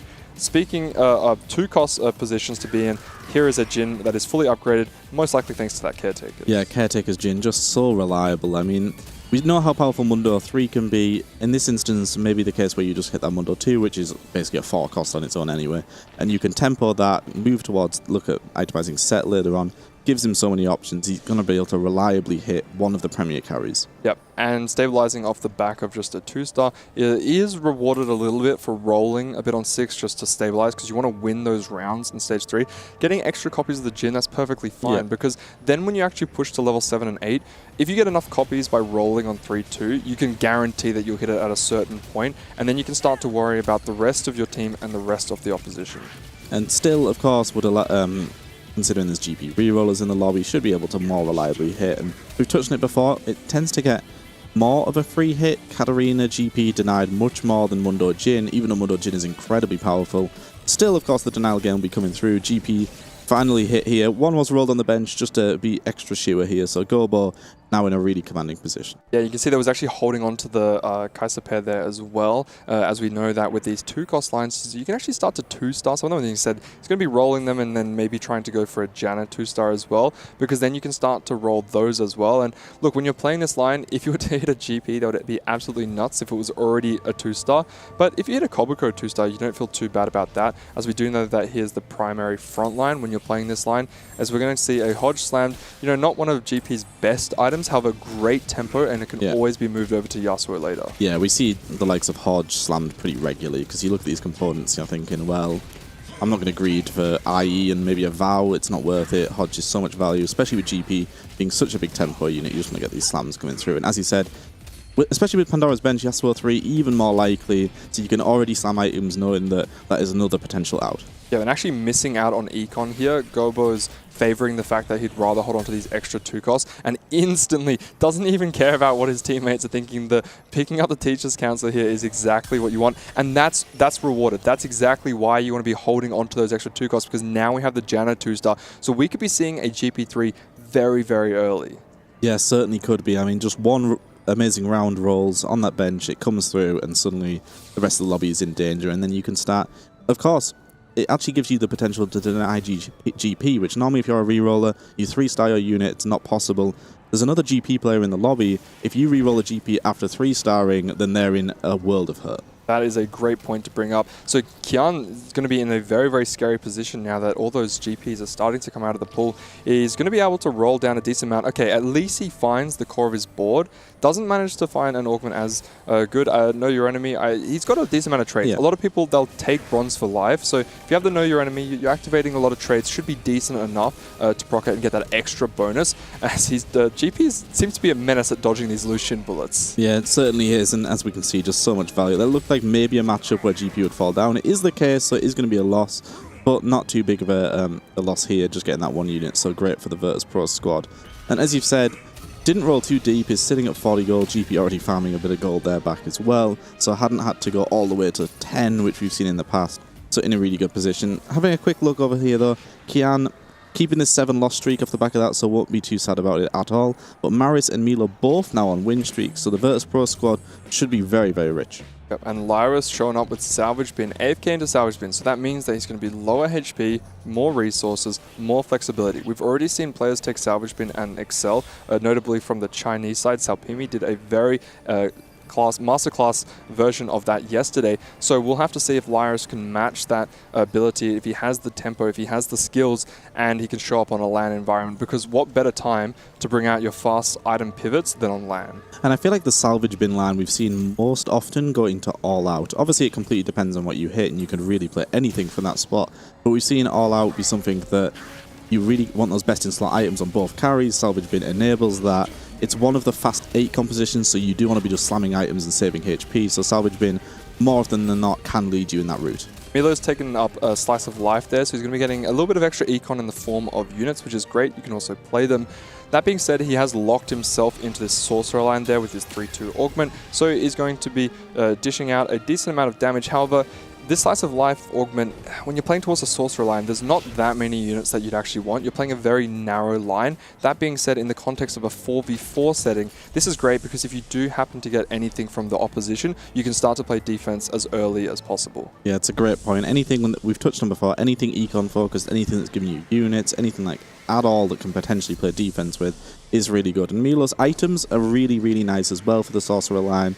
So should be in a solid position considering they're the lobby leader right now. Is that a spatula that's going to go all the way through? Doesn't look like anyone wants it. Okay, Milo does manage to pick it up in the end. He didn't instantly grab it though. He did run around a little bit, so I don't think anybody was particularly tempted by it. Doesn't have a Reforger. I think that's the crucial point here. Does manage to pick himself up a Leona here, so that's going to be good for his current board. We've seen a few variations of the Sorcerer frontline. Most of the time they want to get towards that Jarvan. However, nicely because you're playing Swain, if you 2-star Leona, and there's the GP3. I mean, we kind of expected this 3-5s a little bit earlier than I would have predicted, but definitely makes sense with the Pandora's bench. So now it's going to be all eyes on Kian if he can actually rival this. We saw the Quidia graphic flash up there to alert us that the big 3-star had been hit here for Gobo, the first 3-star of the game, and the one that the Virtus.pro squad would not have wanted to be seen at all is in such a great position to play Denial now. We knew this was possible with the Pandora's bench. Mentioned it before, the French bench, we call it in EMEA because the French players, it seems to roll perfectly every time, and so far so good for this Aegis squad. Yeah, and wrapping all the way around to the back line, looks like Opal's set up a really strong front line because GP was on there for a while, but managing to get all the way back towards that Ezreal there, so he's going to be taking that out. And as you mentioned before, can now start to play defense, is still rolling those 2 costs. So he's looking for the Koboko. And GPs. He's looking to deny the GPs and the Jhin. So he hasn't got any extra copies of GP, but I'm sure if he gets one, he'll be holding on to it. Yeah, certainly will be, and it's just such a great position to be in. With the Teachers Council as well, wasn't any pressure to go ahead and find that rise early on. Can just get this 3 mentor in and be perfectly in a great position. So, but Milo's keeping this streak, so if Milo can avoid Gobo for this round, the VP squad still have a player that is really setting the tempo. So it's one thing to play defense when you're playing GP. That's already hard enough because you've got so many units that you want to 3-star yourself. When you have bench as well rolling, it starts to get really, really complicated. You're not going to be able to upgrade any of your own current units. So I wonder how selfish he's going to play, because sometimes when you're in those positions, you could play to be the team player. But if you have GP3, you're often supposed to be a bit more selfish and say, hey, I'm going to win this game, so you guys have to play a bit more defense. I think the way that he can be the team player is by giving up the rounds. He can just say, okay, you guys are going to be holding the units. I'm going to be stomping this Virtus.pro squad whenever we go head-to-head. And when I fight you guys, unless it's going to cost me a lot of gold and I'm on a big streak, then I can use my HP as a resource. And we do see here Milo did avoid that GP matchup, but is going up against a really strong Mundo here and a solid backline damage dealer with this Kaiser. Assume maybe the Bramble makes this Mundo somewhat killable, but not the case at all, and just still is staying alive. And considering a Sork board was not able to kill this Mundo, which had basically no MR, just shows how powerful this unit is. Yeah, and Lux, unfortunately, doing what she does, not best, but... and what she's known for. Yeah, what she's known for is just whiffing some of the cast there. And you see that she... zigs, these units where you're like, please, buddy, just hit one time. But maybe we could just, reroute, because some of these units they do, maybe it's a problem with the Sorcerers. The Sorcerers need to get together and figure out their stuff, because I've seen Lucian miss quite a few bullets so far. So. In this particular game, the Lucian's been griefing as well, so the Sorcerer line maybe not as tempting in this particular lobby because the units aren't feeling up to it. But we do check back in here with Opal. Did get that really early Archangel Slam coming through. Ended up getting a JG regardless. Has the Gargoyle and an open belt as well. So components are looking good to go towards this Prodigy line. Could still go potentially Star Guardian, but it's more of a Jinx composition nowadays. So I do think based on the units he's holding and the items he's slammed, he will be going for the drop the GP, and then he finds another GP in the next side of his shop. So that's going to be making it very, very difficult for Kian. Of course, is going to be looking for the GP3. We are going to be able to do a 4-1. That's the advantage of taking these Econ augments early, because you really need to be... And there we go. There's the Yuumi too. So it doesn't have the front line. Okay, actually opts into selling one copy of the GP. Hopefully that doesn't come to bite him later, but I think it's pretty crucial that you get your strongest board on now, because, Kian's already in a really bad position. How much worse can it get? Now, I thought potentially, just looking at this Lores board, that we thought Salvage Bin, which way will he take this? There's a lot of things he can do. He's ended up re-rolling Kaiser paired with the Juggernaut, potentially even a little bit of heavyweight overlap there as well. So we talk about players that are just kind of playing this brawler role where they're focused on, I'll just be strong, I'll just slam items, I'll just kill units, I'm not going to go 8th, I'm going to finish middle of the pack. And Lores is really in that position. He's strong right now.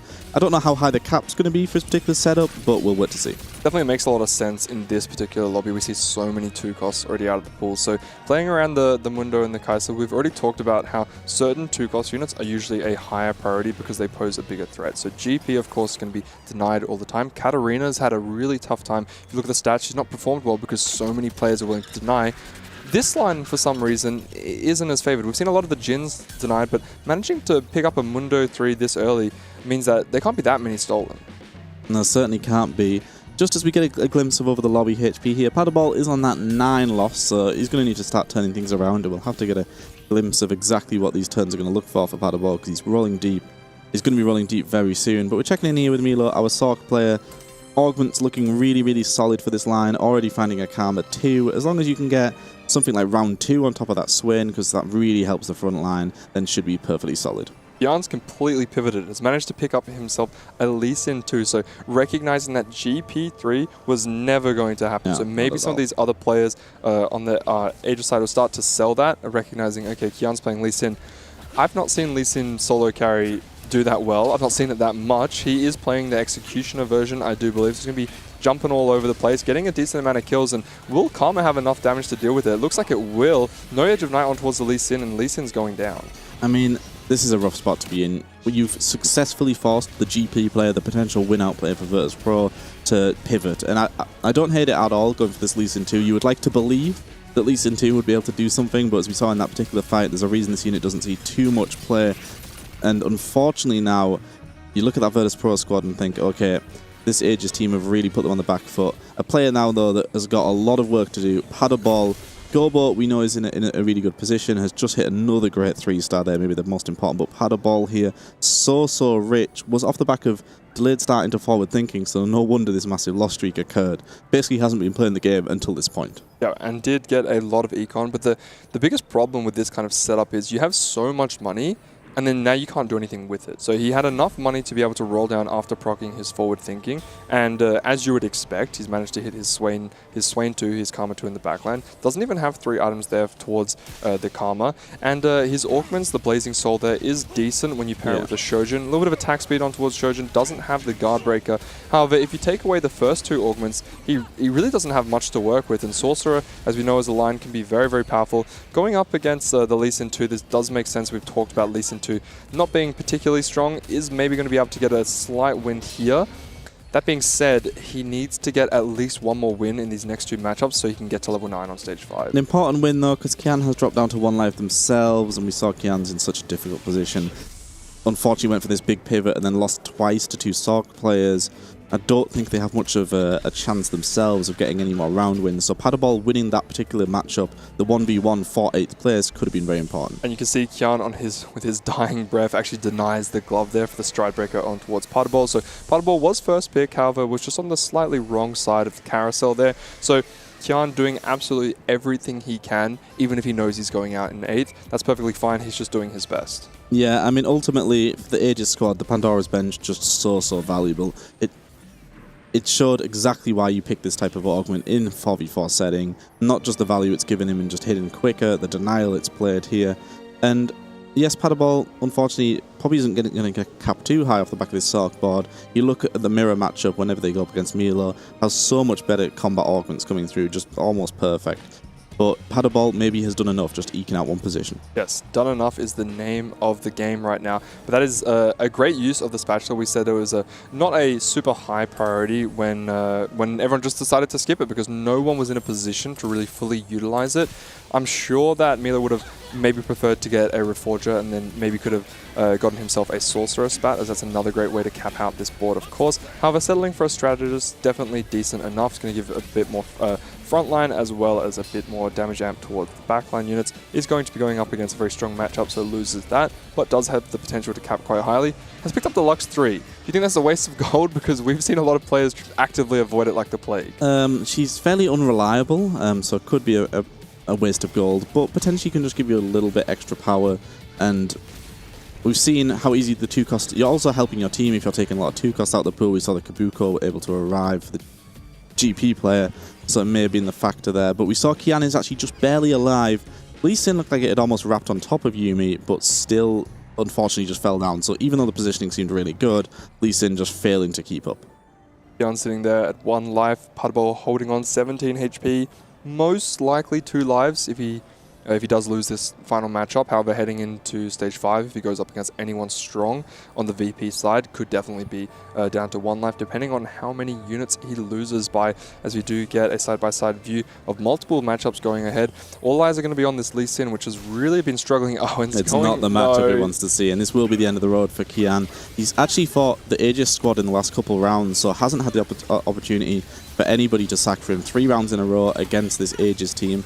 And unfortunately, GP will likely be cleaning up here. Lee Sin is absolutely trying his best, and we've seen that this unit can disrupt, but there's just too much power from this GP. And Lee Sin absolutely did try to be the hardest worker. Kian bravely pivoted off and ultimately had to. There was no other options, but this didn't work out. It's so well. It was so close right at the end there. The Edge of Night finally proccing for the GP, and it's why we've seen time and time again that these players prioritize that Edge of Night. The extra damage amp from something like an IE, a Deathblade, Infinite, like you don't need all of this extra damage. You just need to make sure that you live long enough. And there was one final slash with the sword that knocked out the Lee Sin right as he was about to cast one more time. And unfortunately, no Edge of Night or anything to get away from the GP. His fate was sealed. And Paddleball, just eking out that 1 position there, can now fall away and know that at least he's done his job. He's avoided that 8th place. But when you look at this Aegis squad, in a much better spot now. Opal really healthy, really strong. They have the potential win-out player in Gobo, and it looks like for VP, it might be too difficult in this particular game.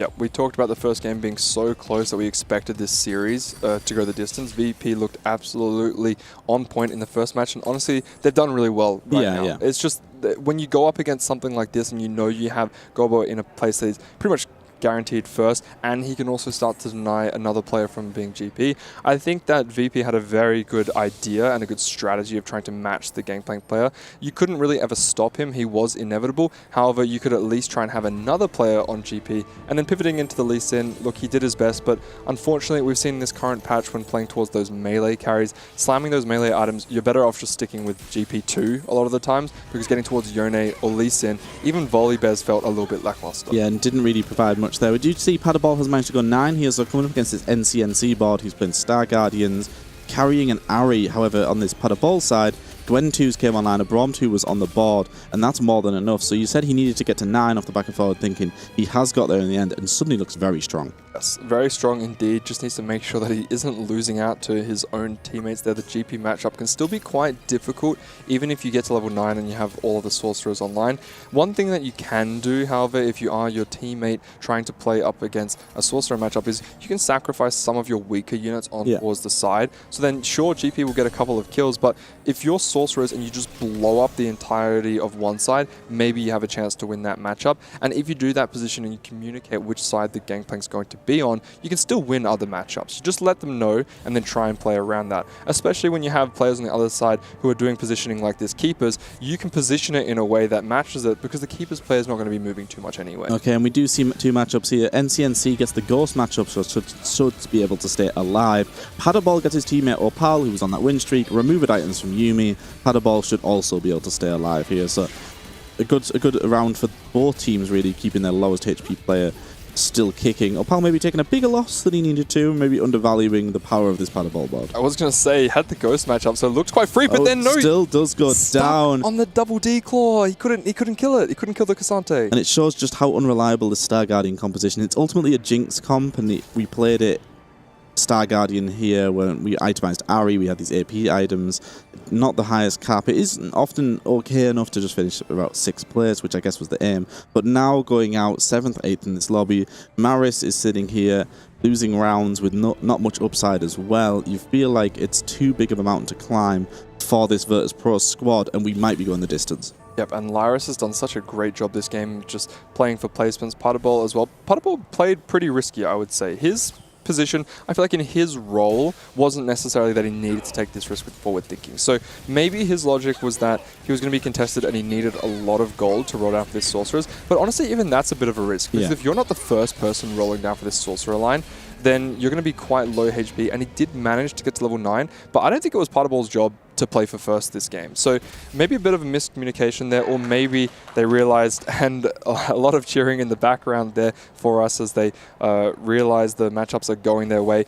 I think they knew from a long time ago. Maris did drop out, so that was the celebration coming through there. We didn't quite see a glimpse of that. So that does mean it's the game win secure for Aegis here in a pretty commanding fashion, considering it was as tight as it could be last time round. Aegis have came in here and absolutely stomped this game. Yes, they have done very, very well. We said it was going to go to a 3rd game when we saw how close the first game was. And this game, honestly, it looked relatively close. But the main point I wanted to bring up is once we saw that Pandora's Bench did so well in the early stages of Stage 3, we kind of knew it was over from that point because you had multiple players who could play for first place. And so although VP had a very good strategy heading into this game and they tried to bring it together, it was very, very doomed from an early beginning. Yeah, and we touched on it. Paddleball didn't even need to build a win-out board, but has done as well. Is such in a commanding position here. Maybe slightly helped by Milo going for this building the Lux 3, meant they delayed 9 quite considerably. Paddleball was 9. Off the forward thinking, a couple of turns earlier, Braum 2, Gwen 2 were online, whereas the other Sorc player was just hit a little bit later, not able to get that much power. Yeah, I do want to also mention there was quite a lot of excitement when they did realize that Maris was knocked out and they had guaranteed the win. Yeah. I thought there'd be a little bit less excitement because they knew they'd won from an earlier stage into this game, but I feel like after the last game, when they were so certain that Paddleball was going to win out and was so far ahead that they'd locked in, at this point, anything could happen, and they're still terrified to that point. So once they get that guarantee of the victory secured, that's got to feel great. And it certainly will feel great. And we're seeing that this French squad are still on the same page here. The GP players sacking for Paddleball. Doesn't need to at this point. That's the lobby win. They could very easily go, actually, I want to win out this lobby. I think I'm the strongest player. But no, they want to make sure they get the highest average placement possible. They know that could be very important for the morale just to keep going. They would love to put a commanding win down and get that entire top 4 for themselves. And after the disregard of the Lux 3, I do believe that we saw the Recombobulated turning it into a Jace, just saying, no, I don't want to play you, I'm getting rid of you. It's great to see a little bit of love for her. Yeah. Because definitely I think maybe Gwen might do more with the items. That's what I was trying to bring up. It has really nice Gwen items, I would argue. These are premier Gwen items, but no, it's deciding to keep them onto the Lux 3. Maybe if she stays alive long enough, she can do some damage. Gwen's doing her best as well, but Lux is still putting in a enough there shift. to take down that Gobo board. So in terms of Operation full top 4 for this Aegis squad, that will not be successful. It looked like Paderball took a loss there, but did have Braum in actually, so is still alive. They do still have this chance, but I think Milo's maybe done enough to eke out at least saving a little bit of face for this Virtus.pro squad. And this is a solid final board here from Paderball. So we've seen the Sorcerer line do very, very well, and especially if you can get towards the Braum, then you start to lose a few matchups in stage 5, and that's fine. You'll save a little bit more HP. The only problem with Paderball is maybe his augment selection is great to play for a strong econ opener and then play for the win out position, but then getting stuck with the Blazing Soul, look, it's decent on towards the Karma, but we've seen a lot more success from items such as the Lotus, just to guarantee that you can get 3 other damage items on towards your Karma. The extra AP that you get onto your Sorcerers doesn't make a lot of sense when you're built in so much with the 6, and nothing else like any emblems or things to really cap you out.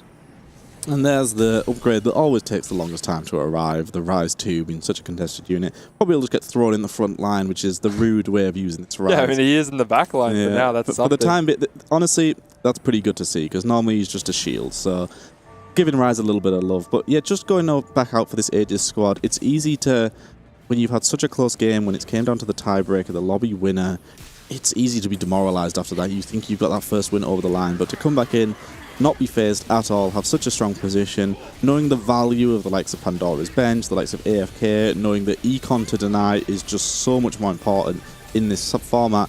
They've really executed this game perfectly, and forcing Virtus.pro to pivot off the Premier line. We haven't seen it completely shut out the opposition. We've seen them still be playing GP and just hitting later, but in this time, Virtus.pro just had to give up on it entirely. And when that decision was made, and you knew that, okay, this player is in an absolutely doomed position, Aegis must have been confident they would be able to see this over the line. Yep, and it definitely seems like VP as a side have been very, very dominant at playing this high defense. So maybe Aegis have found the counter to that. If we could just take augments, which take our 2 costs and reroll them entirely well before any of the VP players can roll down on stage 4, roll down on 3-2, and start to play defense, then we're going to put ourselves in such a commanding position that they don't really know what to do, and there's nothing they really can do. So when taking these augments, a bit of a gamble, but sometimes it pays off. Yeah, certainly can be a gamble, but those gambles are worth taking, especially in this format. And we're just seeing here the victory lap for this Aegis squad. Milo potentially is going to win out the game, actually, and save even more face for this Virtus.pro side. But we talked about how both these sides 2-0'd yesterday. We'll have to see how they reacted to going 1 down. Aegis have reacted incredibly well. Now Virtus.pro are going to have to find out what they're made of. And now tied up 1-1 in the series, a position that neither side's been in.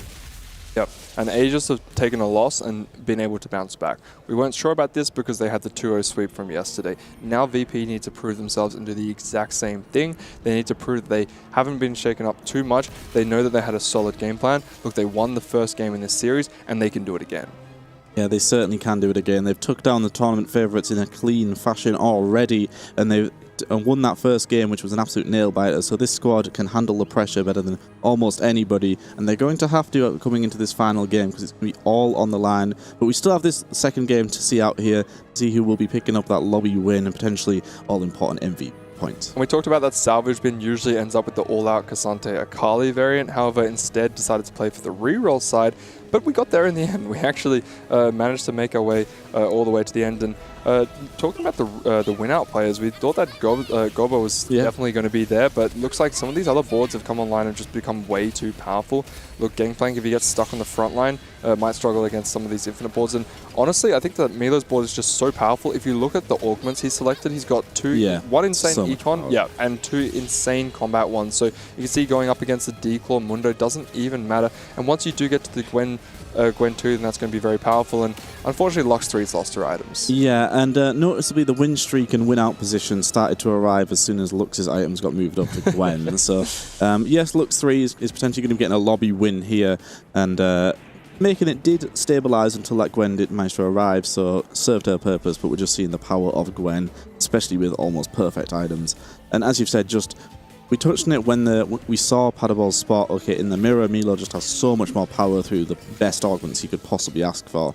And we're seeing it even here, it's coming up against this Lares Kaiser board, which we haven't touched on an awful lot in this game. We thought GP, Sox would be the win-out compositions for Aegis, but Lares really was the most flexible. AFK into salvage bin, he was just kind of playing whatever. A lot of Kaisers arrived and he committed to that reroll, and he's really made it work. Yeah, and he's got the heavyweight onto the Mundo as well. We saw this previously, actually. Yep. I was playing around the reroll, weren't too sure if it was going to be super beneficial, but has managed to build himself a very beautiful board here. He's going to be clumping a little bit to the sides. The Jarvan is going to be all eyes on him to see if he can get there, or if he's going to jump off to the side because he sees a bigger clump. Kali straight onto Karma in this fight, so the positioning's really, really good for Lares, and the damage is pretty much entirely gone.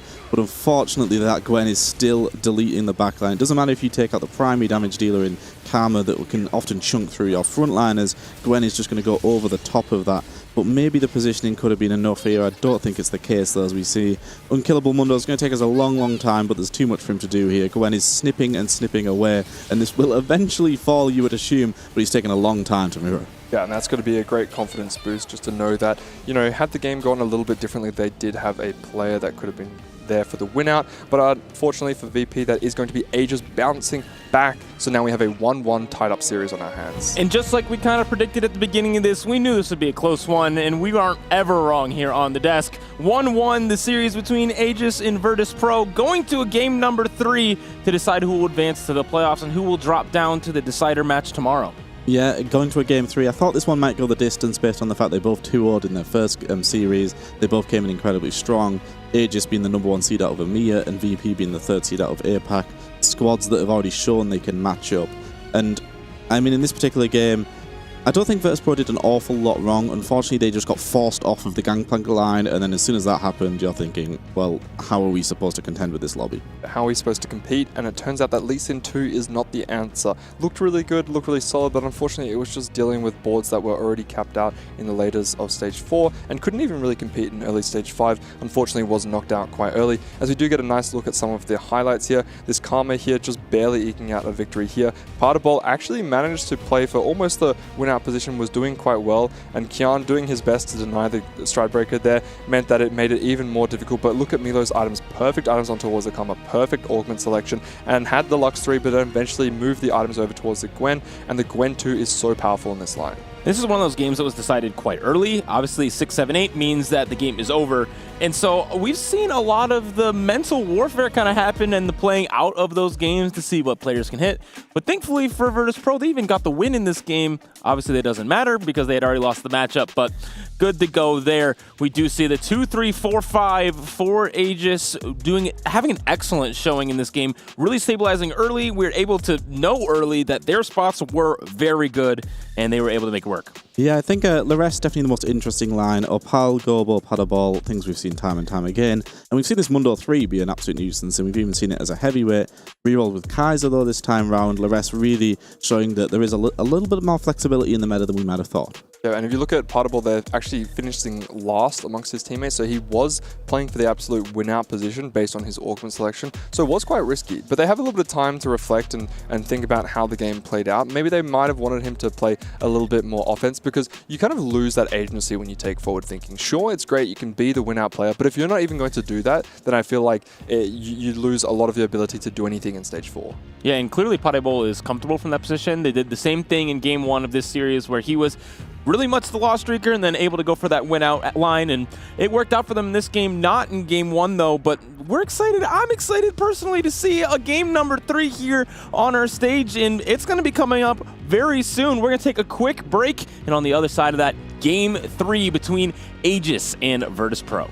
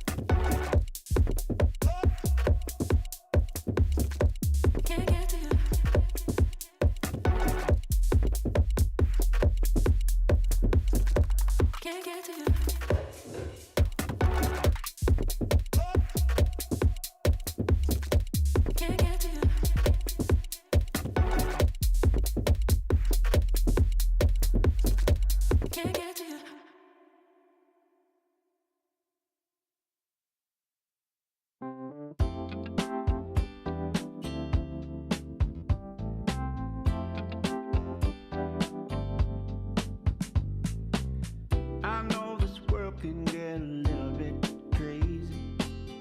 Everybody's moving so fast. That ain't the way it's supposed to be. There's a better way for you and for me. Everybody's hustling, all the wheels in motion. Where's everybody going to? That ain't the way to be living life. There's a better way starting tonight. Don't rush it, baby, don't rush it, girl. You got to slow down, baby, slow down. We can just embrace and let time slip away and let the world fade. Baby, slow down. I know the boss man got you watching the clock. Gotta keep working for the man. There's so many better things we could do, like you kissing me and me kissing you. Don't rush it, baby, don't rush it, girl. You got to slow down, baby, slow down. We can just embrace and let time slip away and let the world fade. Baby, slow down. Ooh, you can spend the night, baby, together. Take it nice and slow. Don't rush it, baby, don't rush it, girl.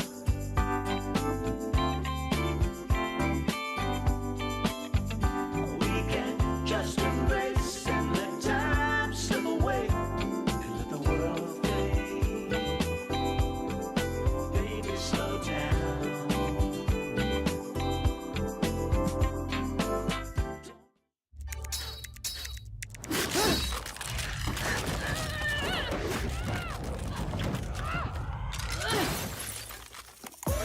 Reach your impossible. Lenovo Legion.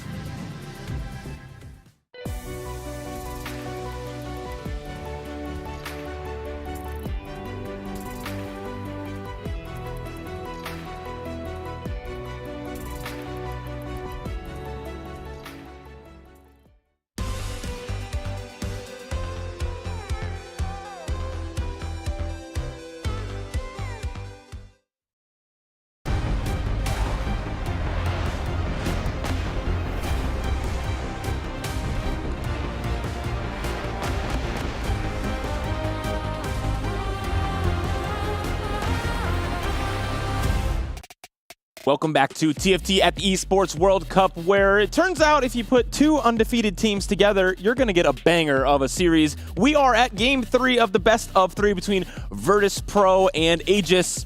Guys, last game, all comes down to this. Best of 1 now. Who do you think is going to come out on top? My heart tells me that it'll be this Aegis squad. I have to back them. I'm the EMEA representative on the desk. These are the #1 seed out of EMEA. And the first game was so incredibly close. They showed that didn't dishearten them. They came in and had the biggest stomp imaginable, really. And I think going into this third game, they've got all the momentum. Yeah, I'll back VP then, because I think they've played some great TFT, and I feel like they got quite unfortunate just off the opening of the Pandora's bench. It felt like they just weren't really able to compete that game. So who knows? Maybe we'll get a gold opener, maybe we'll get something prismatic, and they'll be able to bounce back with the TFT that they've been playing so beautifully up until now. Yeah, the giant slayers of Virtus.pro are now got their backs against the wall, but so do Aegis, but they have all the momentum going into this game number 3, and sometimes that's what matters, being able to put it all together as a team, and then take that confidence into this game number 3 and channel some GPs. Like, very possible indeed. And I mean, if Virtus.pro do manage to get this one over the line, that will be the #1 seed out of CN that they'll have taken down, and then the #1 seed out of EMEA, which is just an incredible start to your tournament. Oh, and we will have a Trainer Golems game to wrap up this series. This is the second time on the B stream a Game 3 has had a Trainer Golems. I am jealous. I'm going to go away, though, and you guys can take it away. You could see some of the emotes being flashed up there by the players straight away, not entirely convinced that this is what they wanted. They want to play more standard TFT. Now we're going to see what they're made of. Now we're going to see how flexible they can be. Yeah, flexible indeed. Maris is looking pretty average here as we do get a look at Kian. So is screaming to play around the Duelist, the Kaiser. That's a Kaiser. That's a Kaiser. Can also skip the Duelist one and then just play in towards the standard Cassante Akali, which we're seeing quite a lot of. Sorcerer +1 is always nice. This does pair in well with Kennen, however, not usually a high priority.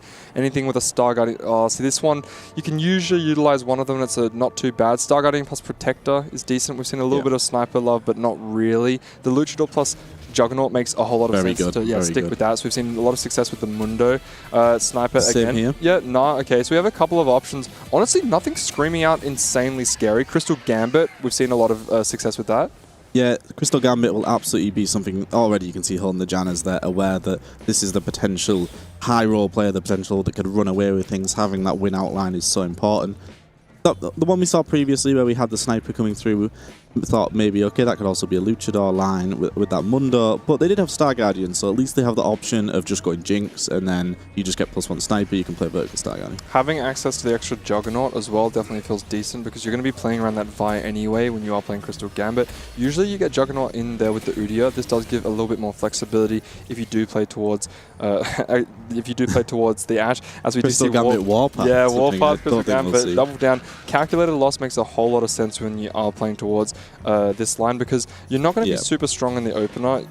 Hasn't actually managed to hit the Crystal Gambit, so potentially we'll just try and make 10 gold here and then maybe roll if they don't get it on the first carousel. Definitely wants to be losing a few matchups here. If we don't get Crystal Gambit in until first carousel, then ideally we'll have pick priority and we can pick up one of them. Instantly as well for this Aegis squad, they have the player that is Crystal Gambit, Calculos, going for that 5-loss, Paddle here, already stretchy arms GP, with Starter Born as well, so he's going to be able to guarantee a GP2 arriving, so you're potentially looking at already maybe 6 copies by 3-2, which is going to put you in a really commanding position, and essentially just looking at this dummy and looking at this totem and thinking, it's still a GP game. Yeah, it's still a GP game. One thing that's kind of standing out to me here is the awkward part about hitting that relatively early Udyr to be your duelist. Doesn't synergize that well because you already have the Kobuko, right? Like you want to itemize this Kobuko, and did Lyris? Yeah, Lyris guaranteed his loss. So I actually had to sell multiple copies of the Janna there, which makes sense because he needs to guarantee the loss against anyone who's playing maybe 1 or 2 units here. Makes sense, but it is a little bit scary because if we don't get some of those copies later, it's fine as long as we can bounce back and be strong. But to finish my point there about the setup there, if you don't play the Udyr, you can just play the Kobuko, and then at least you can play a Kaiser. It synergizes as well, gives you the Duelist, you already have the Juggernaut for the Aatrox anyway, and then you get the Supreme Cells as well. So a bit of synergy there. And we saw this is the reason exactly why the Crystal Gambit player had sold, because Mila also going for the Calculos full open, both of them just hoping that they can avoid each other. We did see the glimpse as well there that VP also have. Here we have Kian, the player last time round that was on the GP line, already has GP2, so in a really nice position, and has an Edge of Night to slam on top of it as well. Yep, and Kian's already proven to us that he knows how to play this GP line well. The fact that he's able to get too much value means he's going to get so many free rolls. Already has 4 2 costs on his board right now. So on 3-2, he's going to be able to roll a lot of gold, but usually you roll down on 3-2 to get your GP and start stabilizing. He's already got one. Yeah, certainly, and there's no real need to try roll to deny Paddleballs and the initial hit, from this Aegis squad, because they do have that Stars are Born. You know they're going to at least get the 2-star at some point from that. So it's going to be a little bit of a race here, though, between the two squads. We know getting GP first is also important. Both have the potential to get it fairly early based on their augments. So a little bit of a race here. Whoever gets that online quickest is going to be in such a commanding position. Yep, and has the Duelist +1, so is able to play a decently strong board for now. The rest of his front line does synergize quite well that he gets the double Bastion. The front line's all you really need, and then Xayah is just there to give him some more rolls. Does get the Edgelord in though, so a little bit of decent damage from the backline, but GP is going to be the main star. Now this is a great way to play around this augment, because usually when you take too much value and you're playing these 2-cost units, because you have to play so many of the same cost, same tier of units, you can't activate that many traits, but he's shown that in this particular galaxy it works out quite well. Yeah, and like I said, just having that duelist +1 as well on Twitch line, something you normally don't run. Doesn't really do an awful lot for GP if you go Rage Blade on top of it with that Kraken, but it's a little bit extra power, so it's nice. And the one thing we'll have to keep an eye out for the two, well, for everybody with it being these emblems coming through, but particularly these GP players, if they can get Bronze for Life, neither of them are really optimizing their totems so far anyway with the emblems, and that would just give them so much power. So Bronze for Life we've got to keep an eye out for across the board. Yep, and NCC has opted to take up Salvage Bin, which we've seen most of the time does, all roads seem to lead to Akali. Not necessarily Cassante, but that is usually the standard line if you're not playing towards the reroll. But we will have to wait and see. This is great, it gives more flexibility, even though you might assume that players are a bit more locked into what they want to play based on their Wandering Trainer.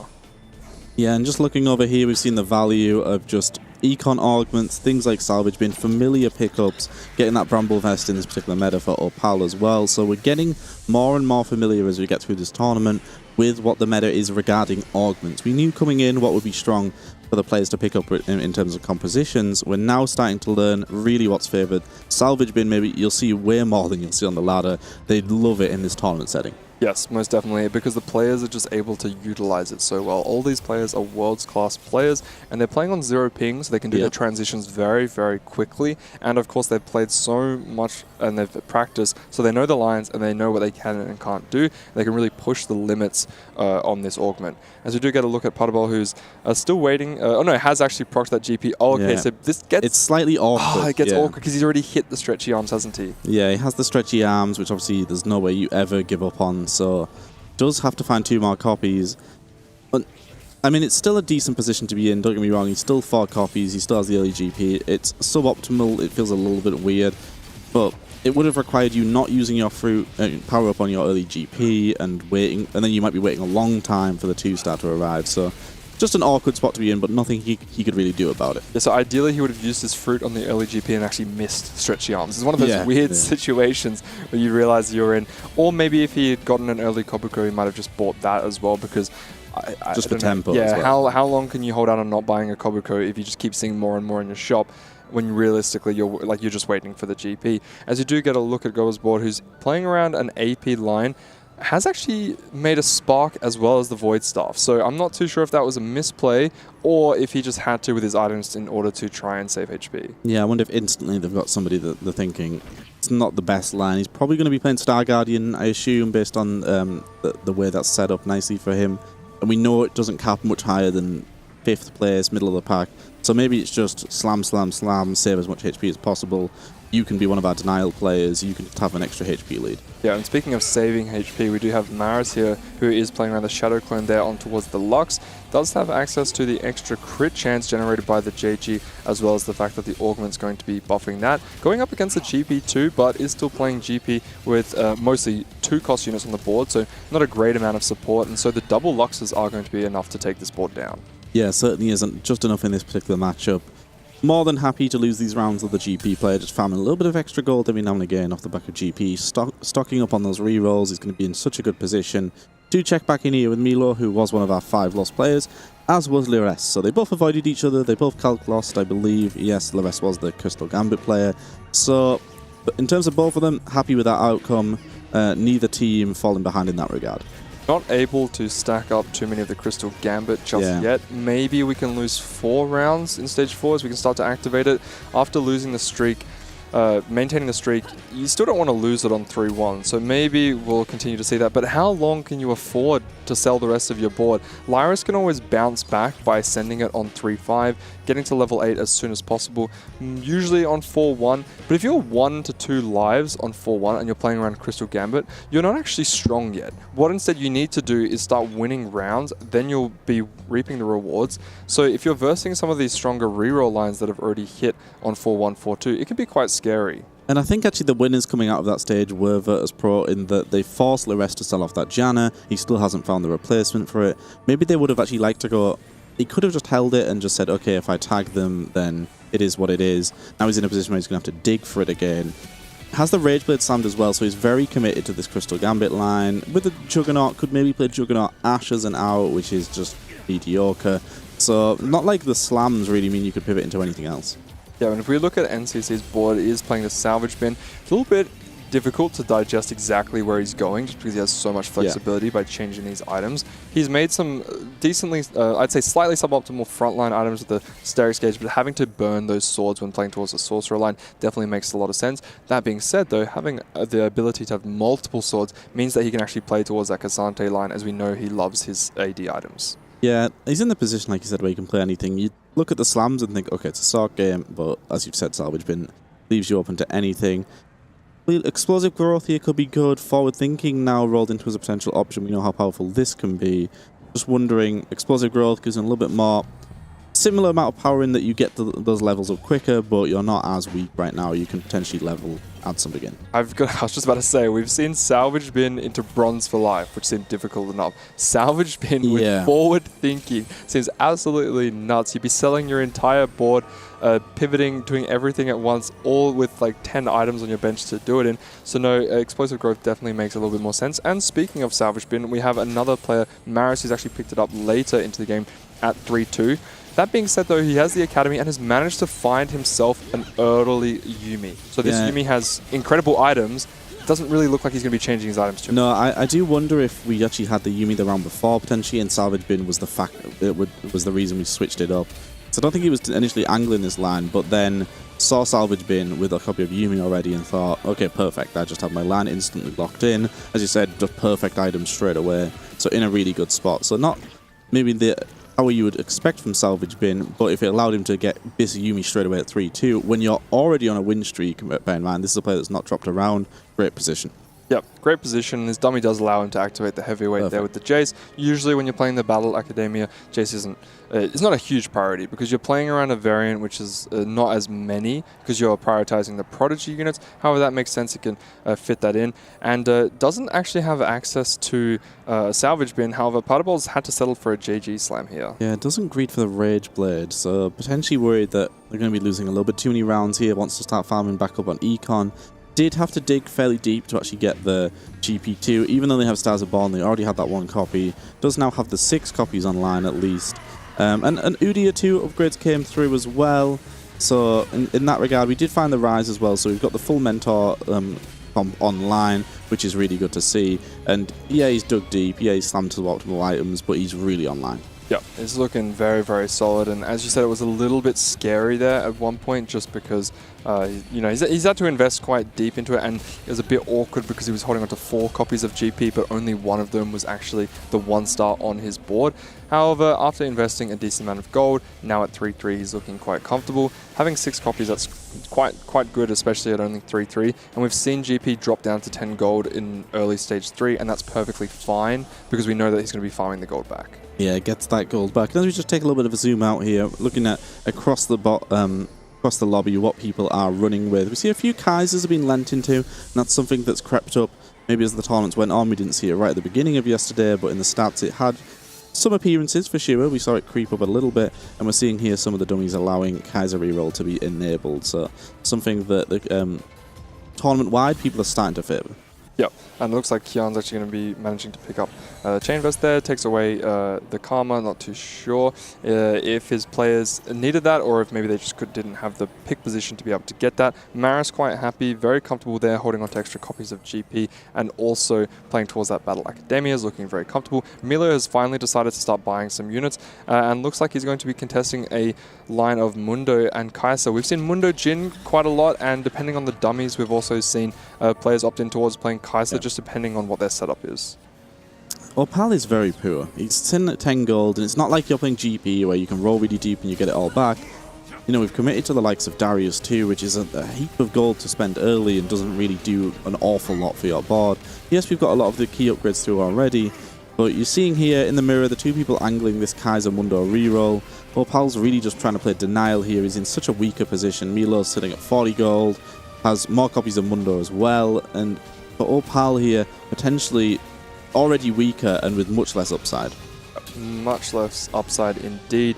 So we do see multiple positions of the calculated loss being used to roll down quite deep into stage 3, which makes sense because calculated loss, you know, sometimes you can sack stage 2 and 3. However, playing that sort of style in a tournament, a 4v4 style, is quite risky because you're going to be going into stage 4 with not much HP to work with. And when you know that there's a GP player in the lobby who's most likely going to cap out and play for first place, it can be quite scary because you're going to match up to him multiple times as we head into later stage 4.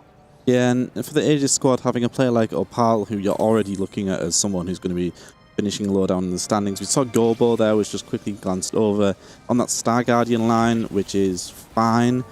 Whereas you've got the likes of Maris, who's already in a really good position. Paddleball didn't keep his streak off the back of the GP reroller, did unfortunately lose that out to Maris as well. So VP, stage 3 has been going pretty nicely.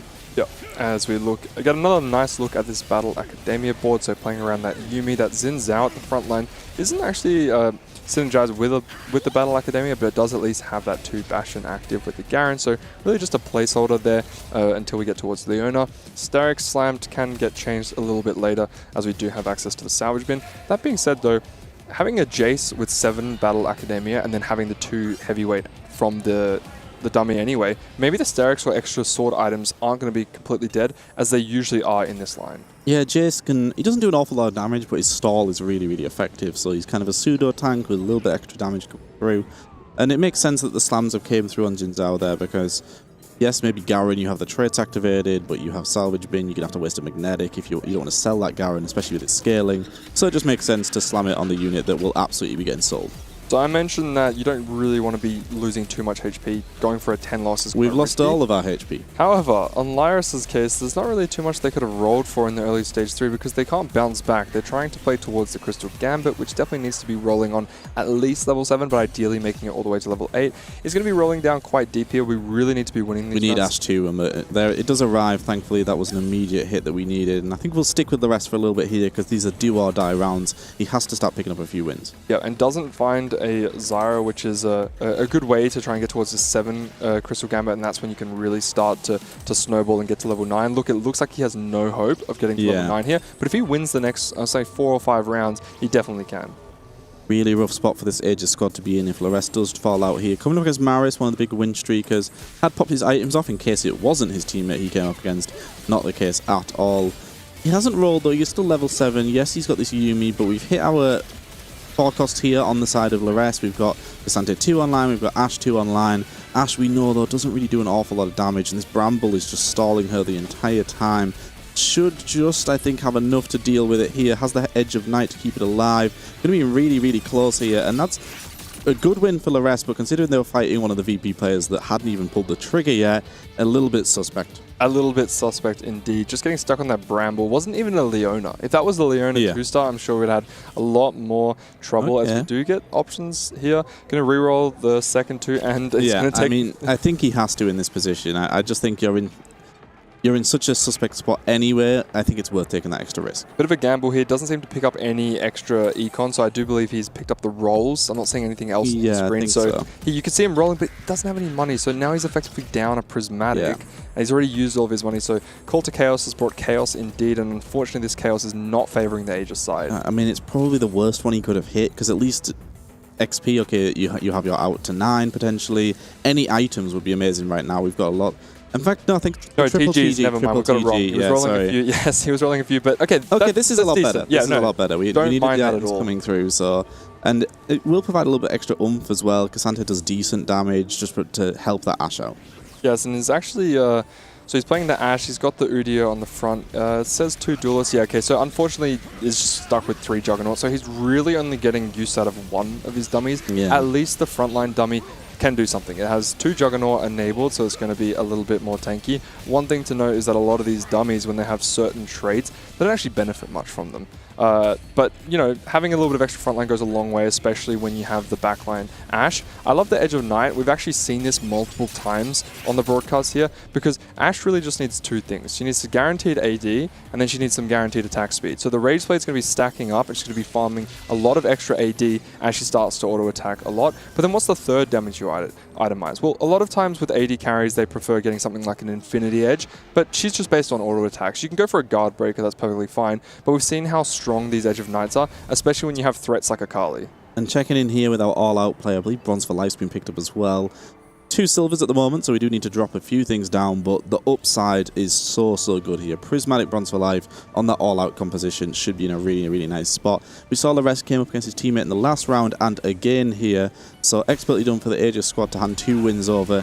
Laress, he said, needed to win about 3 or 4 rounds to start scaling. Has the TF in as well for even more scaling, provide a little bit extra support, a little bit extra damage. Got the 1 key win against Maris, and then 2 team matchups, so we'll be getting 3 wins at least. Yes, most definitely. Patabol, no items there on towards the GP, so it's going to be actually doing a decent amount. Yeah, close, yeah. The fight's pretty close. Mainly because if you look at Patabol's last augment there, he's been getting a whole bunch of extra Warmogs there. You hand-picked a bunch of belts there, and now you can slam as many Warmogs as possible. And Kobuko, the unsung hero of the GP line, not only does he provide a lot of frontline utility, but he actually does a decent amount of damage scaling with the HP. So if you get that augment, then you're a lot more stable even if you don't have GP on your board. And coming up as well, did have the 2 matchups against his teammate, has the scaling coming through, potentially now is in a much better position. Ultimately, the Call to Chaos was actually really good, I suppose, in this instance. So those 3 TGs coming through just gave you a little bit extra oomph.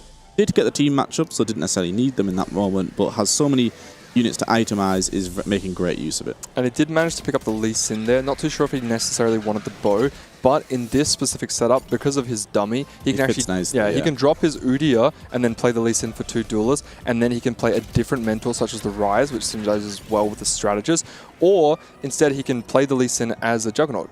Jug, yeah, very flexible, so the Lee Sin there is going to fit the board however he wants to use it. I think, potentially could end up leaning into 4 Jug when he levels, maybe. Lee Sin's a great TG holder as well. You kind of don't want to make just Lee Sin items. We've seen that he's not super effective, but he can do an awful lot sometimes in these matchups when he rolls something like an Edge of Night, something like a BT. So having a unit like that uses TDs excellently. Checking back in here with Kian, who hasn't really found any GPs since. It's been a long time since we had this many, and has went all the way to 8, has accepted that there's too many denials going on in this particular lobby, and both our GP players not hitting so far. Yeah.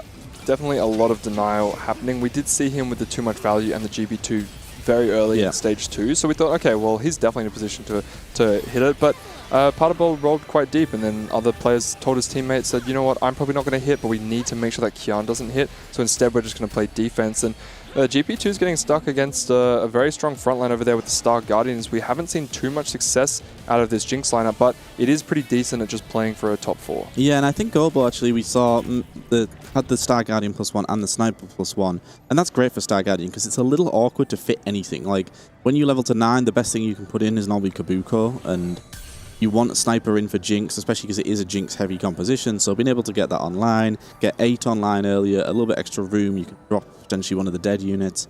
It is really nice and has enabled Waybo to have a lot more HP than you would normally have. 3 wins in stage 4 with Star Guardian, showing that it does have its spots. Yeah, it does have its spots indeed, and it's an interesting line because a lot of the times the value of the extra Star Guardians just outweighs any synergies that you think might be ideal. Look, you could synergize really well with a Jhin or a Varus that gives you Sniper, and then because you have the Wraith, you can also play towards the Cassante, synergize as well with Protector. That makes a lot of sense. However, when Star Guardian as a vertical is as powerful as it is, you just play towards the vertical. Even if it's not that powerful right now, it still outweighs playing the flex board. However, of course, it's very nice when you can just get that from your dummy. And looks like Patabol's still playing with this GP. In that particular matchup as well, you saw that it was just a little bit too weak. If he did have the Rage Blade, he would have won this one.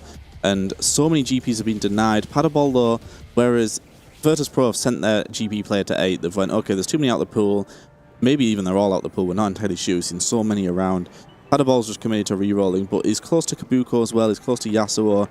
The donkey rolling makes so much sense. Laress now down to 1 life, as is Opal. So I assume that this is not manually done. The chance to roll GP has gone into the negatives. Okay. I mean, that makes sense given how many of them are actually being held. There's none left in the pool, that is the confirmation. I wonder if that means, if there's none left in the pool, does that mean that someone's duped, like lesser duped an extra GP? Because that could be the case. If all 20 of them are gone, and then someone uses a duplicator on one, there could be 21 out of the pool. And so you actually do, in fact, have a negative chance of rolling GP. And now the spot for this Aegis squad looks really bad because VP realized this early on that GP was going to get to this point where it was just unhittable. They sent their player to 8. Paddleball's been donkeying 5-loss streak now. Suboptimal items last time we saw as well. And the 2 other players below you in the standings are both from this Aegis squad, so it's not like they can sack for each other. Lares is potentially a win-out player from this point they have to lean towards, but still isn't the strongest Crystal Gambit board we've seen, and now Aegis are really up against it. Yep, and it looks like the Ashe is going to be safe over there towards the corner. A lot of the CC coming out of this mentor board of Kian is going to be placed onto these frontline TG units, but there's just so much going on in this front line. Very, very beefy units. The Cassante does have some damage items, so it isn't going to be doing too much in the front line, but have a lot of Warmogs there on towards the J-Force. That's quite decent still. We do have the Edge of Night still yet to proc, so Ashe technically has another life, and she's stacked up so much AD there, so it is going to be able to take out the Kian, looking very solid. On the right side of the screen, we do have the Mundo, who's going to be absolutely unkillable. And a perfect result for the Aegis squad here. Paddleball versus Opal, 2 players that were both in potential elimination range. Just the barely 1-unit win for Opal there, I believe. So ultimately kept themselves alive. Maybe the case that they could have just gave up on Opal because they can't see any more wins in potentially for him, and gave Paddleball that extra chance to find something, potentially a Kabuko. But right now, 3 people in elimination range. They just need to try edge out ahead of Milo. If they can finish, at least avoid that 8th place, then they do have a chance. Yeah, and the main thing about this lobby is that because GP3 has not been on the cards for Kian or for Paddleball, it means that Lyris has actually been able to play the win-out position. If he can get to a position of 7 Crystal Gambit, or even just reap the rewards of the 5, he can potentially play for first. That being said, Paddleball is on lethal range, so if he gets knocked out, Kian still can hit, though Kian does not have much HP to work with himself. Aegis really needed to avoid the 8th place here, and Paddleball looks like he's doing enough here in the matchup against Gobo, but Opal takes a pretty big loss. You can hear the reaction there from some of these VP players, I believe, securing at least themselves a top 7. Milo, I believe, has also looks like he's falling down here, so we'll have to see exactly how the HP lies. Yes, very, very crucial to have one final look at the tallies, but you're seeing Milo gets knocked out there, but the main eyes are going to be on Paddleball because Lyris has managed to build himself a very, very strong board. We did talk about how he could play around this Lee Sin. Paddleball is still alive. Paddleball does hit the GP3 now as well. So players dropping out, players playing Denial. So Milo who's holding a couple of copies. They're holding back on this a little bit, not giving too much away, and suddenly now does pull the trigger, hits that 3-star. I wonder if he does have anything he can do with the items there, because they just pop them off. Same ones went back on, so interesting he tried to do that. I suppose they value Lares as the more win-out player, so if it's head-to-head, Opal would just be like, okay, Paddleball would just accept that he has to die. But now suddenly Aegis do have a little bit more of a stronger spot. They do have the strongest player in the lobby. It's just whether or not they could avoid each other. Opal not having the best items on GP though. Yeah, and Lares' spot is absolutely terrifying. I mean, he has those TGs on towards the front line, the Lee Sin 2-star. We talked about how probably wasn't going to be able to get to level 9 because he looked at level 8 0 gold. However, we knew all along that if you can start to get these wins, if you can let your teammates to drop a helping hand and to give you a few wins for free, which we actually saw from the Aegis side, then of course you can push those levels. And he's just looking to play a little bit of defense here, picking up this Protector. I don't think it synergizes too well with his board, but at this point when you have your entire frontline itemized with TGs, your Ashe has exactly the items that you want, then what more do you need than to play defense? And ultimately, 1-2 wins you a lobby. Doesn't matter what else happens, and they do have the player with the most HP right now, who is pretty strong. Let's be honest, Gobo's not dropping any rounds easily, and will be taking the loss to Lares whenever they face head-to-head, and then Lares is the strongest player in the lobby. So Paddleball just edging out against Milo there. If they can get Lares into that top 2 position and Gobo can just stay healthy enough, then that is their route to victory. Yep, and Lares has actually pivoted into the 7 Crystal Gambit, so I wasn't too sure if he's going to be able to get there, as he didn't have the spatula on an actual unit, so maybe I thought, maybe he might feel that playing too many of them is a bit risky, but it gives you such an incredible amount of damage bonus, especially towards your Ashe, and picking up that Protector makes a lot of sense now with the Janna online. Yeah, gets the Ghost matchup against his teammate, but is ultimately a Ghost anyway, so another round for Lares where he gets to win for free, keep farming, keep scaling. I'll have to see how this VP squad can react. They need to deny Gobo getting in the top 2. Yes, they need to deny. So getting 3 rounds here is obviously going to be huge. And I say managing to get to level 9 hasn't. I jumped the gun. He hasn't actually gotten to level 9, but did now he's manage, going. Yeah, did manage to get a Zyra on level 8, so that's perfectly fine. You can play that and then push levels. So very, very scary TFT, I would say, from them. Gobo's on a 2-win streak as well, so it's not like his board is weak by any means. And now they're in the position where Gobo can just sack for Lores whenever they face each other. Even though I don't think he'd need to. I think Lores is probably going to win out this game regardless. But now they're in a position where you can't see much room in the top 2 for this VP squad, and they really need to figure out a way to get in there. Yep, they need to come up with a new strategy because they've been denied. There's too many strong boards here towards the sides of Aegis, and there's really not much you can do once the Crystal Gambit comes online. Yeah. That being said, though, Maris's board is looking pretty decent. It's taking out a lot of the front line, and Lee Sin's going to have to hold on. But no, there's just too many moving parts here, and looked like a really strong board there from Maris, but is going to be getting knocked out, and Lyris is cruising his way to the first place. Lyris is cruising his way, and Gobo did take a loss there, so beaten out elsewhere by NCC1. So Maris, Kian both fall out there, joining Padabol, Milo, and Opal as our eliminated players. Yep, so it's all eyes on NCC. What can he do to survive? He's got 29 HP to work with, potentially 2 lives depending on how devastating the losses are. But if you look at the likes of Gobosaur, decent board. Lyris doesn't, well, Gobosaur can sack, but I don't think he really needs to. Lyris is definitely looking to be the win-out player here. Yes, certainly is the case where he needs to be. The VP have done well so far in trying to hold back this Gobo route into the top 2. The rest is winning this lobby, so it's all between Gobo and NCC1 for who can clinch that 2nd place finish. Yes, most definitely. We get rest with more upgrades, more power coming through. We know this guy is the strongest in the lobby. Thankfully for this Aegis squad, he's not at risk of eliminating his colleague. That would be a devastating way for it to end. Gobo can take that hit at least. And you just look at the absolute power of Crystal Gambit. It is just obscene when it gets online. And it very nearly didn't get online. This wasn't the dream setup for it. We had to sell Crystal Gambit early to guarantee a 5 loss. We 10 lost, which is as good calc loss value as you're going to get. And then we had to go for the ultimate win out. And NCC's board's actually pretty decent here. He is playing that very flexible board, playing into the bronze for life. He's got the explosive growth, so did get to level 8 off the back of that, and is probably going to be able to get to level 9 soon. He's going up against the Crystal Gambit board, and his board is actually looking pretty decent. Maybe if he levels here and gets a little bit stronger, he can do it. His combat augment, bronze for life as a prismatic, is very, very powerful. Lyris is getting about as capped as you can, but yeah, it'll just keep going with the Crystal Gambit. We'll keep getting even more and more capped. So even though some of these boards have held up pretty well, ultimately this Bronze for Life variant as well has had a really nice showing in this particular game. But whether or not there's anything he can do, Gobo did take the loss as well, but Gobo, I imagine, was the Crystal Gambit Ghost, so didn't take as big of a loss, and now both these players will be going head-to-head soon to determine who wins this game and who wins this series. See, final repositioning here. The Akali has some very nice items. The salvage bin has been used beautifully to actually play the Karma on this board as well. CC1 gets the Ghost on the other side. So how hard is it? Is anyone going to sack? No, it looks like it's 1-for-1. So Lyris is most likely going to be taking the win just because they know that he is the stronger of the two. Yeah. So Lyris takes this win, knocking out Gobo. If he does win this game, that will be enough for this squad, though. Enough for them. Taking the first place is super important. As we do go into our final match of the day, final round of this match, and so is there anything they can really do? NCC's got some positioning, some things to think about, but Lyris is on an 8-win streak. Once Crystal Gambit gets online, this is usually what happens.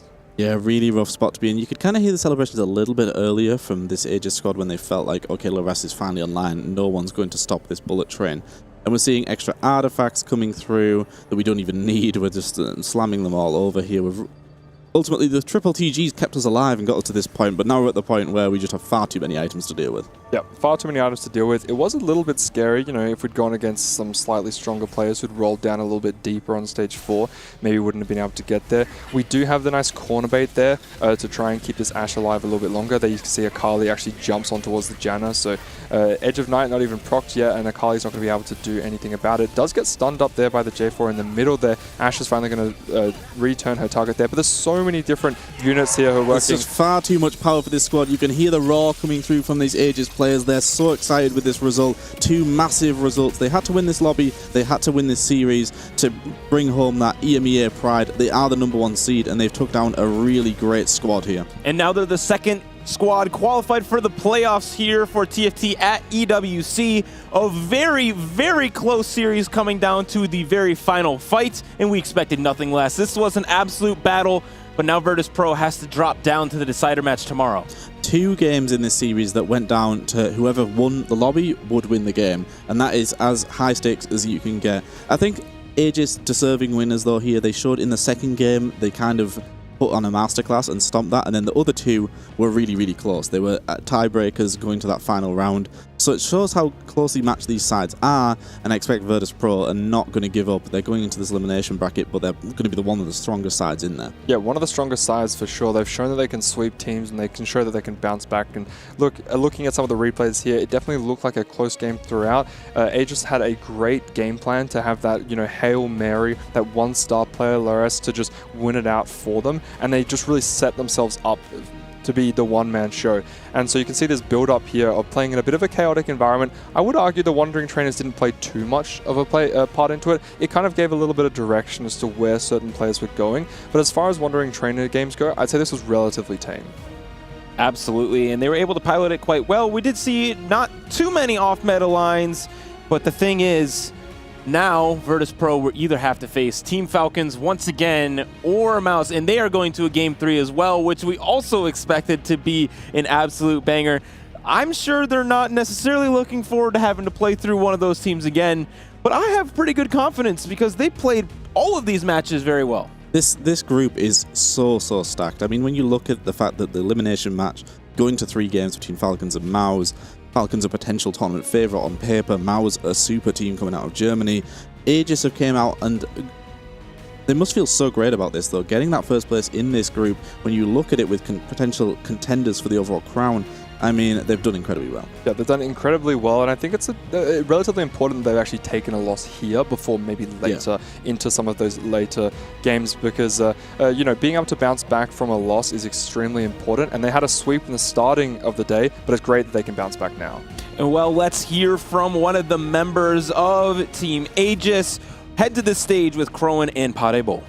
Thank you very much, Celia, and the rest of the desk. Waybo, congratulations on winning Group B. How is your team feeling right now, having won the group? Pretty good. A bit exhausted because, I'm only the game 2 was kind of one-sided, but the 2 other games were so close till the end. So yeah, it's a very exhausting game and relieved. Yeah, walk me through the emotions in game number 3, right? That was such a close game. The Crystal Gambit for the end. Were you guys convinced that you were going to win with that Crystal Gambit position? No, to be honest, last game, I think we had kind of low roll spots, and we were pretty sure we were going to lose, but yeah, you got to try. So we tried everything. GoBuster had a good game. Lyres with a Crystal Gambit, a really low roll, no Zyra, nothing. But we all removed for him and trying to put him to the top to make him win, and it worked out. So we played our only card and it worked, so we are happy about it. Absolutely. Played to your win condition and you did just that. Now I want to take a look at your team. From France, there's a lot of team events there and LAN events. Has your team benefited from any of the experience of those? Yeah, for sure. Because there is so much pressure, especially in games like this. Being used to the scene on the stage, I think it's a big plus for us. Yeah, sure. Yeah, absolutely. Now, final question for you before we send you off. What teams are you looking at that are very strong that maybe you want to beat in the playoff bracket? To be honest, I don't think that there is a team really scary to us. Even the team that are considered as favorite, we had good result against them in script, so we're kind of confident. No problem. Absolutely feeling confident. Congratulations, Potable, as your team gets the victory. Now, back to the desk. I loved pointing out that they had one option, and their only option in this game was Lires on that Crystal Gambit, which once it reaches critical mass and starts to get some of those cash outs, it is unstoppable, and that's exactly what was demonstrated in this one. Yeah, I mean, expertly pointed out by Paddleball that that was really the only condition, especially in the start of Stage 4. You looked across this lobby and thought, this is looking pretty rough for this Aegis squad. They looked at potentially 3 people that were in elimination range. They managed to have Paddleball eke out that one position, which mattered oh so much. And then just put the entire team just going, okay, Lires, you have to go forward and win this game. The confidence there, though, no problem from Paddleball. Even though he said it was very stressful games, they went the distance, still no problem. Anybody they come up against, they will back themselves. Yeah, a little bit of cheering at the end, but you also saw him just kind of like lying back in his chair. That was a stressful game. And I like the fact that he talks about it was exhausting. Say, you're only playing 3 games, however, because the games were so close, mentally, it took a big toll on him. Yeah, he also did like the Doctor Strange meme of like, there's only one option. This is the only way, and it is Crystal Gambit. But let's take a look at our standings. The results from Group B. We see our winners match. Moving on is Team Aegis, and at the bottom, that elimination match 1-1 between Mouse and Team Falcons. Will it be the rematch, or will Mouse be able to claw their way back? I mean, I'm hoping, as the EMEA representative, you said that he went for the one possibility to win this game. There was one possibility to get 2 EMEA teams out this group. Aegis had to put Mouse down, and then Mouse can do this lower bracket run. I believe in them. Believe in them indeed. I mean, seeing that there's 1-1, you know, both of them, they have a chance, so it's great to see that, you know, Mao's taking the 0-2 loss, they're not out entirely, so they can bounce back, and same for Falcons because they were considered a favorite, so it really is either of their games. Absolutely, and we're going to move from one favorite to another. Our next matchup is going to be Group C, and it is going to be a banger. One of the maybe surprise teams, the underdog, someone that we weren't super high on, versus Twisted Minds, who is, again, one of these teams that we know can put together one of these super rosters and really give everyone a run for their money. Yeah, I mean, Twisted Minds is a super roster. You're looking at this. Francie was maybe the OG name coming out of CN that everybody was always talking about as this guy's so good. When he hadn't initially made a Worlds and everyone was saying this is the real best player in China. And then you have the likes of Zhunje, a world champion. This is a star-studded roster. Yes, but also going up against Citadel Gaming looks so clean yesterday. They're Pride of NA, you know, full of a couple of rookies as well, but they have some of those veteran players who are there to really ground the team together. And when they were just on display as a whole, they played some really good 4v4 TFT. And that's what it's all about. The individual play does not matter. This is a 4v4 mode for TFT here at the Esports World Cup. And our matchup number 3 is going to be probably, if not more, electric than the last. So don't go anywhere. We'll be taking a short break, and we'll be back with more TFT action.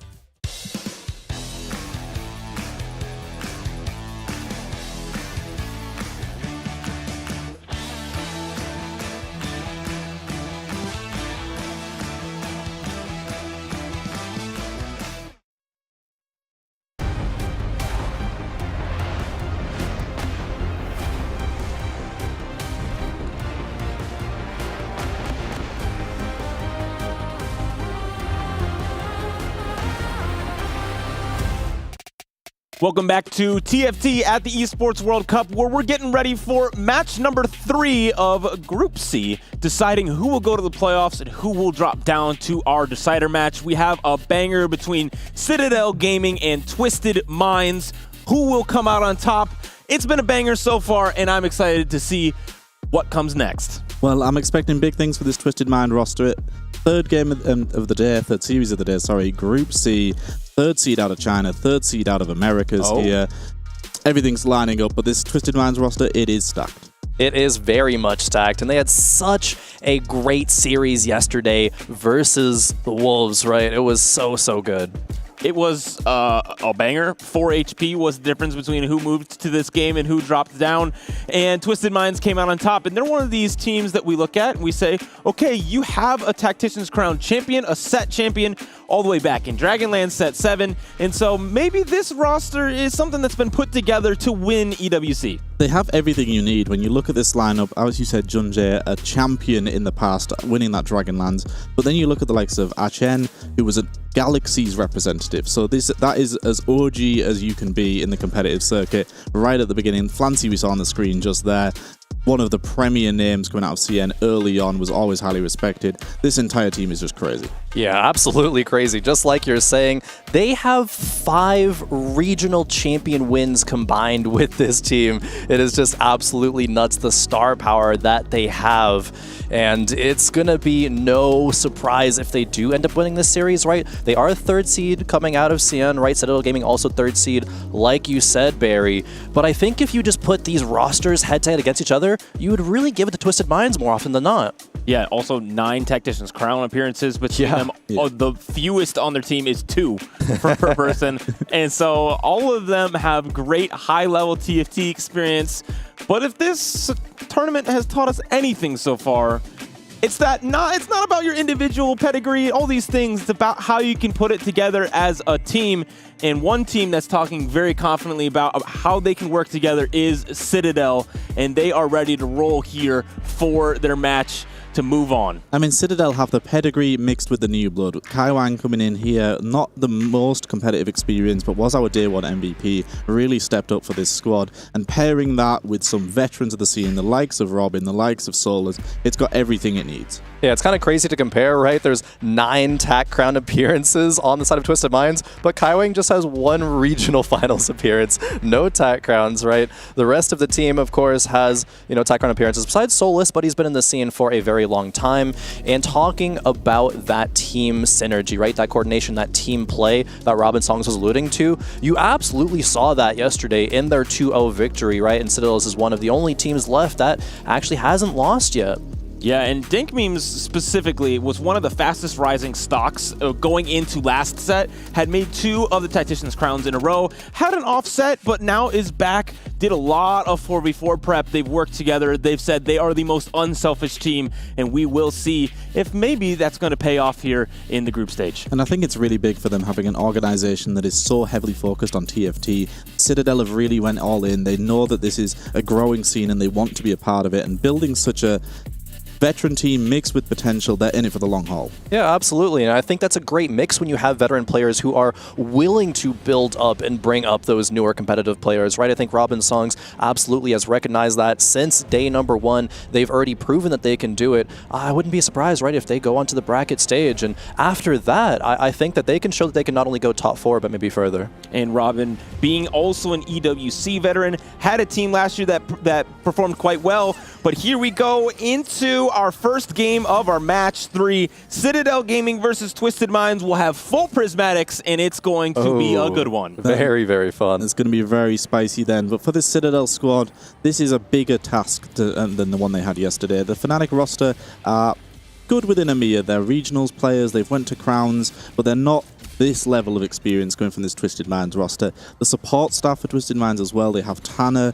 and Horror X behind the scenes, who Horror was always praised as one of the best coaches in China. Even brilliant minds of TFT. And that's really going to help this squad. Absolutely. When you just have so many smart people on your side, right? TFT, a lot of the time, is a game of preparation, of understanding these specific lines, especially when it is a set that's only 2 weeks old, right? Yeah. You're gonna not have all the reps that you would like to be comfortable on every single line, every single play style. And so just having all those resources there is helping this team out tremendously. And I think whichever team progresses as well, they do get that extra day off. So having those resources behind the scenes, going away and able to VOD review, that's why it's so important to get your business done early. Get through the group stage, and then you can really iron out any of those kinks and figure out exactly how you can progress even further. Absolutely. Now, this is not an elimination match, right? Both of these teams will still be moving on to at least tomorrow, but it will be a deciders match for the loser of Twisted Minds and Citadel Gaming. It is going to be a nice 1-day gap for the winner, however, as we're on board with Robin Songs and now Solus, both having Ezreal 2s to open things off. Very familiar holds early game. The likes of Ezreal, the likes of Garen, Malphite we see here. There's a lot of these one costs that are really high priority. Solus clearly has a few crew units. The likes of Prismatic Ticket open up so many of these reroll lines. We're going to be seeing so many Prismatics. And there's a lot of them, the likes of Exalted Adventure, a little bit more coin flippy, but in this setting, when you want somebody that can be potentially a win-out player, very valuable. Just hit Exalted Adventure and get GP. Jin Mundo, that's a good one or as well. Jin Mundo, yeah, that's a good one. Cat Rakan, perhaps, as well. Probably not going to be the route. However, it's just way too high variance, and you want to control your variance as much as possible in any game of TFT, unless you really need to just play for like, oh, I need to win out, right? And that's like some Tactician's Crown kind of format with a checkmate. We are not doing that here. It is a team format. You can control that variance very well. Solus picking up a Malphite 2 on the bench there. And ooh, we see the Wandering Trainer being the pickup off that RNG for Ahau. So Prismatic Destiny into Wandering Trainer, so a complete random output both times there. And we talked about maybe not taking the risk. Prismatic Destiny, just the risk is fairly low though, because you get so much gold coming through. There's not many misses. This is really good. And unless you're Sojourn to get Mess Hall. Well, of course, yeah. But even then, you can still kind of make things work out a little bit. You're still getting a lot of gold early. But in this particular instance, this dummy is really nice. We essentially just have a Leona on that front line. So much direction early on in how we can play this. Absolutely. That direction is going to make a game a lot easier, right? If you're scrambling, be like, oh, where do I want to go in any single game? It's like you might be able to make, or you might make more wrong decisions because of that. But if the game kind of plays itself for you, gives that direction, that's not only time where you are not going to be worried about your own spot, but you can dedicate that time to scouting out the enemy, right? And feeding information to your team during that time as well. Yeah, and we saw on the other side, it was Prismatic Destiny into Hard Commit, and then that was Star Guardian. So another player that already knows exactly where they're taking this game. Checking here with Flancy. +1 Sorks, which isn't the best +1 because you normally just drop one of them anyway. But again, like you said, more direction, having an early slam to come through, maybe just wanting to make sure there's no question marks when you get later into the game of where you're going.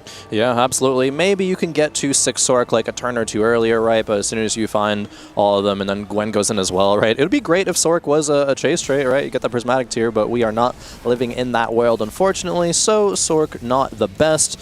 It is still going to just lean into a good composition, right? The stats on Sorks into today were very, very good, just behind the GP, but it was more popular than GP, right? Just because it's more likely that more players can go the Sork line in a game than contest a reroll composition. Yeah, we saw it have more success when there was 3, potentially even 4 way in some instances.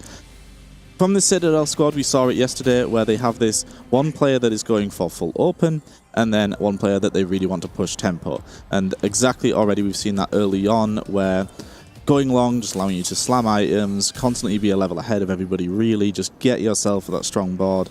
And we're checking in here. Protagonist is forcing us onto the Malphite Hero Augment, which I don't think would have been picked up any other way. No, I don't think so. But there's the Sivers on the bench, right? There's a Janna that players are re-rolling with this line as well. How do you like the Malphite Hero Augment? Do you think it could contest versus some of these really strong compositions? I think the one problem with it, compared to a lot of the other hero augments, you don't change your composition too much. You just play, whether you get the Garen one, you just play the same standard line, you just have an extra unit on there. Same with the likes of Zac, you still just play Wraiths. But you can't play the crew, because the crew relies on a solo frontliner that is Malphite that's going to live forever. And this Malphite is not tanky, so you do have to go for this Protector line. And it's a little bit awkward, but there is a crew player potentially on the other team. I do believe that Citadel had someone angling it, so you could just be shutting them out of that line completely. Yeah, absolutely. That would be very nice, right? A lot of the strength in some of these games is high tempo, so if you shut someone out and deny their line, they're just kind of scrambling to pick up the pieces, trying to avoid 8th place, and if you're doing that to multiple players, right, all of a sudden you are in such a really rough spot. Especially when they've taken prismatic tickets, so they're going to have to reroll something, and reroll's not exactly something you can figure out later on. You really need to decide early in this game, so it does put them in a little bit more of an awkward position. But the crew definitely could support multiple players. We are seeing though Solus is holding 2 Kales as well, I believe, so that could be the potential out instead. Yeah, Kale, the stats on it from day one were not very good at all. It's only 3 games, but it went 8th place in 2 of them. It was a 7.33 average, so Kale was not being played from very good spots perhaps, or it just really can't stand up to the rest of the meta right now. However, we have been seeing a rise today in some of the other reroll lines. I think Kaisa being one of them that we've seen at least better spots and players are willing to go in that direction. So we'll have to see if that's going to be an option for anyone. Yeah, Kaisa feels like it's really stepped forward. Yeah, at least yesterday on the B stream we didn't have it. We're not sure in every lobby. Maybe it was a little bit more relevant. But there was only 4 games of it overall yesterday. Oh, well, there we go. Exactly. And it does show how the meta's evolving, where things are starting to step forward. We had 2 Kaisers in 1 game today, so already much more frequent. And it does show that even tomorrow or the day after, as you progress through this competition, new things will arise. Absolutely. I always am a fan of how the meta evolves over the course of a tournament, especially one towards the beginning of the set. And I think some teams do have some secret tech that they're not showing yet. Of course, you need the spot for it. You can't always be forcing the secret tech, and you're not going to want to show it this early anyway. But I'm sure, especially the teams that have all those resources, right? A team like Twisted Minds, I think they would be cooking some stuff up that they can show a bit later on. Yeah, you want to save them for the latter stages of the competition. You want to pull that out as late as you possibly need it when you're up against it. And when you're a roster like Citadel coming in who had a 2-0, you don't need to show your hand yet. You weren't at any point in that do-or-die position. And neither of these teams are, like we said, neither of them are getting eliminated here, so they don't have to pull out the crazy shenanigans just yet. But as we do look early on into this game, Kaiweng very, very strong. Potentially Junjie as well, getting a 5 streak, so they'll be hoping... I think this Citadel squad would like to tag them, because Kaiweng, currently level 6 off the back of going long, could end that Junjie streak, and that would be really nice for this squad, especially when they have 2 potential 5 streakers coming in here. Yeah, absolutely. That would be massive and have massive implications for the rest of the game. Kaiweng, a player who really impressed yesterday in competition, really held his own, got a couple of top 4s yesterday for Citadels, and really didn't miss a beat when it comes to this high-pressure, high-stakes TFT in a 4v4 format, and it is going to be Kaiweng running up against Dank Memes, unfortunately not Shunga, so we'll see if both players are able to hang on to their win streaks moving into the first neutral round.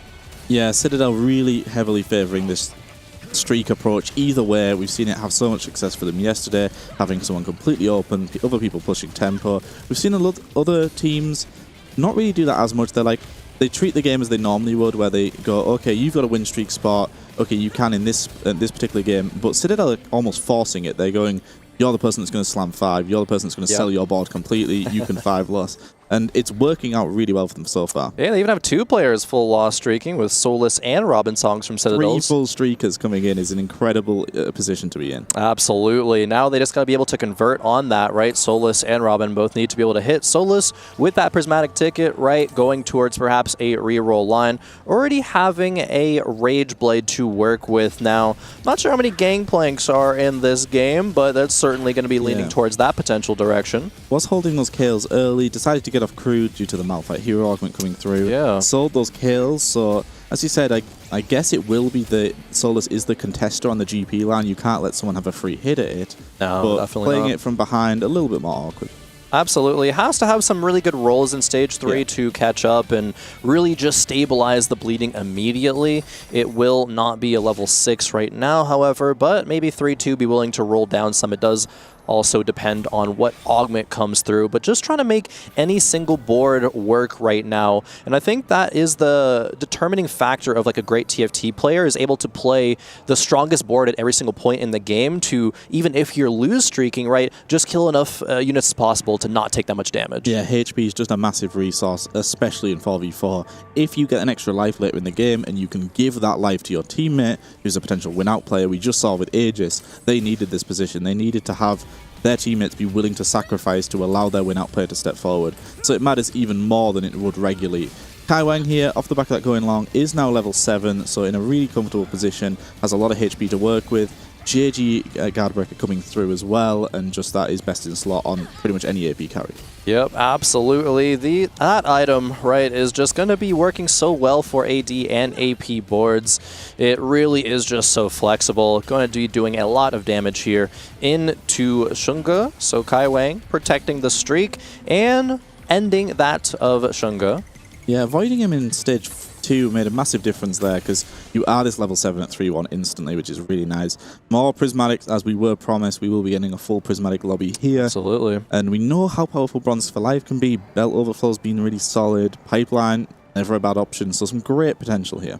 Yeah, absolutely. I'm kind of wondering, and I think Shunga is as well, like, what do you want to reroll first? It kind of depends not only on his spot, but the spot of the players in the rest of the lobby. So it will not be the Bronze for Life, is good in compositions like GP and some others. But Belt Overflow, perhaps, right? It's going to be great for the front line, but no, in fact, it is not. Goes for, I believe, just the AP items coming through here as well. Yeah. So realized that he was actually lacking a little bit of damage, was just running tank items on top of this Malphite. This does solve that problem. You do get some AP components coming through. Elsewhere, we saw +1 Prodigy picked up for our Wandering Trainer player, so that is going to provide even more power. Already has a copy of Yuumi as well, so we talked about how this dummy is essentially Leona.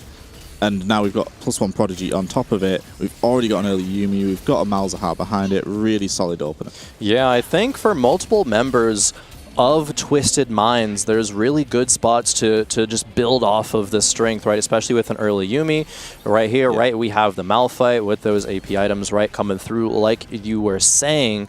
I think the biggest thing that Citadels has going for them right now is Kai Wang up there at the top. A lot of HP to work with. Dank Memes is still rather healthy as well, although did take a loss in that round. And now just 3 members of Twisted Mind joining Kai Wang in the top 4. Flancy here. Buried Treasures coming through on the back of +1 Sorks. Potentially going to get to the point where you could itemize something like Sork Rise when you're running that board. Maybe that's the line we'll go towards. Just has so many extra items to work with, so we'll be itemizing multiple carries.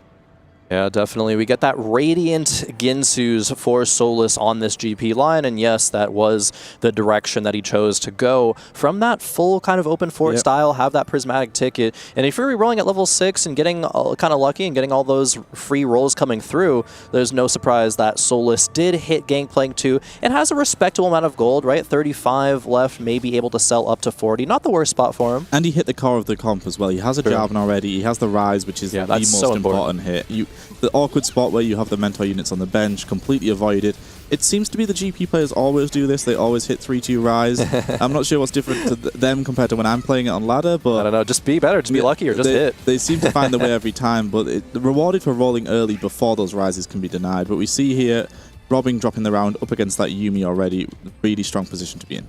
Absolutely, and we see that Malphite is getting some wins in a row here for Shunga, 2 in a row now, and there's some interesting units on the carousel here when it comes to that Akali, right? All out Cassante, and Akali has shown a lot of strength throughout the event so far, and a rise as well for any players who are going that mentor direction. Achen, however, does just grab that because they are going Gangplank as well, so a massive pickup. I think that's what you do. We answered the question. That's what you do when you don't hit on 3-2. You just grab one from the carousel coming up. Well, there you go. Exactly.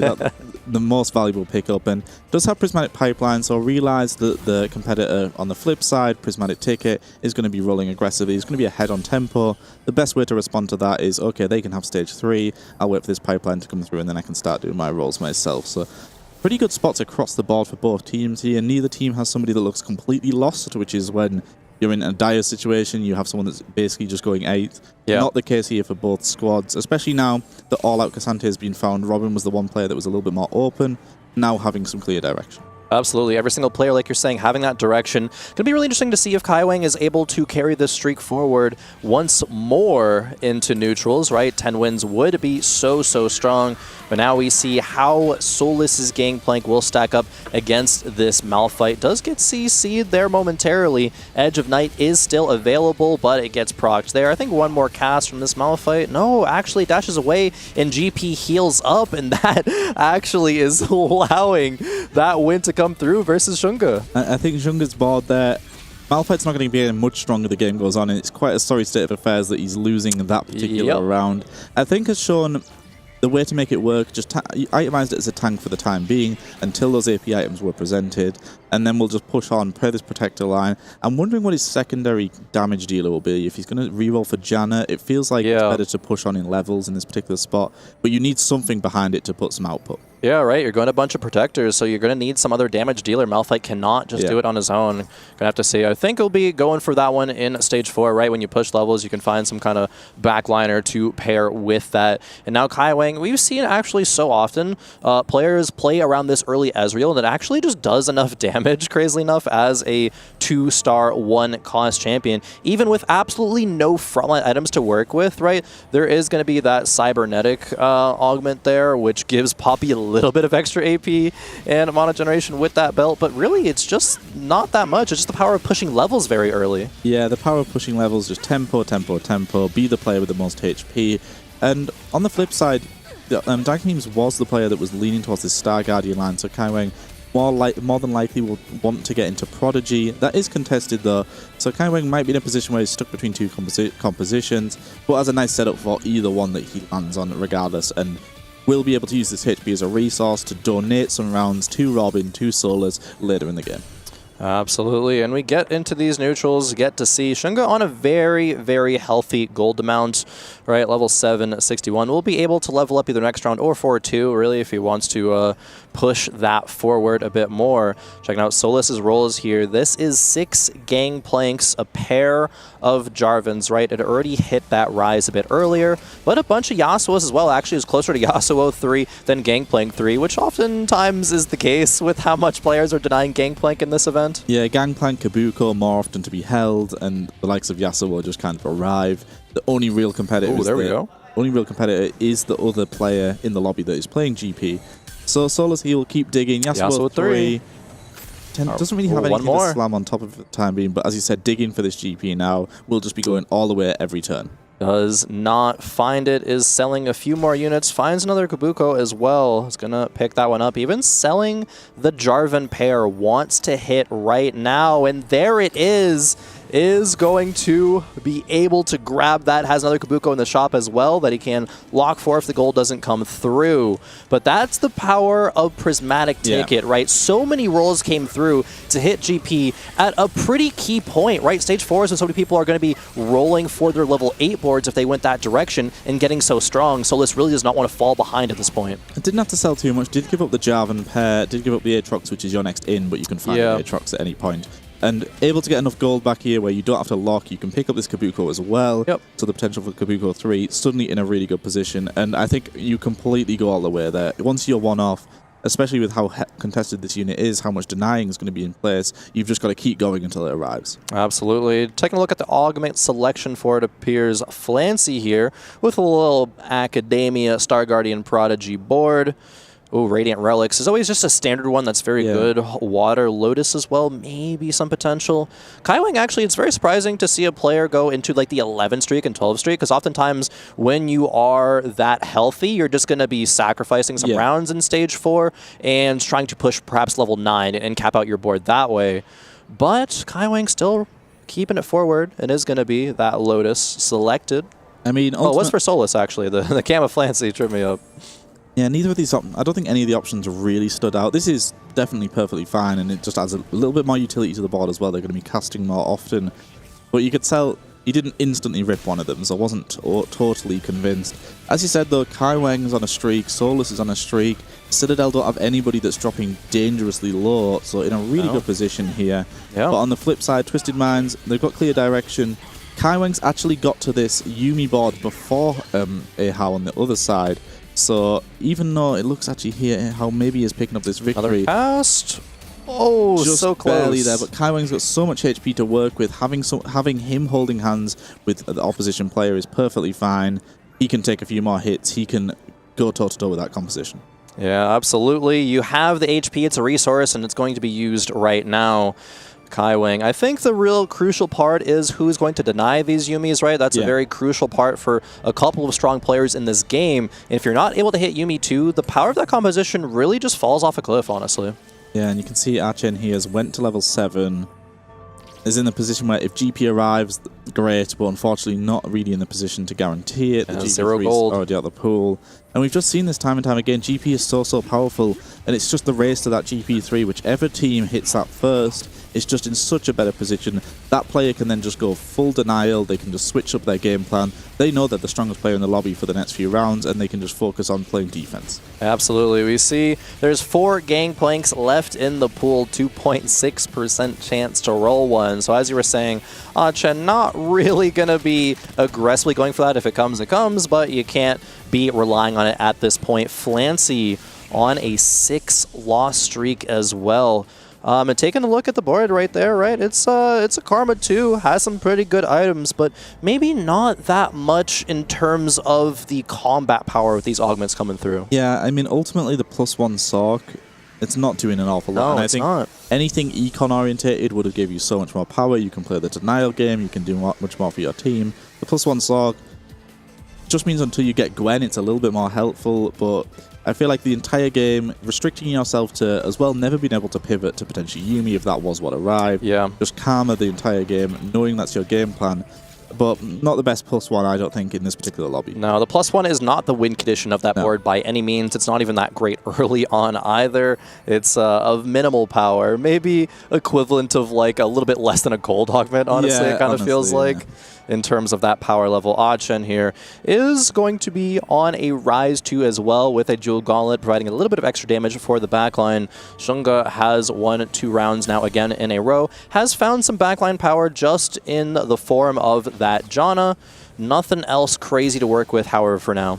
Yeah, I really wonder how far this board can go. I mean, as long as we can stay alive till Malphite 4, then we are going to have this massive damage dealer that is going to be able to be very tanky as well as outputting a lot of damage. But you seem for the time being, K'Sante just ripped through him. Really struggles for the time for this stage of the game, and we're a long way until it's Malphite 4, and we just don't have any other damage on this board. We saw Poppy 2 was hit, which was thrown in instead of Ari, but yes, we've got a lot of meat in the front line, but is Malphite alone able to deal with this? I don't think so. Yeah, it's the second Malphite 3 coming through. Probably seeing it on the board, at least for now. But 9 more rounds to go until that will be Malphite 4. I think Shunga is in maybe a viable spot to see that Malphite 4, but it will come down to, I think, some lucky matchups, maybe teammate sacrificing, being like, all right, we got to prop you up. But if you take a look at the HP of Twisted Minds, there's not a lot of room for these players to sack for them. No, it certainly isn't. And as a team, do you back the Malphite hero augment to be a win condition? I'm going to say no. Probably not. I imagine, are we going to put this player forward? Probably not. So I imagine we'll just start bleeding out. Flancy's already in potential elimination range. Achen's also in a potential elimination range fairly soon. So things are looking really rough for this squad. Yeah, and we see, I don't remember the augment name, but where there's only one item on every single unit on the board, and it becomes a radiant item. Quality over quantity. Yes, right, that's the one. Had a lot of fun with that one actually early on in the set. I think we see the power of it here as well. It's not going to be something that is going to be able to, always win the lobby, right? But you do get a ton of value, especially on a board where you look at the quality of these units, and most of them are pretty solid. Yeah, Star Guardian is one of the compositions which really likes that. We've got the extra belts coming through as well, so we've just got double Radiant Warmogs on the front line. Because it does feel like Star Guardian can lack the front line sometimes. This definitely helps make up for that. And just reliable and solid. It's going to probably finish middle of the pack. It's not going to be winning this lobby, but it's a strong board. It's never going to be in those bot 2 positions, and that's exactly what the Citadel squad needs. Well, we see a potential win condition for Flancy, or at least a hold on for a few more rounds condition, and it's going to be that Swain 3 in the front line. There's a Ionic Spark and a couple of Stone Plates there, because there's some decent damage to the back line, right? It's Perfect Items Karma. There is a TF now in the back line with that Sorcerer emblem, so that's going to be providing a decent amount of damage. Kaiwang, however, 10 units available on the board because of that Crown Augment. Going to have a decent amount of frontline around that Leona 2, and now going to be the K'Sante as well. Yeah, in a really nice position. Level 9. We're checking here with one of our GP players, the one that unfortunately for this Twisted Mind squad just never was in the position to hit. Never was in the position to find Kabuko as well. On the other side, we saw Yasuo 3 arriving and just all these crazy things. So it feels like when you fall behind on tempo, when you're forced to take something like Prismatic Pipeline, you're not coming online early enough to really contest. And we're seeing how this comp can struggle when it does fall behind. Important matchup on the left here between Achen and Ahau actually running into each other. And both might not be eliminated here, but actually Achen was. I think that was the exact amount of units needed to do that. So Flancy drops out Flancy as well. So already Twisted Minds going 7-8, which means they need to go first and second between Shunga and Ahau in this lobby. And taking a look at Citadel Gaming's position, I'm not sure Twisted Minds will be able to do it. I can't see that being the case at all. As you've said, Ahau there, they gave him the win. Ultimately, I think that was the correct decision because the GP player, there's no point trying to keep them alive. The chance of spiking that board had gone. Fancy dropping out as well, though. I mean, you have a Malphite player. I don't think there's room in the top 2 for you. And then the HP gaps are really big. Solus is the lobby winner, potentially. We're seeing he's got the strongest comp in the meta Darvin online. too as well. Still more upgrades that came through. Still more coming through. I mean, he sold them off later. He could find them now. Loads of time. Robin on a reliable composition. Dank memes on that Star Guardian, very solid. Line selection here from the Citadel squad was just perfect. Absolutely. Not only line selection, but how they got to each line selection as well, I think. 2 players between Robin and Solus, both on our screens right now, who had that 5-loss streak in the early game, and were able to both end up on very strong lines that were very different play styles, right? One with the reroll, right? Solus had committed to that prismatic ticket. Robin saying, all right, I'm going to play for a level 8 board, found that Cassante, but they all just executed so insanely well. I think this squad really is the real deal. I mean, the fact that they've got this approach where they just value econ so much more. I mean, you look on the side of Twisted Minds, Fancy took +1 Sork. I can't imagine there's a scenario where Citadel would have taken this. They'd rather take some suboptimal econ augment and just say, okay, this player 5 losses. And they did it here. Every time we've seen this squad come out, if someone just doesn't have the best augment opener, they're like, okay, you just 5 loss, you play Denial.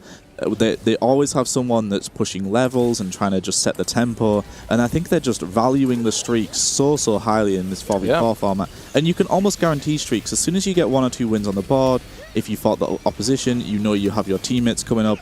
So much more reliable. Absolutely. Now we get to see if Twisted Minds can have a shot at 1-2ing this lobby, but Ahau is going to be going up against Solus, so it is not quite in the cards. Does drop out. I was like, maybe there's a glimmer of hope potentially, but no, that is going to be Citadel Gaming claiming game number 1. Game 1 has been won for this squad, and potentially they are going 1, 2, 3, 4 as well. And that is a hell of a once statement yesterday, to come through. Yeah, we've only seen it once, I believe, and this squad coming in here, at no point did any of their roster look dizzy, look slightly caught between 2 minds, like, oh, maybe I'm going to have to pivot. The one player that left themselves fairly open, Robin, was just the one who was going, I'm going to push levels.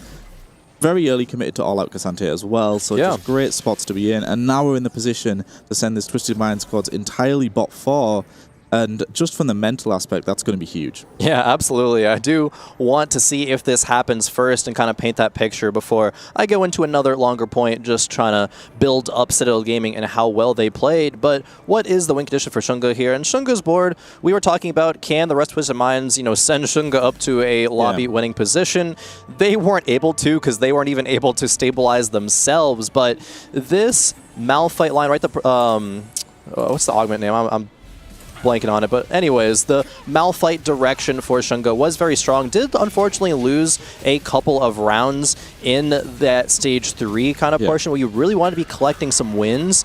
Did stabilize rather well, but maybe not even good enough for a top 4, it seems like, which would be surprising, I think, for Shunga's position. And absolutely there, right, does go out there. We got to see if another one of Citadel Gaming was eliminated there, but no, they were so healthy. 1, 2, 3, 4. What a statement from Citadel Gaming to start things off in this series. What a statement there. And I think Junjie did his job in that he played just a fairly suboptimal line. That Tectonic Titan off the back of Protagonist it was okay, but the rest of his squad really fell behind. And this Citadel Gaming team, you can see on the cams, so happy.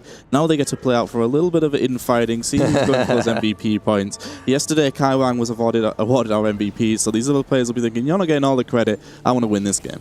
Absolutely. It's so fun, right? There's high spirits. You see the smiles on the face of Dank Memes, Kai Wang as well. They're all in very good spirits, and they should be, right? This is 3 games now at the Esports World Cup that they have won in in a row, and they're going to be looking to close it out, and I think they have potential to do so. But now, real quick, I wanted to take a look holistically at this game in terms of the comps played from Citadel Gaming, right? They kind of looked at the data, right, I suppose, and Robin was like, okay, I'll play the all-out line, one that was rather good and rather popular, the Yuumi line from Kaiwang with Prodigies, the GP from Solus, and Dank Beams is the key one, right? Yeah. He didn't have that really clear direction of a strong, popular meta composition, but landed on the Star Guardians, landed on the Augment, right, to just radiant all of these units up, and like you were saying, this is the perfect comp to do so, and I think that's just great recognition as a player and as a team on how to get this 1, 2, 3, 4, right? All of them are strong. Yeah, shuffling the items around there, we see just making those tanks in the back line. But I think a few things that do enable Star Guardian, obviously the +1's great, and we got that from the fact of hard commit coming in early. But that alone is not enough. This quality over quantity was such a great pickup. It's just so reliable. You're never going to be the lobby winner if you pick something like that, because when the game goes really late, you start to lose value from it. But it's such a tempo, solid tempo setter. And when you had the likes of Kaiwang, who just 11 streaked, and then Dank Memes just playing a solid tempo board that he's never going to fall behind, they had, in case they needed it, they had the win-out player in Solus. So even if it was going blow for blow, they were dropping out, having the win-out player in 4v4, you're more often than not going to win the lobby because it is that tiebreaker decider. They didn't even need Solus to be the win-out player. They just swept this competition in this game one really easily. And time to reflect a little bit here for Twisted Minds, as unfortunately they have to watch out as their competitors are just having fun with it. Yeah, absolutely. Now they're already going to be thinking, hey, what can I do better?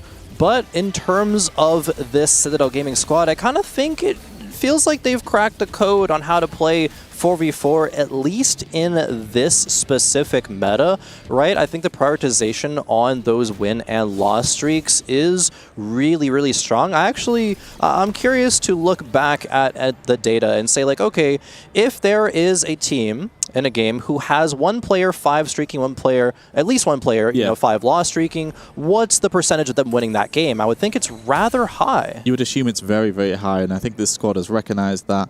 I think having the player that's win streaking as well, they seem to then have them pivot into whoever is the strongest player on the other team, that's who they contest. So Kaiwang, when we looked at this Twisted Minds squad, the one player that looked to be in a really good position was that early Yuumi, the Prodigy line. The +1 Prodigy off the back of as well the opening dummy. True, from and then Citadel just had their 100 HP streaker say, well, you can contest him because he doesn't have as much time to work with. It doesn't matter if you don't hit straight away.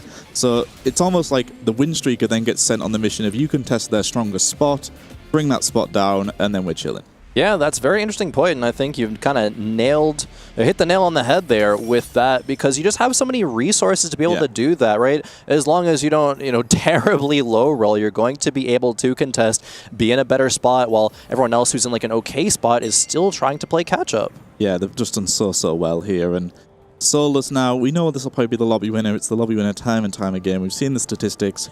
You don't need the statistics in certain spots, though. We've seen the games. We're seeing it with our eyes, how strong this can be. And Solus is just chilling right there. He knows that he's got the comfort line. He's going to win out in this particular game. And Citadel, more of the same, but Twisted Minds will definitely have to switch things up. But this Citadel squad really are all on the same page. You can see having this little bit of time to reflect for Twisted Minds will be helpful. Almost the fact that their entire team did go out so early, at least that means the 4 of you can converse. Yeah. Because if one of you is still going, they're missing out on the comms a little bit. So I suppose that's the one advantage of getting complete sweat. That's true. Trying to find a little bit of that, saving grace, that silver lining there for Twisted Minds, because I don't think anyone would have predicted this to be the specific result of game number 1 for all Twisted Minds to be going bottom 4. But now looking at these top 2 compositions, right? First, Citadel's Solus with the Gangplank, of course. We expect this. All out, actually, for Robin Songs is not quite, at least of yesterday's data, not quite expected to be quite in the top 2. It was played 12 times even, but had about a 5 average and only top 4'd a little bit under 50% of the time, only in fact winning 1 game. And now it's not going to be a win. It looks, actually, no, Robin's won the last few rounds in a row, so it could actually get that other win. And I think today, overall, the composition has been looking a lot stronger. Yeah, Robin has the double Akali here, which is really hard to position against. It's always going to be blowing up the backline. Yes, GP doesn't really have any backline carries, but we saw the menace that Akali was causing there. Wondering if it gets to the point where we, if it gets down to it, where we see a sell for a 3-star potentially. It's the spot to do it in if you're just on the victory lap here. But you can see Robin still locked in here, even though this game's done. He wants to be he's the team captain, and he wants to remind the rest of the squad that did pick up that win last time round, but it is going to be incredibly hard to win every round against this GP. Yeah, absolutely. The Akalis were dealt with, and Robin drops dangerously low to just 1 life left remaining. It's just, hard to get through that capped GP board. There's another Akali. Hey, sell board, sell board, sell board. Do it. He did win one of the rounds, so maybe he does back himself to actually pick up a win here, rather than going for this Akali 3. But yeah, if he wins this round and with that gold picks up the Akali, gets into stage 7, then sells board. You have to. Oh, you don't care. You don't have to, but it would be the fun play. That's what we definitely want to see here. But going on here, they've taken us the distance for Shua, and Robin showing the power of this all-out Cassandra board, especially the +1, really enabling it here for the Supreme Cells. We've seen people actually pick that as a 2-1 option, +1 Supreme Cell, which feels like really awkward because you're relying on hitting a 4-cost composition, so you're not getting any value for a long time. And then you're relying on hitting all out as well, which isn't a given, even though it's very likely. Yeah. But we've seen that even have success, so we know how powerful this composition can be. Not strong enough to compete with this GP, though. Citadel complete the stomp and absolutely rout Twisted Minds in game number 1. The GP composition obviously taking the win there, we've seen all day, but that was some of the cleanest 4v4 play I've ever seen. They were so far ahead in that game. At no point did they look like any of them were struggling. They had their clear line recognition. And we thought this might be a close series, but based off what we've just seen, we could be in another 2-0, which has been a little bit of a trend on this day. It does, especially when I'm here. All the games that I've been a part of have been 2-0s, but now that I just mentioned that, I have indeed jinxed it, so we're going to be here for 3 games. Twisted Mind is going to come back, and that was my first prediction, too, that we're going to go the distance in the series, and you'd love to see that, right? Especially out of such good teams and such pedigree that the players of Twisted Minds do bring to the table. I definitely think they could come back for a game 3. And I think we just saw in that highlight what really set up this game to be successful for Citadel was the extra goal they got from the loss and win streaks they had early on. Kaiwing had one of the craziest plays and most unselfish plays in 4v4 I have ever seen, being like, okay, I have 100 HP. What is everyone else playing? What can I steal from them? And that's how I'll decide what I'm actually going to play. And because of that, sent out Twisted Minds in that bot. It's 8, 7, 6, and 5th. Yeah, because Ahau had the strongest position by far in that Twisted Minds roster.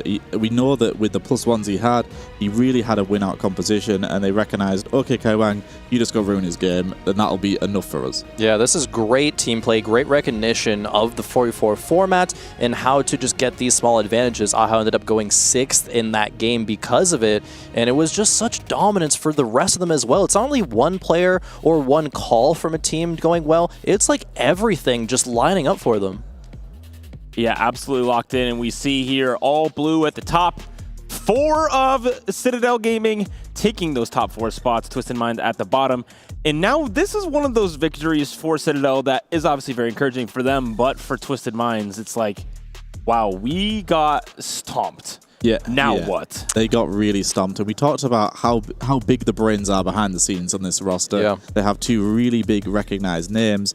And they're going to have to rip things up here because that was a convincing loss from them. And we expected a lot more. I'm sure the coaching staff, even from Stage 2, had a lot of notes about how that game went and how to improve. So, again, I wouldn't be surprised if we are going to be going the distance in this series. I think Twisted Mind have fantastic players. I think they have shown, especially from day 1, that they can make some clutch plays happen when it matters most. Every single game versus Flash Wolves went into the final round to determine that game. No such thing happening here in this one, so they really got to step it up. Well, game 2 will be coming up soon. Will Citadel remain undefeated, not dropping a single game so far in Esports World Cup? Game number 2 of this match will be just on the other side of this break.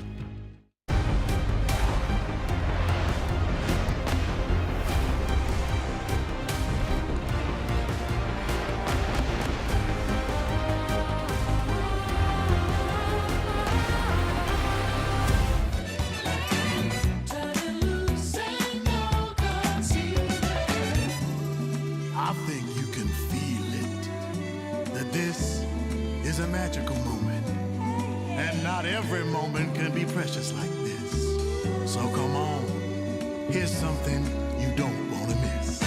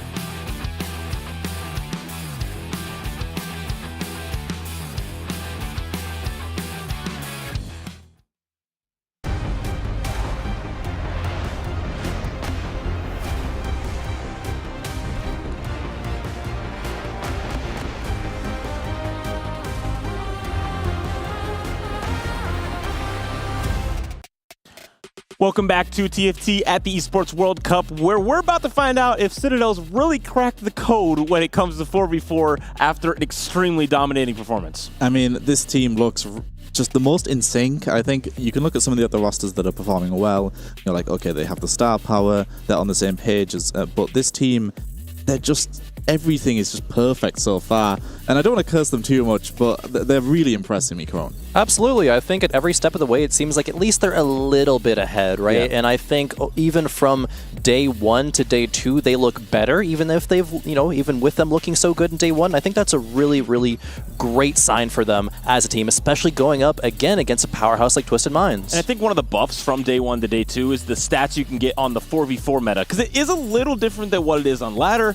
Oftentimes you can contest each other a little bit more, and it brings down the power level of some compositions. And I think having that data from day 1 has made Citadel maybe even stronger with their line selection in that game, even playing from some weird spots, but knowing that they really needed to get on that GP early, contest that composition, and it worked out well. Yeah, I think they've realized that some of these lines, okay, you might have the 1 in 10 that it's, okay, it could be Ash Juggernaut, but actually even if you hit, it's not that good. So they're willing to play temporary boards and still transition into the meta comps and just stick to those things that they know work. Yeah, absolutely. And it is a little bit of that individual play that I think allows for those larger team decisions as well, right? If you're able to save HP at any point, then it really could have some great impact for the rest of the team. And we're going to have an artifact start, so it will be a very interesting game to see what players hit, because these artifacts can enable some very weird compositions. Darius, that's what I want to see. We've not had a Darius game so far, and it's like the only time you can see it. So hopefully we get at least one for the viewers at home. Absolutely. I think there was one on the other stream earlier today, actually. There was a Kaisa Darius was the reroll there, and it had, I believe, a mittens on it. Is that what items are you looking for the Anvil to enable Darius? I think we've seen Prowlers is really good as well, because it can just allow you to just go kind of infinite on that backline. So that is obviously one of the key ones at least. But there's obviously GP is still going to be the premier unit. Yeah, speaking of. It allows for so many of these artifacts to really enable him even further. Midas Touch is very solid in the early game as long as you're able to find that stretchy arms later on. Midas is maybe even preferable in the early game, depending on if you're able to farm up a lot of gold with it. It is Gold Collector. There was a Talisman of Ascension there, which not great for that board, but we saw a crazy Mundo earlier. Not sure which stream it was watching both of them, but there was a Talisman of Ascension Mundo that was real scary, let me tell you. I liked when people used to do the tech of they put the Talisman unit, just like trap them, and then they were like, okay, let's wait for the fight. Then we unleash them once they proc.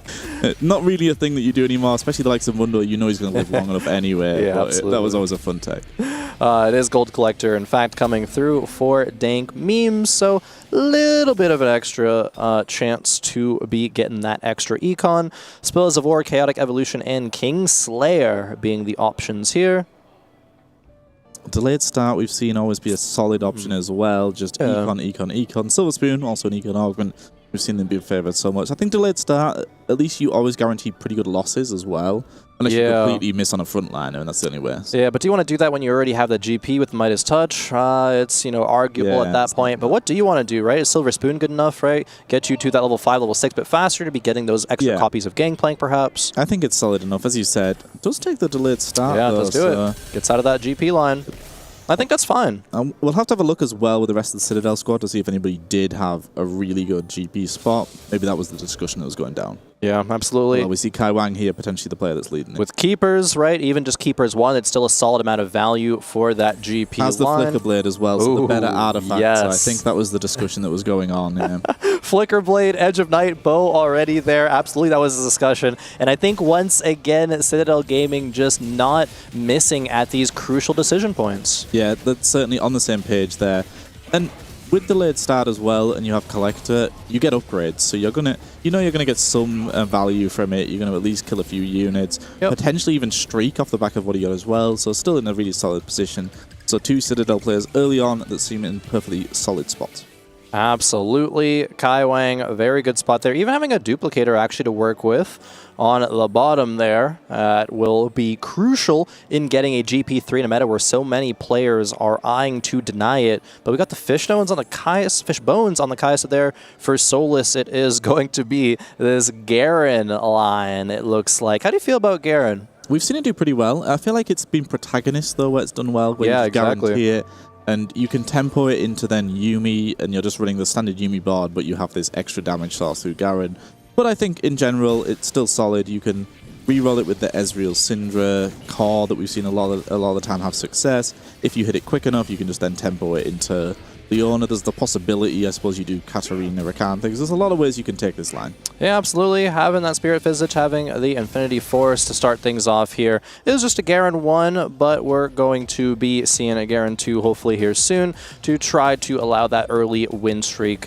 Now, taking a look right at these streaks, there is Soulless at the top once again. Also Robin Song's at the bottom. Yep, Flicker Blades with Flancy. Oh, these GP players are just hitting. It's simultaneously beautiful and disgusting. Yeah, I mean, at least it's only one on each team. I think Citadel realized you don't want to be part of a three-way, so they got off that line. Both teams having one person on it, both with the same items. Pretty even start as far as things go in that regard. And we saw elsewhere, Manazane Void Staff coming through as well. Just really, really good for that Sork line. Manazane is incredible. You can still also play it on Yuumi as well. Yep. So really solid and reliable. We see here, we've got the Mundo Jin line already kind of committed to as well off the back of that Light Shield. So some really good artifacts that are just enabling these compositions even further. Yeah, absolutely. I think there's a lot of good artifacts for a lot of different situations. I think we've seen some metas in the past where there's only really a couple specific artifacts that are very good, but there's a lot of variants here, right? If we look outside of the GP, I'll say there's a lot of options. Yeah. GP can almost use anything just because he's so good that even some of the suboptimal ones we've seen have a decent amount of success. But like you said, they do enable some of the compositions. The likes of Sylvamere, the likes of Prowlers, just make positioning a little bit more difficult for some of these compositions. They enable things like Darius, the likes of Jace maybe can even come online. And that's good. We want to see a few more of these things. I think even someone like Nefiri can use some of these artifacts. Not that I think it'll be re-rolled, but it just shows that there is a variety of units that become more viable. I believe there was Solus yesterday who did have a Nefiri 3 with a build-a-bud, so, situations like that. We can see the power was able to win streak a decent amount with it. I think it actually was interrupted in Stage 2, but still most of the rounds, the first two stages, were coming through as wins. And yeah, we see Robin essentially open forwarding here. Operation Lost Streak, the Citadel special. Robin going, looking around, everyone's got artifacts as well, so you know it's extra difficult to guarantee wins. Okay, I'll just lose streak. Operation Lose Streak is on a go, but Operation Win Streak has actually been failed already by Citadel Gaming. They have no players at 100 HP. Oddchen is the only player in the lobby. They can bleed. Now we got to see how this lobby goes with them not being able to execute their game plan exactly as they drew it up. How can they adapt is a big question now. Yeah, I think much less reliable with artifacts coming through. The likes of Fishbones here can just scam around sometimes and deny those streaks. So you know that in general the lobby is going to be much stronger. Solus, though, at least having some clear direction. Chunjay here with the Fishbones, potentially just playing Kaiser reroll in general. Keeping the option of Jin Mundo, it looks like, as well. Just holding on to a Nah. So a few ways he could take this, but with elsewhere in the lobby, Mundo Jin being already looks like picked up, you'd imagine we'll be going down that line. Yeah, Dank Memes, well, the player who was rocking with that collector and has earned a decent amount of gold, even with those 3 rounds of being AFK, not having a shop, right? Was able to win 2 of them just based off of those early upgraded 1-cost units. Has some solid slams as well with that Spirit Visage and the Even Shroud as well in the front line, going towards an AD direction. But now we gotta consider, right, where are we going from here? Is it going to be a Jhin, a Kaisa perhaps, or are we going some of these AD routes that are later on, right? Maybe even a Volibear Samira, right? That's maybe not the tech that players are going to be leaning towards preferably, but it's an option. You can tempo that line, especially obviously with coming through the Kalista and the Nefiri as the delayed start. It does make it simpler to just carry on into that Soulfighter route. Yeah. We've seen it not have a lot of success, but his items are pretty good for it. Collector, I think, on Samira is actually solid as well. So yeah, but we get some there spins, right? It's going to be a lot of chances to get that gold collector procced. Exactly, but the problem is the composition is just mediocre. Like even when you hit everything, unless you can get a Gwen 2, and then it's suddenly you're just denying a Sork player and you're really strong. Yeah, but it's hard to get it with the Sork players, right? Very hard to get it. So it feels unreliable and probably won't be the one that's picked, but is an option. Absolutely is an option for that board for Oddchen here, right? What options are we going for? There is an Ashe on the bench right now. Ashe Juggernauts, right, are a potential, but nothing that is committed to by any means, at least right now. Yeah, Jhin Mundo would be, I imagine, the best option you could go for there. But as you've said, Ashe Juggernauts, it didn't do very well in the game we saw it, but it is an option, and an early Ashe especially you have the potential to really ramp up and then push to level 8. You need to get to 9 if you're going for that route, though, because you need to get a TF or Zyra as a secondary damage deal. Yeah, absolutely. And now, you know, going back to the Citadel Gaming Operation Win Streak and Lose Streak, Operation Win Streak was not realized, but at least Dank Memes is on a 4 streak, right? That's about as good as you can expect without having that 5. Still in a very solid spot, especially if he's able to find some wins at the early stage 3. Yeah, putting a streak together off the back of delayed start is really nice as well, because you don't mind if you lose those rounds, but the fact you got essentially 2 free wins when you couldn't really do anything to influence them. So Robin still getting the 5 loss as well, so the Citadel approach of strongest, having people on strongest board and other players a little bit weaker, clearly still working out nicely for them. Interested to see the second arguments coming through here, because a lot of players have popped their artifacts, but they could still pivot if, depending on what arguments they arrive at. It gets presented. Yep. Kai Wang on the other side of Solus here is level 5, 50 plus gold, farming gold with GP, and is best in slot or near best in slot GP with having GP2. Yeah, 4 win streak for Kai Wang there, 5 for Dank Memes. Aho actually getting towards that streak as well. Handing just a 1 unit loss to your teammate as well, who's your teammate that's about to reroll, so great time to fight each other, not particularly strong yet. Do see the options here coming through. Magic roll, always fairly solid, care package similar. Does go for this magic roll here. Yep. Crimey River seems to be pretty universally looked at as not really a clickable augment. Maybe such specific situations you can grab that one, but just going to be going for some guaranteed, at least a little bit of value. Now I'm curious to see where Robin does pivot from this kind of full open position. We're going to be seeing what direction he's going in just a little bit here, but I think a crucial part of if Citadels can 2-0 this is how does he stabilize? I mean, last game he was the one player as well that was a little bit more open in that he was just pushing for level fast 8, and he was the player that ended up on all out. Yeah. So maybe it's something he's actually considering where it's like, guys, I'm comfortable being the player that's a little bit more open. I'll go level 8 and just figure it out. And maybe that's just the captain within him just stepping forward, using that veteran status and just saying, okay, guys, like, I know you'd be much more comfortable in this setting playing something like GP. I will just do my job and just take the more difficult spot to manage. Yeah, absolutely. Robin still going to be losing out in some of these rounds up against Ah Chen there. Kai Wang, of course, very, very strong.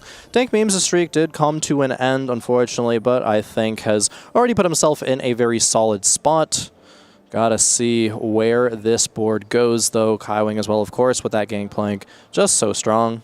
Yeah, so strong. In the awkward spot before Rise in this at this present time where he's just waiting for that extra GP, we see the other GP player also sitting at about 10 gold, but does find the early Rise, so doesn't yet have everything he needs, but that's a really nice pickup and should pretty soon be able to get things going. So both GP players in the familiar position where they just have a really full bench. They spend a lot of gold. It looks like they're holding too much, but you just have to until you can get that Fort Mentor going. Yeah, Fishbones on the Gangplank here. It is attack expert for the GP. And yep, going to have that extra range, so not necessarily needing that stretchy arms, at least for now. You still do want it ideally, but it is rather solid. There's only 9 Gangplanks left in the pool, as we see. I actually love that we have this stat up so we can keep track of your percentage to roll at 7.8. Currently, to roll a Gangplank, that's not a very high number, Barry. No, it's not a very high number, and it's very useful we have this, so I would like to thank production for bringing this up, because they're aware, just as we are, that the GP is the flavor of the month, and just knowing exactly when. Obviously, we do have a few duplicates coming into play in this particular lobby, so it does mean that we might still see the hit, especially with the 2 dupes for Junjie. Yep. So we'll have to keep an eye out, but the chances of 3 stars as this tournament goes on is just getting lower and lower as denying gets more and more common. Absolutely. Now, this is probably not going to happen ever, but I would love to just have like a compilation of commentators over the first, few days at least of this tournament and just be saying GP, GP, GP, and just count how many. It'd be like an hour-long video. Yeah, we were looking at the benches going, he has 2, he has 2. Okay, now we know for certain. That's why these duplicator augments are just so much more value. We talked about econ being important, but yeah, definitely. Econ doesn't matter if there's none left in the pool, but having the bailout option really is important here. So Kai Wang doing a little bit more rolling here, just wanting to put the composition together. upgrading Udi, upgrading Yasuo. Yes, he's still in a great spot, but just looking for that rise, it's a little bit awkward. Hey, Kaiwang, like you were mentioning earlier, right, has not found the rise on 3-2. And turns out you don't even need to if you're in this strong of a spot, having Flicker Blades, perfect items gangplank from this early on, and having that Keepers to work with as well. You can be stuck in Mentor jail for a little bit as long as you're released eventually. It's fine. Yeah, and you can upgrade your 3 costs even. Yasuo, the 2 already. Udi, a 2 just waiting in the wing, so you're so strong. If you hit it, he's still 50 gold, raining gold, Midas touch off the back of the GP. Just, it doesn't matter. It doesn't matter how much money we're spending. Look how much GP is farming here. It's absolutely ridiculous. So rich, and will eventually, hopefully for this squad, find 1 copy of Rise. But I do think we'll see it at some point during this tournament where the Rise jail will just be the factor that holds one of these squads back. Yeah, absolutely. Chen looks like is still level 6, but is not going to go towards that Jhin direction specifically, but will be going for snipers, perhaps still committing to playing around that Ashe. There is another power snacks available, so power up going to be given to the Ashe as well. GP goes in on the board. Ooh, I like that little board transition there. That was cool. The Crystal Gambits went in as well, so we've got a little bit of potential drip econ coming through here and there. We see Ashe do okay. I think when we saw it last time, it was from behind, whereas this time round, we might be able to at least get to Ashe 2 really early and then possibly go 9. Yeah. And Mundo is tanky enough for the time being. So this is a player that we talk about squads having someone that's going to be middle of the pack. Already you look at this setup and think, well, this isn't going to be the win-out player for us, but should be able to do okay. Absolutely, and that's very important. You don't really need to win out as long as you have some players with just some consistent middle-of-the-pack results. Dodging 8th, dodging 7th, right? The value of that cannot go understated, and it looks like... The strategists, as you said earlier. Absolutely, the strategist. Chen is in a position to fill that role currently. Is going to be taking a loss against Shunga here. But taking a look at the HPs, right? We see Citadel Gaming sitting there up at the top. Kaiwang on an 8 streak. Robin Song's on a 10 loss. So this is where it gets scary. But I think in a lot of situations, players in Robin's spot would have already leveled to 8 here and started rolling. This is the comfort spot for this Citadel squad, though. They've got the 10-loss player. They've got the player with the win streak coming, which often is Kaiwang, actually. So Kaiwang's ability to build a strong board early needs to be studied, because the players are up against a crazy high quality, and he's still able to put together consistent win streaks. But coming in here, Robin's going to have a big few rounds here. Hopefully, the Citadel squad maybe tags one of your teammates who can just give you the win, give you extra time. This is a pre-level to 8, about 70 gold to roll for Robin. Where will he find? It's going to be AP direction. Karma already on the board. Jarvan 2 has been found as well. You're picking up all these items. Old man Robin has still got the quick fingers, it feels like, to piece this board together. Look at that beautiful 6 Sorks. Frontline is upgraded. Only 1 Karma, though, which you would love that to have, you know, at least a pair at this point. But perfect items there. That was a solid roll down for Robin. I was a little worried, can Robin make this all happen in the transition for 1 turn? But he did it beautifully. Expertly done, and stopped just in time as well. Realized, because there's the temptation to roll a little bit deeper here. Still 20 gold, but has all the items to come through, especially now with power-ups being a factor. You have so much to do in a turn. You can't go all the way to 0. You have to stop at 10 and 20 and fix the board. Got himself online quick enough there to... The Jarvan 2 was the main hit that allowed him to just stabilize. He's won this round, expertly done. Yeah, that was a great point. I think less experienced players would have just rolled and rolled and rolled, be like, oh, my carry is still only 1-star, that's not enough. But actually it is. It turns out if you just make your board good enough there, you're probably going to send all your gold down if you did roll and just not hit anyway, and not position correctly, not put all your items on, just be a little bit behind there. But Robin Songs, that is that experience that we see there in action. Kaiwang, though, still looking for a rise, so would have liked to have found one potentially before your teammates. Robin's just leveled and threw one in. Robin would have liked to hold off on buying rise until Kaiwang at least had one. Kaiwang, though, unfortunately is in the position where they are actually in rise jail. Yasuo has to go in for the time being, though. Yeah, great items on the Yasuo. You have to itemize that, but We talked about the potential for Rise Jail. As for now, we're still streaking, so it isn't a problem just yet, but could be very soon. Absolutely. I think now is the argument of, hey, do I go to level 7 to have more odds of the Rise? I think the answer is yes there, especially with the Yasuo 3 already coming through, right? Maybe it's a little bit, you know, unintuitive with like, oh, you have better odds to hit the Yasuos on 7, but you're already done so. Rise is the key, however. Yeah, it certainly is. And I mean, we're 3 Mentor, and unfortunately, it means the streak might be coming to an end fairly soon. We do have an incredible setup for GP. We have really good Yasuo items as well. So we just need to get to that 1 Rise, as you've said, to really help stabilize us. We can see the power of this Boulevard unit just trying his absolute best here. Unfortunately, that Yasuo 3 is too tanky. GP with perfect items is just completely untouched. And 3 Mentor is maybe best in slot. Yeah, I thought for a moment that the Volibear would be able to do it. I was like, oh, this is actually the exact part in the portion of the game where if you have Volibear too, he can actually win some rounds, do a lot of good work. It might fall off a bit later, but not even being able to do it now versus a Gangplank 2. Now a lot of damage, right, from the Yasuo 3 there was the saving grace. But still, very, very worrying for the Volibear board. And we're checking in here with Ahao, who's one of the players that was flexing between potentially Sorks or Prodigy. But now Robin's hit that Sork board earlier than you. You're going 8 and rolling for units that are potentially out the pool. Achen here does have this Volibear line. It's solid, but I don't think it's ever going to be a lobby contester. And I don't think really Twisted Minds have anybody that you're looking at right now and thinking, okay, they're about to go on a crazy streak. Whereas Robin, very, very strong. 2 wins on the back. Dank Memes has HP to donate if you need to. Kaiwang is just doing Kaiwang things and winning every round every game. And another really solid spot for Citadel to be in. But this Volibear has come online and is coming up against Solus here and picking up an all-important round win for this Twisted Minds squad. Now this is looking, you know, maybe very long into the future, but what a treat it would be for Kaiwang to have this really be like the first major event that he's competed in and get like, you know, MVP for multiple days in a row, maybe even the whole event, right? Looking forward, because the results are kind of speaking for themselves here. Kaiwang has top 4 at every single game so far, looking to be in a great spot to do it again. This is a young competitor who is not missing a beat. Certainly isn't missing a beat. As we just have a glance over here, Flancy, we questioned what is the supporting unit to go alongside Ashe. TF is often the case. Does have a TF2 as well. So maybe actually will be able to make that line work, whereas it fell short in the past. Checking in here with Junjie, did hit the GP3. So those extra duplicators were being very, very important. So we suddenly have a player that you can look at as a win-out candidate. Did lose the last round, though. So Kaiwang definitely is in a position where has went 7, now should try find this rise. GP is just not an option. Just 4 left in the pool. Comparing those 2 boards, though, while there is a GP3, there's not much else. There's no real extra power. There's not the Yasuo 3 power that Kaiwang has. The rest of the board looked rather sad over there. But for Flancy, this, like you said, might be the saving grace for Twisted Minds.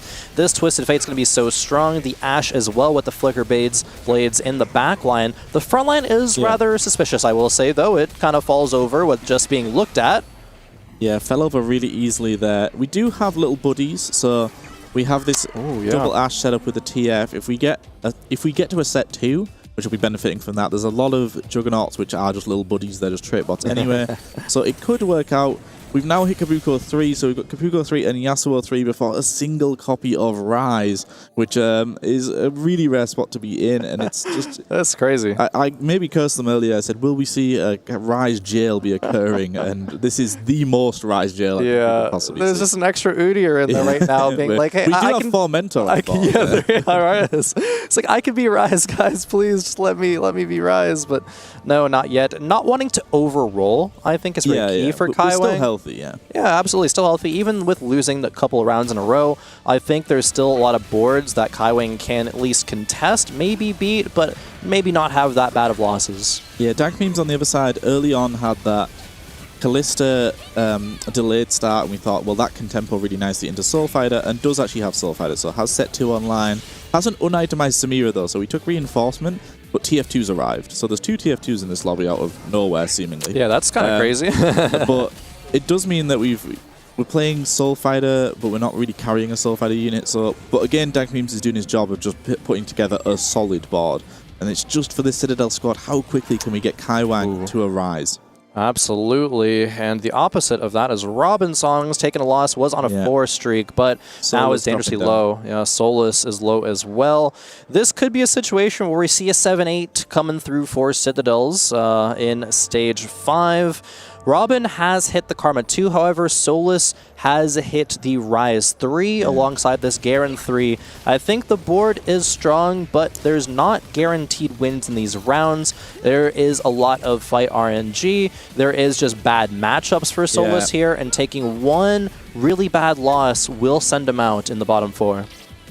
The problem with Solus's board is there's just not enough damage, really. We've went for this.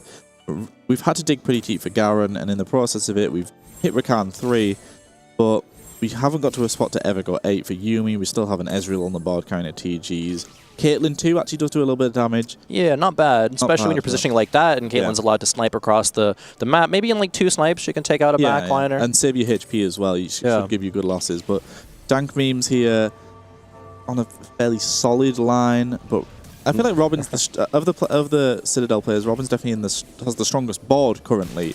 Until that Rise arrives. Dank Memes up against Shunga on the left, and Robin Songs vs Fancy on the right. And this is an important round for Robin. Can he hang on? The front line is so strong. Jarvan doesn't even fall in the whole round, taking a big hit out of Flancy.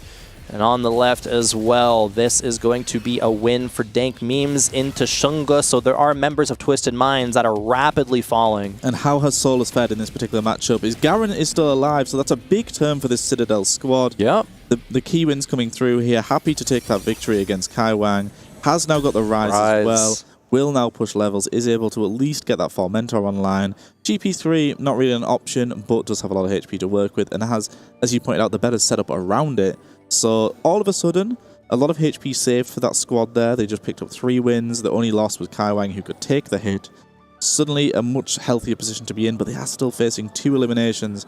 Can one of them just eke ahead of this Twisted Minds squad? Absolutely. Some important rounds yet again. And the Horizon focus we didn't talk about much on the Jarvan, actually. Being that artifact is going to provide so much power. Robin going up against Dank Memes. And you were saying, you know, Robin's composition perhaps stronger. See if that is going to be the case here. Well, Dank Memes has popped the TF items off, so should be able to guarantee the win for his teammate there.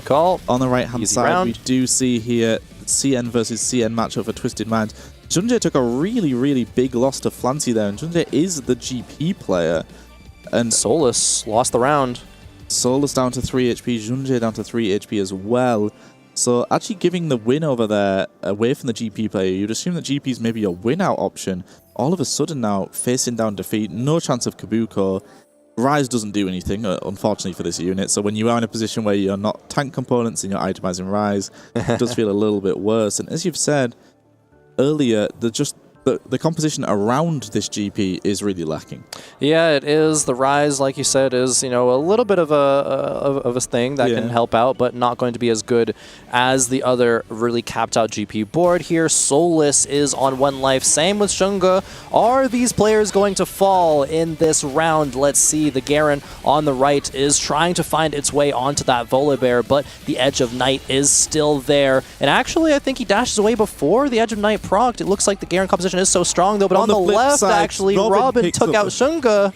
Robin picked up a huge win there, and as you said, Garen on this side as well. Looks like it's scaled long enough to be able to take down this Volibear as well. A massive round for Twisted for this Citadel squad. Yeah, taking out Twisted Minds there. Shunga out in 8th place.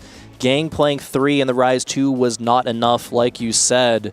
Just not enough damage coming through. Citadel Gaming once again proving that they can go toe-to-toe with the best of them and come out on top. The work isn't done yet, however. These next few rounds are still so important, and while they have a couple of players with a healthy HP lead, if Solus falls, right, if another member falls in the next couple of rounds with Robin being dangerously low as well, they could be in trouble. Things are suddenly looking a lot better, though, just because the GPs are back in the pool. True. Kaiwang is suddenly now went from, can they win out, to yes, it's suddenly possible again. He has pushed levels to 8, so he's relying on finding, I think, 2 copies of GP. Yep, he was 2 aware. copies left. But it is now a possibility where that wasn't the case before. if they can send Achen down into 7th place here as well, then that would be such a great position for the Citadel squad. For Twisted Minds, though, I think having their GP player ultimately going in 8th place is just such a difficult position to be in. That's supposed to be your premier guy. Solus against Dank Memes here on the left. That's Citadel Gaming facing each other. Same on the right with Achen versus Flancy. Can Achen and Solus hang on as well? Looking at the left at Solus, it is going to be that tank right already in the back line. The Garen is being cleaned up, though. It's already half HP. It is going to fall here soon. Solus being eliminated by Dank Memes, but Achen does hang on. Ahau, it looks like, fell as well, though. Which player had more HP at the end of it? Ooh, okay, we see Solus out in 7th, Ahau in 6th. Achen and Robin still, and Flancy actually on 1 life remaining. Yeah, Robin, importantly, though, on this win streak is really, really strong. Yeah. We've seen them manage to transition this full loss streak into a solid Sork board, which is one of the win-out compositions, potentially. This stretchy arms volley bear is so much fun. I was watching that fight on the other side, and he's just free-firing away, sat in the corner, because he kind of leaps in there, and then it doesn't matter. Yeah, Slender stays there. Really fun unit to watch, and we should maybe see a little bit, if it can fare up against this GP that Kaiweng's put together, and he has hit GP3. We'll see. GP3 here, along with the Yasuo 3, and it looks to be so strong. The Gangplank is getting targeted now, however, but the CC that comes through there is going to send out Achen, and Citadel Gaming claim their 2-0 victory. They're popping off, excited, still undefeated in the tournament. Still undefeated, another commanding victory. It looked a little sketchy for a while there. It wasn't as dominant as the previous game, but ultimately, in the end, Twisted Minds, 3 players in the bottom 4. You can hear the reaction from the Citadel squad. They're so happy to get themselves over the line here and through this group stage that ultimately had some really big hitters in. This Twisted Minds squad, not to be reckoned with at all. I mean, the amount of Crowns appearances, we've got a Worlds winner here, but yet this squad is just on the same page, and as soon as Junji fell out and your GP reroll, your win condition is gone completely. Not only is that a bad thing for you, but it allows Kaiweng to hit the GP for free, and suddenly the momentum shifted in that game.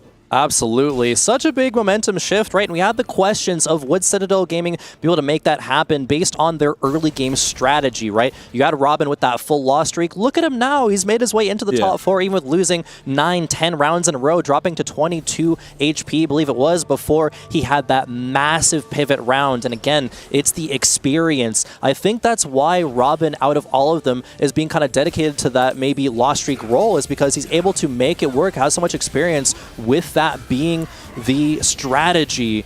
And it's just so well done, again, at every single turn for Citadel Gaming. One of the only teams, maybe at this point, the only team to be undefeated in the tournament. Twisted Minds have to be thinking to themselves, right? We had such a close match yesterday. Now today was just, you know, they kind of got stomped. So how do they recover from here? They will be moving to the decider match tomorrow, right? They're not out yet, but a long road potentially ahead of them. I mean, they've just played a little bit more unconventional lines. Citadel have been happy to pivot into compositions which they know are strong. They have the players that are healthy contesting those lines. Dank Memes is playing Soul Fighter, which we haven't seen too much of today, but had a pretty clear direction for it and has made it work. As we can see, this is as strong of a variant as you can get of it. We've got the double set, we've got the TF to make up for that lack of damage, but unfortunately for this Twisted Minds squad, they just they weren't on the same page. I think they should have gave that round potentially to Junji when he went down to 1 life. They made the decision in that moment that, oh, maybe we don't think he can win out, but he's your GP player, so he's supposed to be your win out. So maybe that was a little bit of a misstep. Kaiweng was essentially slowed down on tempo in this one, but it didn't make much of a difference. As you've said, though, having Robin being the player that's going for this full loss streak, more comfortable if things go wrong. Because sometimes there's a little bit of a risk, especially for newer players. If you have someone like Kaiweng, who's your full opener, there's a bit more pressure on him to perform, and then if it does go wrong, maybe he doesn't handle the pressure as well. Whereas Robin's just saying, you tempo, you know how to make the best boards out of all of us. Feel free and go ahead. I'll just figure this one out. And he has figured it out time and time again. That's an absolute key thing that I absolutely love is when teams utilize players' strengths as much as they can.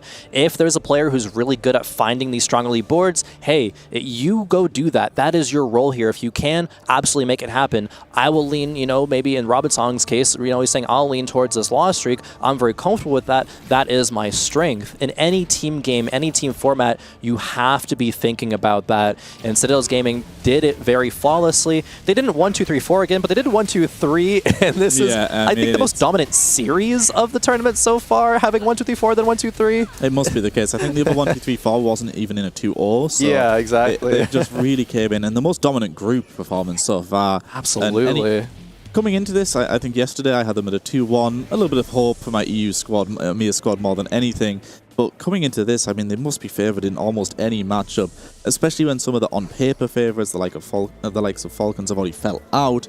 And you look at this squad and think, well, they're just playing so clean. I think for maybe some of the other teams, VOD reviewing themselves is going to be less important than VOD reviewing the Citadel squad and learning what they're doing. No, absolutely. I think Citadel Gaming is doing everything right, or at least a lot of things right. There's always room for improvement in TFT, and I'm sure even they recognize that, right? They're going to be VOD reviewing, doing the same exact things. I do actually want to bring up a point that you were talking about earlier, looking at this Dank Memes board. He's playing Soul Fighter, another kind of unconventional board. Game number 1, Dank Memes is playing the Star Guardians, another kind of unconventional board. Maybe that's Dank Memes' role in this situation, is kind of play the less contested lines, but able to make them work and top 4 with them, actually, which has not been what the data suggests for day number 1. Yeah, it's well spotted that he's got actually been leaning into a little bit more obscure things. He's got an Ashe on that board that he's made into an Edgelord, kind of just put things together. I think the TF definitely helped stabilize him a little bit here. I think Soul Fighter on its own is just lacking a little bit of power, and TF2 is just great on any board. And we see here, though, the power of GP time and time again, just able to farm away free gold, the double elimination for this Kaiweng GP board, and the 2-0 for this Citadel squad. Absolute cinema. That is how you play it 4v4 in TFT, gentlemen. That was a masterclass. Absolutely. Oh, I can't really speak high enough praises for the squad of Citadel Gaming. I don't think anybody imagined they would be this dominant coming into the event, especially going against such, at least on paper, powerhouse teams. They are so excited, and they deserve to be. Yeah, they've done just so incredibly well. You can see what it means to them all. Now they get that day off as well to go away and potentially even study some of their matchups they could have if they have an idea of some of the teams they think that maybe it will be their biggest competitors, because this is a squad that is going to go pretty deep in this competition, you assume. I would think so, right? Coming out of this is the only undefeated team of the group stage so far. They are 4-0, where everyone else that's advanced so far has taken losses, and obviously everyone that's dropped to a decider match has lost rounds. But how did it happen this game? Let's take a look at some of these highlights. The artifact start made this game very unique.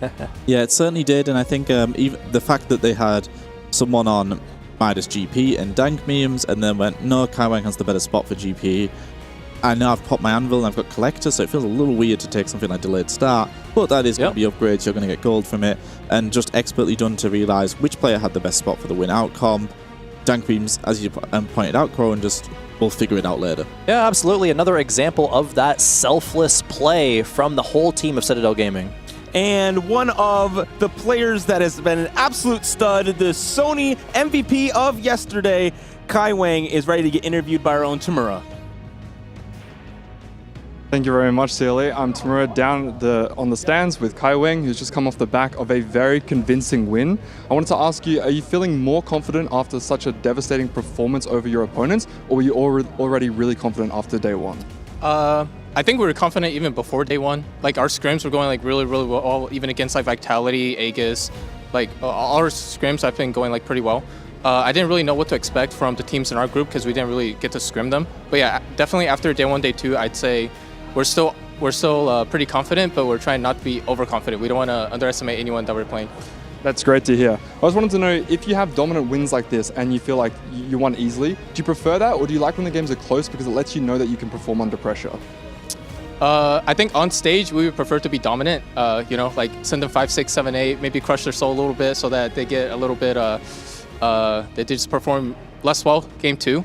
But I think in scrims, we actually didn't like the fact that we were like winning too many scrim games, because that just makes us maybe like a little bit overconfident, and then it could also just be that like we don't scrim opponents that have like really good meta reads. So we were actually really happy when we lost like one of our scrim games, so like we could learn from that. So but on stage we would prefer just crush them, yeah. Of course, so that's great to see that it's translating well onto the stage from the scrim results. And finally, do you think there's any strong opponents that you haven't yet faced yet on LAN that you're worried about? I still want to face Vitality. I think they're probably the team we want to play the most. Okay, well that's great to hear. Well, hopefully you'll keep up your winning streak and we'll see more of you later in the week. Yeah, for sure. Back to the desk. Well done to Citadel. Kaiwang is really doing a lot of unique things to help this team succeed, and we see that here as top 1 on this last game. Kaiwang there saying he likes to crush the souls of his opposition, leaving them soulless, shall we say. God. And this Citadel squad is just doing incredible so far. And really interesting, they mentioned that the scrim results, they were like, maybe the teams we're playing just aren't very good, but this is a confirmation that they're the real deal. You had to get your one pun in for the day, didn't you? I did You have at least a minimum of one.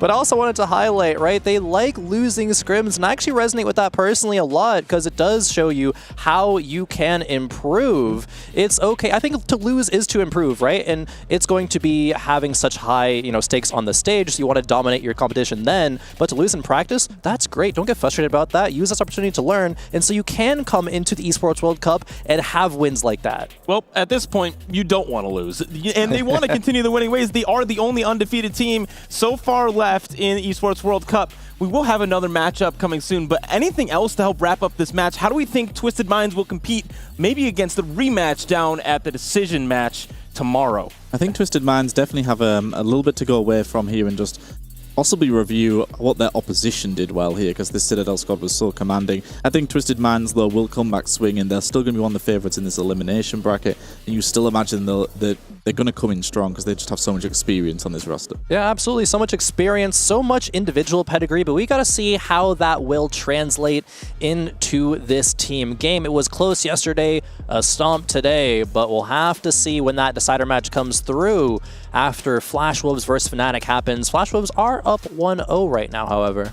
They sure are. And Twisted Minds versus a Flash Wolves run back, I am down for that one. I know Flash Wolves wants their revenge on Twisted Minds, and that would be excellent. But guys, we're going to keep moving along here. Match number 4, Group D, is on the way, and I am also very excited for this one. Yeah, very exciting one coming up. We've got the reigning champions in this Wolves squad who mixed up the team a little bit, but have came in swinging here, and they're going up against some of the big-time underdogs. Absolutely. Big-time underdogs with EVOS, but they came out swinging yesterday with the win over Team Liquid. They're feeling good about that one, I suppose, because Liquid was predicted to win, I think, overall in that matchup. But can they go toe-to-toe against the Wolves, like you said, the reigning champions? Reigning champions and undefeated. They did 2-0 their matchup where EVOS did take a loss. And so will Wolves Esports be able to copy the formula of Citadel Gaming, hit the group with the 4-0 and move on? Well, we're going to find out soon. But there's going to be a quick break. We're going to get the stage reset. We're going to get the players loaded up and get right into game as soon as possible. Don't go anywhere.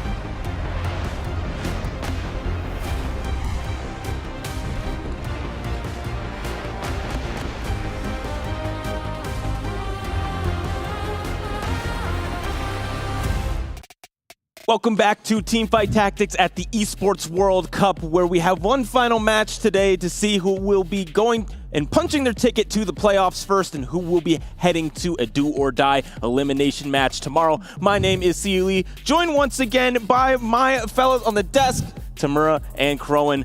You guys ready for this final matchup? Oh, I'm so excited. Just watching the back of that last game, you know, such a dominant performance out of there from Citadel. And, you know, coming off EVOS are up and they were the underdogs, you know. We looked at them yesterday and we thought, okay, you know, they're here to play. They don't have as much experience, but man, they showed up.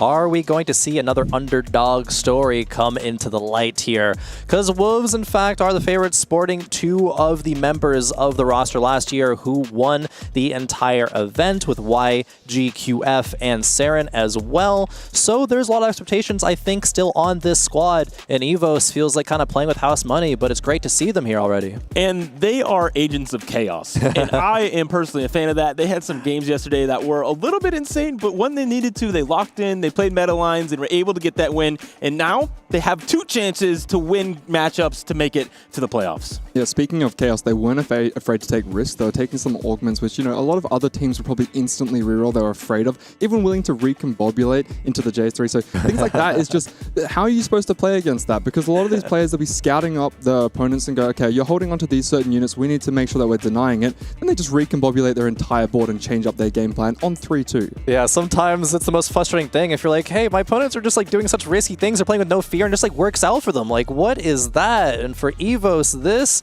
is the story of a team that I think has now some expectations. I'm not going to say a lot of expectations, but some, going after their upset yesterday against Team Liquid. At the very least, they have a reputation. Absolutely. Right? They are the underdogs. They are the killers of Team Liquid, moving them down in the bracket.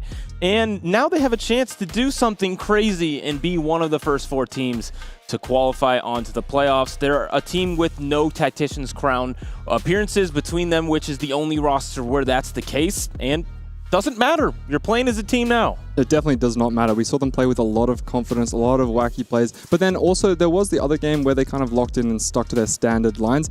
I think it was their second game mostly, where you saw their augments on 2-1. You saw their spot and you kind of just thought, hey, everyone in this spot looks like they're going to top 4. Like, everything makes sense here. And then that's exactly what happened. They all just pushed their way up and it looked like they had an absolutely dominating game too. Absolutely. And how crazy would it be if EVOS did win out in this group, right? Having ROC, having Wolves, right? It's just such massive powerhouse teams as well. I think they're in a spot to be able to do so. Yeah, and their opposition, though, is Wolves Esports, who once again was the champions at Esports World Cup last year, able to take that. And it was a little bit of a surprise, honestly, that they were able to go and take that win. But this year, they've already come back. They've already 2-0'd a series. And with their 2, 3, 4 team members that are extremely good at this game, now they're looking forward to possibly putting that 4-0 run together. Yes, they got multiple players who've come back with the championship. They've also got multiple Worlds players. These are long, big, standing names. So it's going to be, you know, quite intimidating going up against a threat like this. So, you know, but EVOS have shown that they don't really care about who they're going to verse. They're going to play their standard game of TFT, and hopefully they can do that against these giants. Yeah, absolutely. Taking a look at this Wolves roster, definitely want to highlight the first player on the screen there, Hong Lian, a player with 2 Tactician's Crown appearances, a 6th place in Reterra Forged, and a 10th in Monsters Attack. So that's very good Worlds appearances, is actually a CN regional champion as well. So a lot of individual prowess. The rest of the team, of course, 2 of them with YGQF, as I said earlier, and Saren going to be 2024 winners. Sudowoodo also stepping into this squad, is such a consistent player as well coming from that region. Yeah, YGQF was at the most recent Tactician's Crown in set 14. Did have a top half finish, which is excellent in its own right. And so looking forward to seeing him perform as well. Yep, and it's such a competitive region there being in finals. There's so many players, of course, that want to compete and want to be at the top level. So even winning a regionals there is something in of itself. A lot of players, especially for the earlier seasons, we've got some of these players who've been playing since the beginning of TFT. And at that time, China was seen as the best region. They were dominant in all of the world's performances. So to be at the top of the game that early onto the scene and still being able to play at a high level here goes to show that these guys are veteran.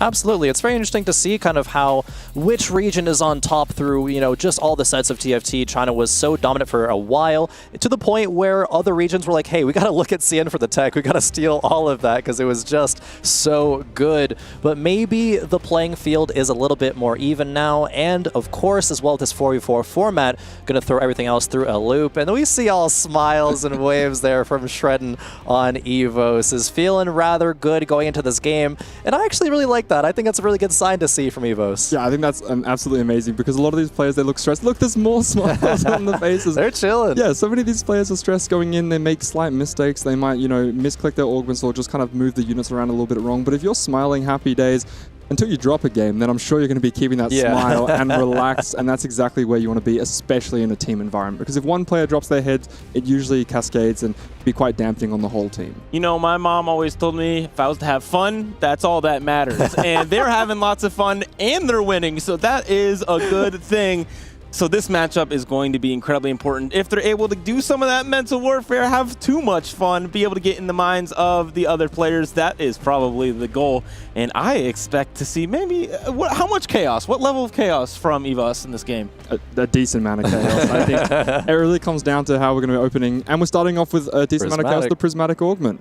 That's chaos well enough right there. In fact, as we get into game number 1 of Wolves Esports versus Evos Esports, we still see all the smiles there as the cams fade away for Evos.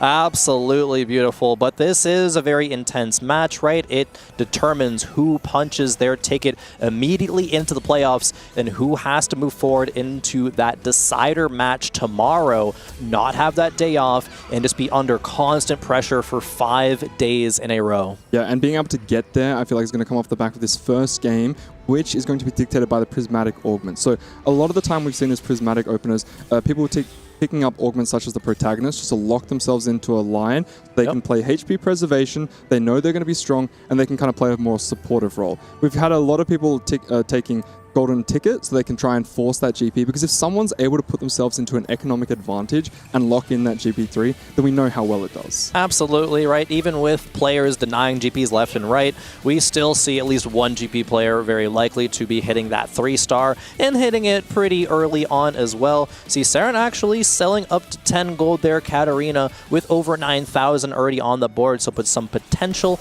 direction there as well. Yes, we've seen a lot of priority on trying to get these econ augments, and another way to collect econ is instead of playing a strong opener, when you're given this gold opener of a lot of units before your items, you can actually just sell the whole board, and as long as you can beat the neutral round, then I'm sure you're going to be in a very good spot. Absolutely, and there is the Bullet Hell onto the Kaisa for Sudowoodo. Another 2-cost reroll that today has gathered some popularity, I would say. A little bit of better results overall as well. How do you feel about this Kaisa? Do you think it's, you know, still good for players to be prioritizing that? I think the priority on the Kaisa reroll is really just having some damage to back the Mundo, because we've seen a lot of Mundo Jin, and, you know, it might not have performed, and there's Prismatic Destiny as well. Takes that and gets a Radiant item. A lot of great options as well. Yeah, that's really good. I think the Kaisa reroll is perfectly fine because it allows you to roll deep on 3-2, solidify your spot, and then kind of play a higher tempo. The problem with a lot of these players when they go for the fast 8, if they don't have the econ to get there, we've seen a lot of the Sork players get denied their karmas, they don't get Jarvan 2-star online, and then they just kind of bleed out. So it's really important, and there we go, there's the Protagonist. Actually onto the cannon, which I don't think I've seen yet on the No, I don't think so. That's something, you know, I've seen in some solo queue games, and it seems to be decent. Actually, I've seen it beat some Gangplanks a couple of times. I don't really know if that's going to be the most standard thing, however. I wouldn't necessarily call that comp a counter. I did want to mention, actually, with that Radiant item selection, with that Kaisa Mundo board that we just saw, it was a Radiant Even Shroud over the Radiant Warmogs, interestingly enough, so really prioritizing that AD direction. Yeah, so the Radiant Even Shroud's very high value in previous sets, just because of the base stats that it comes with. So, of course, the utility is nice as well, but a lot of players were just picking that up because they like the base stats as well. Warmogs is obviously very good as well. And the Prismatic, a lot of people have picked up this 9 lives. So this means we're going to be getting some really high capped games. Ooh, yeah, a few players actually picking that one up. That is very, very exciting. We're going to see a lot of chaos, in fact, but it is going to be mostly from the side of the Wolves. But there is Aki on the side of Evos to be going that direction. Kennen 2 comes through here. Yeah, so I've seen a couple of 9 live games already being played at the EWC, but having multiple on one team. Now, that's not something that's super common. I'm interested to see how the dynamic plays out, because the thing about the 9 lives is, you know, you can win as many rounds as you want early, and then later you're guaranteed to sack a set amount of HP. Like, you know that you can lose by just 1 HP, and that's perfectly good to have late game. But if you have multiple players who've made it into that, then maybe that makes that worse.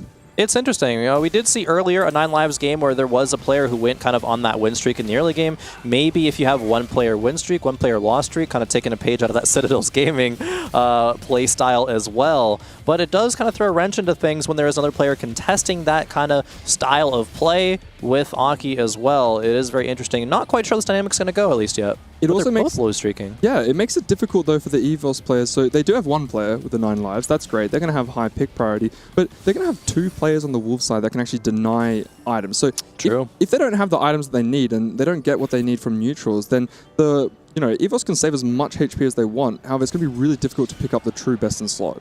Absolutely. Taking a peek back at Sudowoodo's board, that was the selection of the Radiant Even Shroud. Just going to be a Gnar carry, right? The Kaisa, I believe, was sold off here. Do have a GP on the bench. We do have a Rage Blade, which we know, of course, is a best in slot GP item.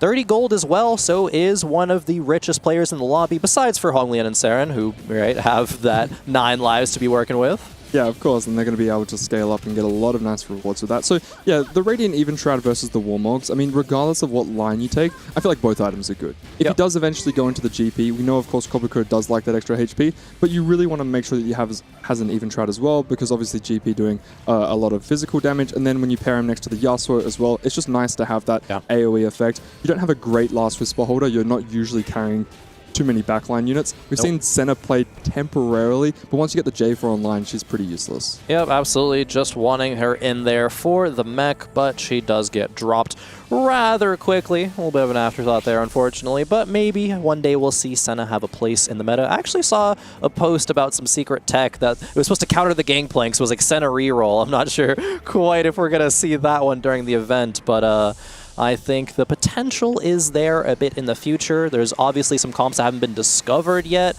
or just haven't been played that much that are going to be strong. And we've seen a lot of the meta dominated by the GP and the Sork, so a lot of the time these undiscovered comps, it just takes just a little bit of a switch up, a change, because sometimes certain comps, they thrive based on the units that are currently dominating the meta. So once the meta shifts a little bit, I'm sure we'll see more comps as well. Absolutely. As we see YGQF, a winner of EWC 2024 here in this series, going on a bit of a loss streak after that first round win. Just a Void Staff to be starting things off here. Nothing super directional, besides just the fact that we're going some kind of AP line, but that is rather flexible between the Karma and the Yuumi. Yeah, they love flexing between the Karma and the Yuumi just because you don't really know where you're going to end up. And if there's multiple players in the other team, or even if there's another player playing Sorks and they sometimes hit a little bit early, then the rest of their team's going to be denying the rest of your Karmas. And we've seen the Sork line do really well when you can hit that Karma 2 and push all the way to 9. But sometimes if you miss, you might want to drop back down to Yuumi. We think that Sorks have a slightly higher cap, or usually can do a bit better. However, the nice thing about playing towards the Yuumi line is you have a lot more outs. We've seen Leona's being denied, people just pick up Cassandre. We've seen Yumi's be denied, people just pick up Malzahar. There are different ways that you can survive whilst playing this Yuumi line. However, Sorcerers, you really need that Karma too. Absolutely, it's reflected in the data as well. Sorks yesterday with 31 games having a 4.06 average, Prodigy with 15 games, about a 4.5 average. So that definitely speaks to that as well. Even looking at what comp wins, there were 0 games where Prodigy won over 15 whole games, but Sorks won about 3 of them. Yeah, it's really hard to get to that final endgame point where you can test with the GPs. We've seen a lot of denial towards getting these GP3s. However, usually what will happen is if there's a GP player with decent augments and a decent position, they'll have enough HP that once the players holding GP die off, they can still hit because they're going to be rolling on 7 anyway, restart some of the other mentors, and then they can just win out the game later after everyone dies. Absolutely. We've seen that time and time again. The players who maybe hit the Yasuo before the GP, right? And they push levels, go level 7, level 8, eventually hit that GP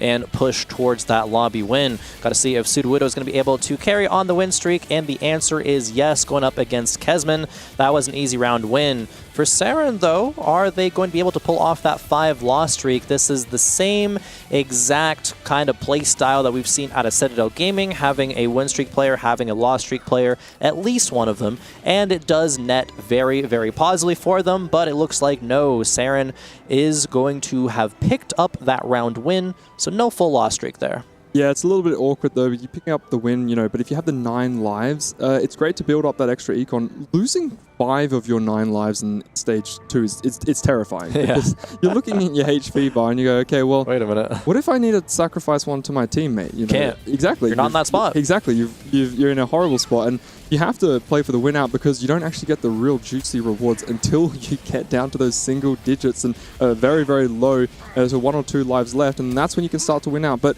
as we know, it is scary playing win out with a GP lobby. Yeah, and looking just at this lobby HP, holistically, YGQF as well, going a bit of a loss streak. So that's kind of 3 members of Wolves have lost, what, 3 + 4 + 4, about 11 rounds, right, just with the 3 of them. So I think that's too many players going for a little bit loss streak strategy. I don't know if they'd be able to recover.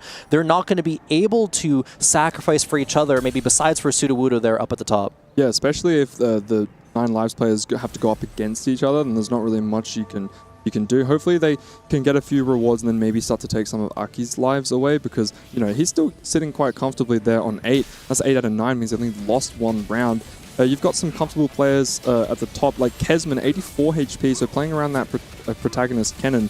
We've seen Kesman in some very difficult spots in the previous game, but we think that out of all the players who had relatively standard lines, he was one that was able to navigate his quite well, and I do believe that Kennen is probably one of them. We've seen Garen do quite well, especially with the protagonist, Zach as well. However, I'd say Kennen's a little bit harder to navigate. Yeah, absolutely. Kennen looked okay there for a second, but just having that one item with the Archangels was not good enough. And now we see some gold augments come through here. Quiet quitting is interesting, right? You get that item anvil, get a little bit of gold for a few rounds of being kind of AFK. Heavy as the crown, I'm not sure that's going to be picked up here. Perhaps care package, going to be the choice here for Simply Wojtek. I was wondering if anyone was going to make the mistake of the heaviest crown against Wolves, because that's something that's been floating around on Twitter quite a lot. it has to happen to you once, right? That's how it goes. I mean, I personally rarely click the augment, so if I stand here and say it's never happened to me, that's just because I don't play it much. Oh, that's funny, actually. It's the specific, you know, counter versus the Wolves. Maybe the crown is, in fact, too heavy for them, but the game is young, the series is young, and we will see where things end up as we're getting into that mid-game, into those pivot points, seeing where all these players lie. That is going to be a rapid fire on Shredden's Gangplank here, one of the players contesting that line. Yeah, so we've seen GP with range, so he doesn't necessarily need to take the edge of night because he's guaranteed to be able to start attacking from that extra space away. So he's going to be feeling quite confident about that. A lot of the times when they take the RFC, it does require that he actually gets the kill in order to extend his range as opposed to the takedown. So sometimes, you know, players still will pair this with the stretchy arms. However, I've also seen Midas Touch. Now that makes sense because GP's much more likely to guarantee that kill, and then you're also farming gold on top of it. Yeah, absolutely. At least for the early game, right? Midas Touch is just going to be solid no matter what, but maybe even providing a little bit of value into the later stages of the game.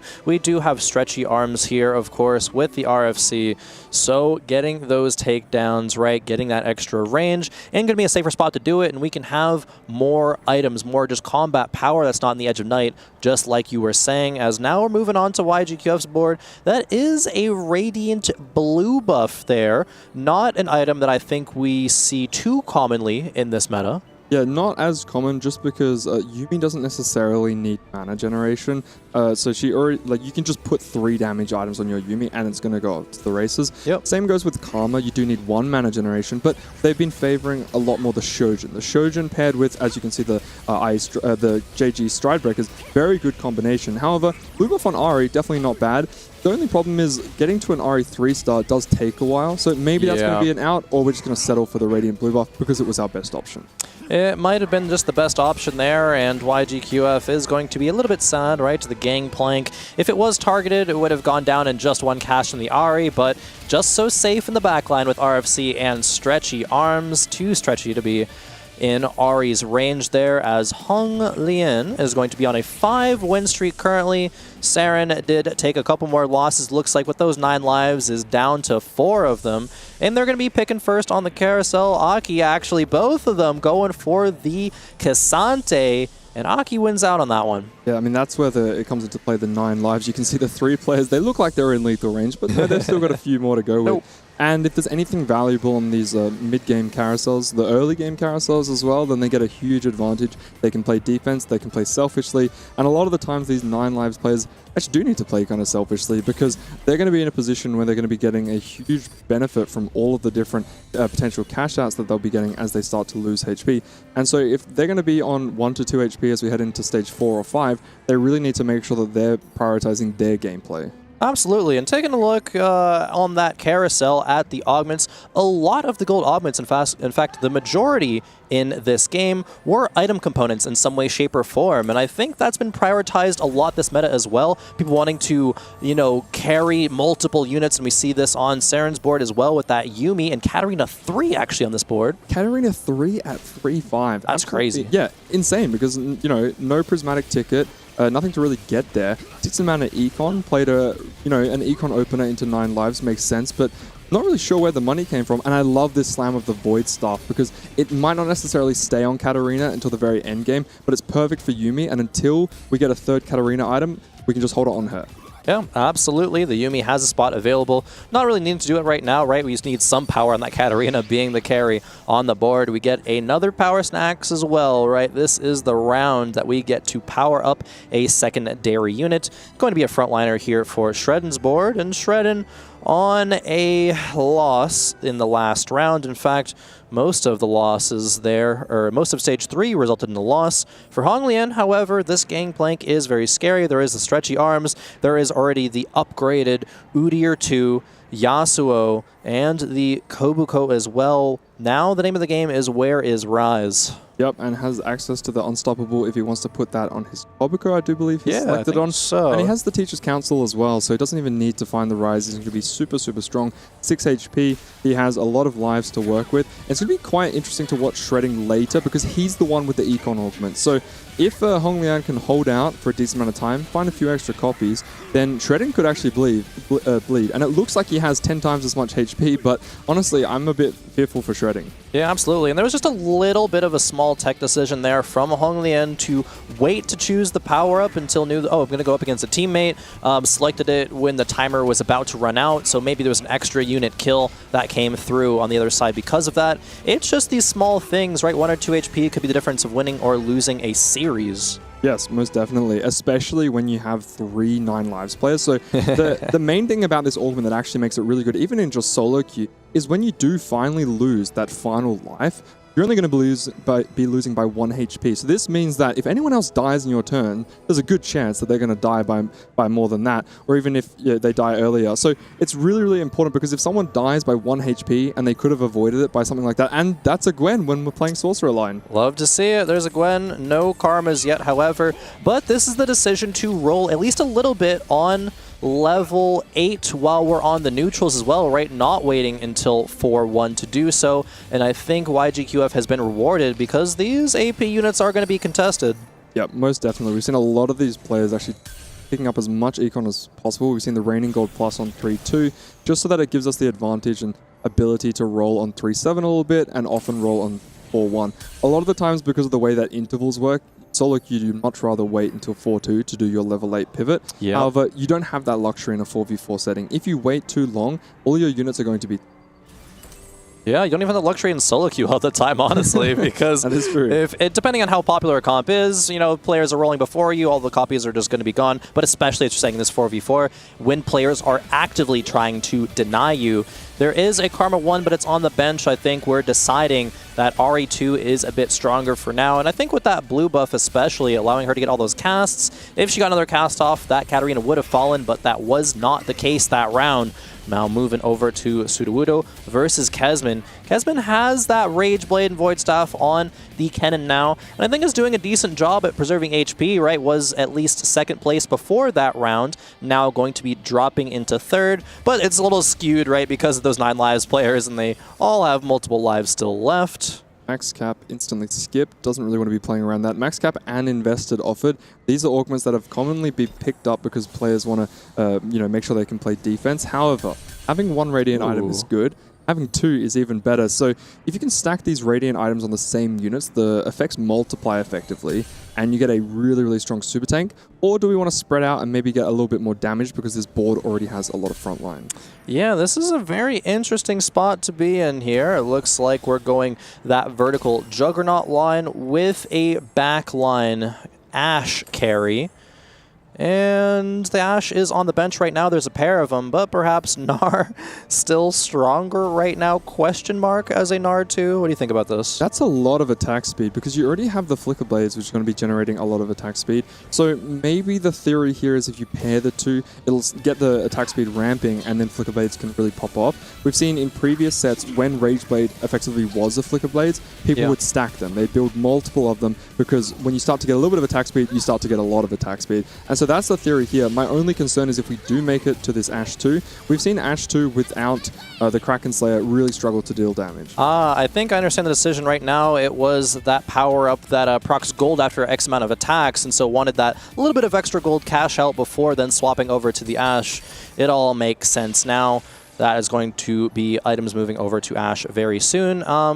Simply Wojtek, Gwen 2, Karma 2, how did this all happen? Absolutely everything. If you look at his first two augments, even his third augment there, I'm not seeing anything on the board, which makes me think that the Call to Chaos has given him either XP rolls, and he's still rolling, so maybe that's the case. But no power towards the actual board, which means that he needs to hit, and he needs to hit hard now, because he's not going to be able to cap as hard if you look at his augments. Yeah, absolutely, and there are no items available for the Karma at least yet. It's just all going to be frontline and then that Gwen. But looking at this board here for Honglian, it is a GP2, no extra copies of GP on site, in sight even. But now we get to see, does Kennen take out the GP? Yes, it does. It's only a GP2, however, so I don't think that's going to mean very much. Honglian's 9 streak does come to an end. And Wojtek actually 7 loss streak, so even after all of those hits on level 9, it wasn't enough to stabilize, and that's very dangerous. Yeah, but Aki, quite a scary position, I would say, with the 9 lives. Dropping down quite low, and we're going up against some pretty strong boards. Is there anything we can really pick up here? Braum works well on the Sorcerer board. Not huge priority, but definitely decent if you're in a winning position to start stacking up those Poros. We do see Aki picks up the sword there. I don't know, maybe he thinks he doesn't have enough. You can see there in his bottom right, his last augment, he's picked up way too many swords there, but that works great for the Jhin. Absolutely. Double DB on that Jhin. There's going to be another Gunblade as well there. Perhaps, yeah, I think this looked like exactly what they needed to just have some kind of damage there. But Aki, with the 9 lives, is on 3 of them left. Rather poor, unfortunately, in this game. Level 6, 20 gold at 4-5. Has not been able to push levels. Really just needed to hit those units, and now maybe can start that win streak. Yeah, but we can see Shredden was the player to watch because he was the one that took Prismatic Ticket. So we've seen a lot of the time players will prioritize this online, the extra free rolls when playing towards GP, just because if someone else has a good position to play GP, you can kind of trump that by taking Econ. You can take the Econ, roll down all your gold. I do believe we saw him roll quite deep on 3-2, all the way down to 10-0 gold maybe even, but then as long as he's getting some kills, he'll farm it back. And you can see there with the ranged GP, he definitely can do that. But he's going up against the Yasuo 3, and he doesn't have the damage to get through it. Speaking of swords, that's a triple Deathblade there on the Yasuo. Aki takes a loss there as well, so dropping a 2. Ooh, Wojtek actually lost the 8th round in a row and goes out in 8th place this game. Unfortunately, just even with that fast 9, right, that level up, that Gwen 2, it was not enough, I think, because there was no real duo carry there. The Karma didn't have the items to work with. Gwen wasn't able to solo carry. Unfortunately, Wojtek falls. Yeah, speaking about not having the items to play around, if you look at all of these other boards, you can look at their augments. So many of them are giving them the items that they need, because in TFT, if you don't get the natural variance of a high, item area, or you don't natural a whole bunch of items, then it really is up to you to take the augments, which can enable you to prioritize multiple carries. You can see here we've got three items on towards the GP, 3 items on towards the Yasuo as well, and mostly off the back of those augments. The Jhin just falls as a bit of an afterthought, it feels like, in the back line. Honglian does hang on, dropping Aki to 1 life left of the 9. Saren falling dangerously low as well to 2 HP.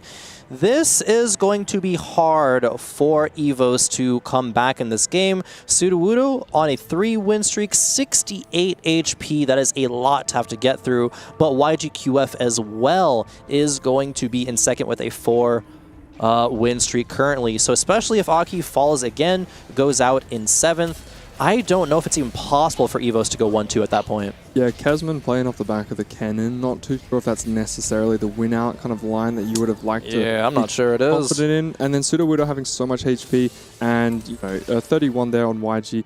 It tells a different story when you can actually see that he's got the streak, because that really indicates how strong his board is for that stage 4.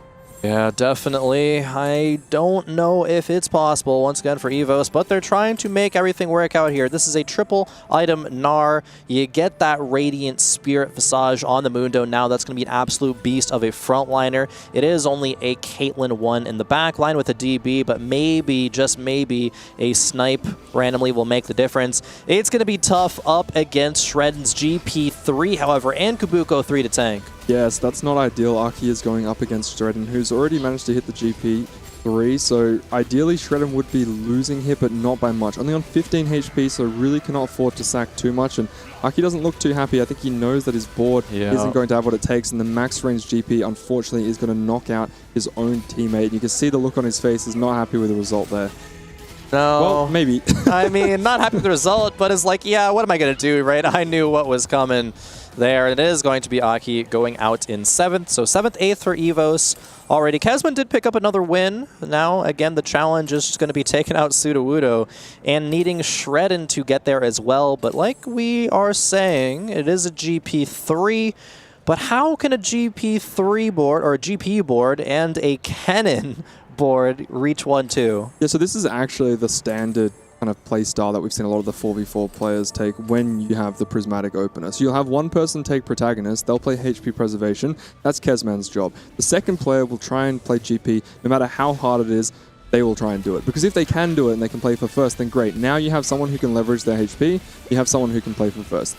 EVOS kind of did that. The only problem is they had 2 players who got knocked out very, very early. They need them to do their job too at dodging those bottom 2 places. Unfortunately, they weren't able to in this game, and we see some fights come through. Sudowoodo actually is going to be taking a loss. Shredden drops to 1. That was so close to the game just already being over, but these coming rounds are so intense. The big question is, can EVOS hang on, Tamura? I'm not so sure. No, I definitely doubt it. And looking at Sudowoodo's board, so didn't manage to pick up the Radiant Rageblade, which, as you mentioned before, was generating a lot of gold there onto the Gnar, did make his way all the way to the Ashe, and has done really, really well. We haven't seen a lot of success when playing vertical Juggernauts into the Ashe, but off the back of the Mundo 3, Mundo 3 is looking really, really solid here. Absolutely. Mundo 3, an absolute beast in the front line. Checking out this left-hand side. It's going to be EVOS versus EVOS. Kesman versus Shredden. Can this gangplank find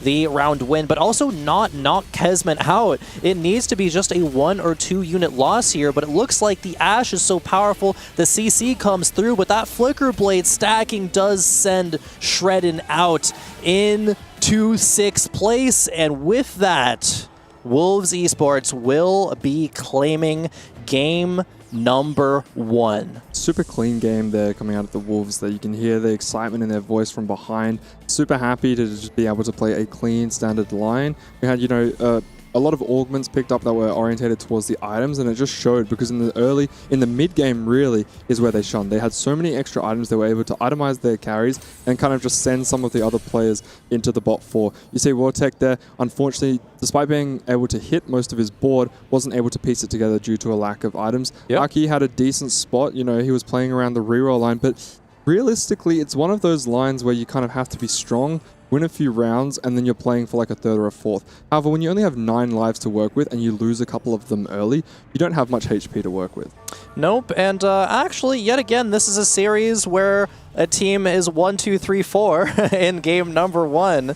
crazy coincidence that it happens twice and again, just because of how rare that is in the 4v4 format, right? Usually you have one member of a team who's playing for that win out, right? Playing for HP preservation, and is able to sneak into the top 4, but absolute dominance from the reigning champions, Wolves Esports. Now we got a little bit of victory lap for them, as we gotta ask ourselves, right, how did EVOS recover? They had a close series yesterday, they were able to upset Team Liquid, but I think there was still a lot of question marks about how this team can perform against other powerhouses, right? Some of those being Wolves. Yeah, I think when we saw them do well, it was because at 2-1, we looked at their lines and they looked very clean. Sure, they can play a chaotic nature of TFT, but I really think that taking huge risks in terms of like lines that you're not super familiar with, as we do see a complete sell of the board here. We're going to go for something else, or no, maybe just trying to secure that we can finish the game and move on to the second one. So that's Wolves showing up saying, hey, we cleanly won this first game of the series. We want to move on to the second one while our spirits are still high. Absolutely. It looks like they're being given the win over to Hong Lian, so we're going to be sitting here for a few more rounds. I guess Hong Lian's in the best spot for that MVP, right? That best average placement throughout the whole event, because they're looking forward to the future, right? They know, hey, if we can win this series, go to the playoffs, we keep Hong Lian up with those nice stats. That's a bit of extra money. That's great, not only for the players, but for the organizations as well, right? And there's a lot of eyes looking at just at the club points, right? Into Wolves Esports as an organization. They were already up there, looking to claim a few more with their TFT performance as well. Still a long road to go after this match, but it is not over yet. We still have the potential for EVOS to come back and reverse sweep. Yeah, must feel great though for the Wolves. They have so much pressure being a big organization off the back of champions coming back again, and you know, there's anything less of winning the entire thing would feel bad. So the fact that they can win the first game here and just it pulls them a little bit closer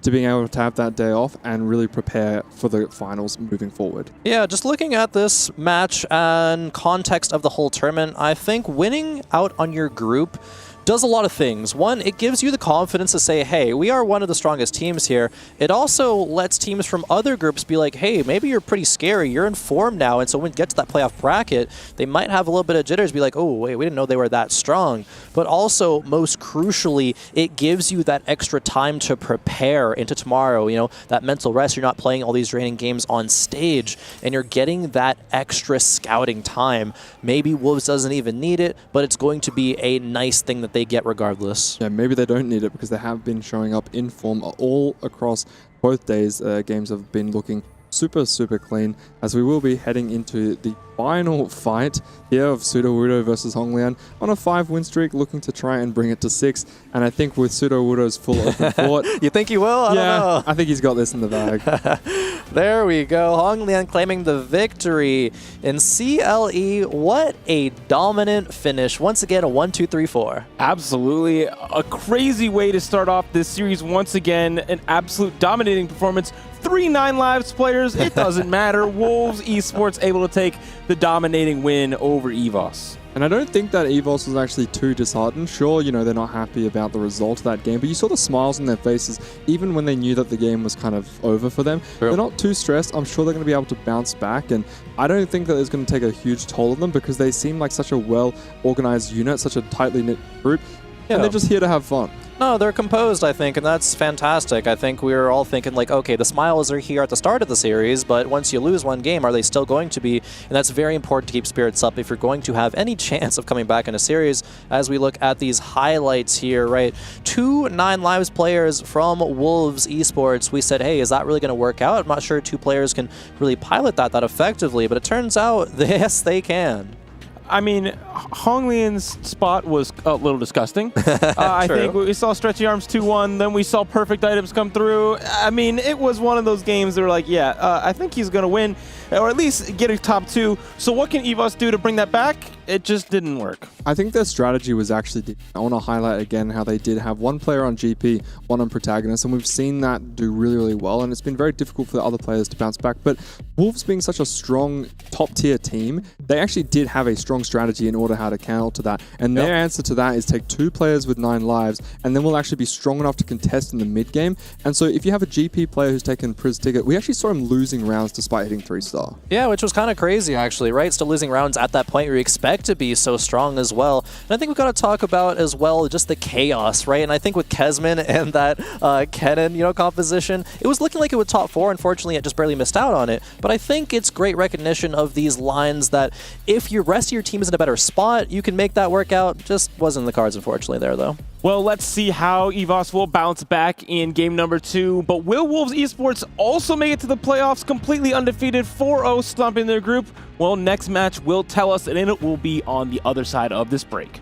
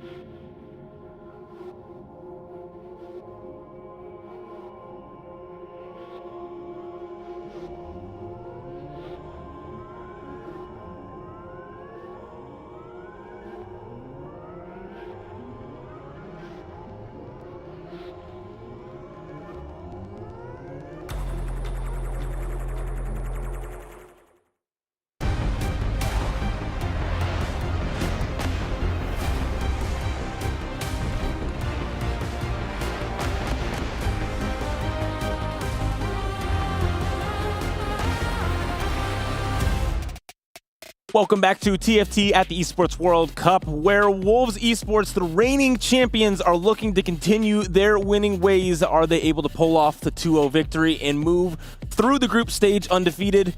Evos, do they have something to say about that? Well, maybe. I mean, their spirits were high. We saw them. They were still kind of smiling towards the end of that bracket. So they're still feeling fine, even after taking a loss. I think that they can definitely bounce back. That being said, though, the Wolves lineup looked really clean. They looked absolutely clean, just as clean as Citadel Gaming looked in the previous series. They might actually be both of those teams being undefeated moving into the playoffs, which is not something that you can take lightly if you're any other competitor in the tournament. Yeah, I mean, the 4-0 at the top, 1, 2, 3, 4 is very, very hard to do. Then now, currently behind us, Evos is singing a song to get hyped up for the game. They aren't letting it bother them too much. They know what they need to do. I love that because we have so many different sports where players will have, you know, their war chants between it. And I say this is like the TFT equivalent of that. They're showing their opposition. They say, our spirits are not dampened. Yeah. You may have taken one game against us, but we are still here and we're ready to play. I don't know what happens at all the, EMEA lands, but this is the first time at least that I've heard a chant from a team, a war cry, if you will. And that's great, right? The spirits are up, and I think if there's going to be something on Evos' side, it's going to be the spirits, right? If they don't get down and tilted about it, if you get presented good spots in the game, right, you're going to be like, oh, hey, great. TFT sometimes just plays itself. And they got to hope to high roll, I think, a little bit, but if they execute on that, we could be going to a game 3. And that is a whole new level of mental fortitude that I do not have, but it is exactly what's needed here as we go into our possible final game of the day here. Will Wolves Esports be able to complete the sweep, or will Evos want to bring it back? We do have a component anvil start, which means that we're going to be getting, a little bit more of a standard kind of opening. Before we did have the prismatic. The 9 lives really throws you off because it's so hard to kind of judge where the tempo of the lobby is, how much HP people actually have, because you never really know. It just depends on the losses usually, but having the 9 lives really does throw it around. But, this is good. Now we have a lot more options. We can kind of take different lines. It's really going to come down to our augment selection, and then we can be more flexible with the component anvils. Absolutely. If Evos couldn't thrive in the chaos, however, maybe, just maybe, they can turn it around and thrive during the more standard openers here. We will have to see. It is going to be a Zach and Kale on the board, but we don't really like that composition. At least the data doesn't from day number 1, so hopefully we get rid of that there soon. Shredden on the GP yet again, at least for now. Shredden was on that last game, and I think is going to be happy, when you get the same comp 2 games in a row and you're like, hey guys, I'm in this position again, let me just play that. It's a lot of mental stress off of you if you don't have to constantly be thinking like, okay, what am I going to pivot into? How do I play this game out, right? It's just so much to keep track of in 4v4, so having an easy direction does really free things up for you. Yeah, and he didn't win out the game, but he definitely had a decent placement with it. Only picking up the tiny Terror right now, so it doesn't have the stretchy arms just quite yet. Also wanted to know that Pseudo Widow skipped past multiple Kales, so he bought the Kales, put the fruit on, then removed it, so he doesn't even want to consider that line. The data doesn't like Kale, he doesn't like Kale. I think that is a wise decision there. Kale, maybe in some future patches will she be able to, but YGQF, however, maybe this is why, because YGQF is going to be considering that direction. Maybe with the early component anvils, if you're able to get a lot of copies of Zach and Kale, right? Team building perhaps is going to be the pick up there because of that. Able to get a 3-item, frontliner, maybe a 2-item Kale. Maybe you can reach a top 4 in that situation. It's so hard for that comp to win out, though, even with all of the stars aligning. Yeah, especially with the component anvil start, you can get those extra bows. However, usually you'd rather play it in a line where you can get to level 9 because that's when Kale really starts to shine. And there is, up in the top left corner, we can see the Pandora's Bends with Shredding. So, okay, we have multiples. Hey, Saren. Yeah, has picked it up as well. So we've already seen previously when players take this Pandora's Bench for the 2 cost, it's absolutely terrifying because there's only so much damage you can do by denying these 2 costs. But if they get lucky with their rerolls in stage 3, they could hit a GP3 as early as 3-5. Absolutely. We get the extra HP for Pseudo-Widow as well with that Titan augment coming through. Hong Lian going to be a little AFK, it looks like, as well. So, just silver tier augments aren't going to change the game up that much, right? But they still do paint a picture in terms of what direction players may be considering. Yeah, and speaking of direction, we do have some players who have locked themselves into lines. We can see here the Malphite being itemized here with the Gargoyles already taking those extra champ dupes. That's definitely going to just lock this player here into the crew reroll. We've seen a lot of priority towards the crew reroll, and if we can make 10 gold on 2-1, it means that we, haven't gotten lucky enough to find multiple copies of the crew, but it's good because now we can build up our econ and hopefully find them later. Absolutely. Econ is the name of the game for any reroll composition, especially in the early game. Making each econ breakpoint just makes it easier to get to the next one and the next one. And if you're 50 gold, right before neutrals or on neutrals, then you're in a pretty good spot there, especially for the one-cost rerolls as well. Ah, the delayed start. This is not what you want to see with Aki's position because look at his 4 units. They are all backliners. What are the odds? You get all 4 backliners, not a single frontliner. It's so low. That's brutal because usually when you get to level 4, as long as you have 1 frontliner, you can have these 3 units just try and focus fire the same unit. And as long as you get, 1 or 2 kills, you'll be happy because your econ's high. And that's perfectly fine. But if you have no frontline, then it means that you're very unlikely to kill that many units, especially when you go up against some of these stronger boards. Luckily for now, it doesn't appear that too many players have picked too many tempo augments on Stage 2. I'm not seeing anything that screams out, I'm going to be strong and absolutely obliterate Stage 2. Most of these augments look like they're scaling a little bit, econ-based, and also, maybe I'll transform some of my units into a GP2. Yeah, Shredden there maybe in the some of the best spot, I suppose, to go for that win streak in Stage 2. There is going to be a GP with 2 items that are very, very strong. However, Kesman and Simply Wojtek also won 2 rounds in a row, so we could be seeing multiple players of EVOS win streak in Stage 2. It is hard to do so, but it is possible. It is possible, and looks like Shredden's had to settle for the slightly suboptimal slam there with the Sterix. Usually these players will prioritize the Edge of Night. However, if you manage to pick up a bow as well as a Kraken Slayer, you still feel decent about your position, and I love that he's making use of the fact that the item is good on GP now, and it's going to be perfectly fine on a unit like Yasuo later. We've seen a lot of players actually hit Yasuo 3 before the GP, just because GP is prioritized as a unit to deny, so it definitely makes sense to be playing this route. And if you already have your GP items almost complete as early as 2-1, you don't really have to worry about it too much, your item economy, because you're going to be getting there eventually. Indeed, and wow, the 4th shot from Jin there, taking out Kesman's Syndra in the back line. This is going to be a Jin Mundo line, a composition that can be strong, especially with the Pandora's bench as well, right? That's going to be massive when it comes to finding those 3 stars. And we do have an Udio with a spatula onto the carousel, so who's going to be able to pick that up? And yeah, that definitely makes sense. Taken. Yeah, instantly gone, because you really cannot afford to let that go through some of these other players. Don't see any Reforges on the bench. Oh no, I do see one there from Kesman, so if he'd gotten it, he would have had a lot more flexibility, as you can turn it into a pan, and then you really choose whatever you want to do. And a lot of extra item components means that the players will already have the items for their main carry, which means that they can pick up this spatula and then play around it. A lot of the times when you only get either a 1 or a 2 item component opener, it's very risky to take that spatula. Yeah, absolutely, but just more options is going to be great for these players. Shredden, talking about options, right, is going to be having a lot of gold to work with a bit later on, right? Especially if that win streak can continue.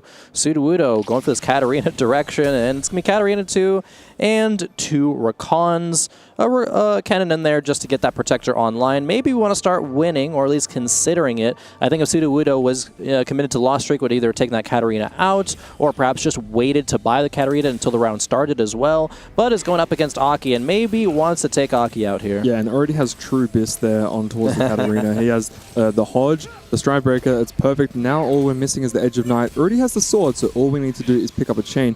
And with that Tiny Titans there at the front, the Titanic Titans, he can actually get a little bit more pick priority. He doesn't get out first, however, he'll be a little bit slower. Yep. So as long as the chain's not too far away, he should be able to pick it up. And denying the Katarina the Edge of Night, it's not as high priority as some of these other denies. Yeah, we got a vibe with a few items there, actually. It's a funny-looking GP cosplay there from that vibe, but looks like from Saren. And there we go. Speak it into existence. You love to see it.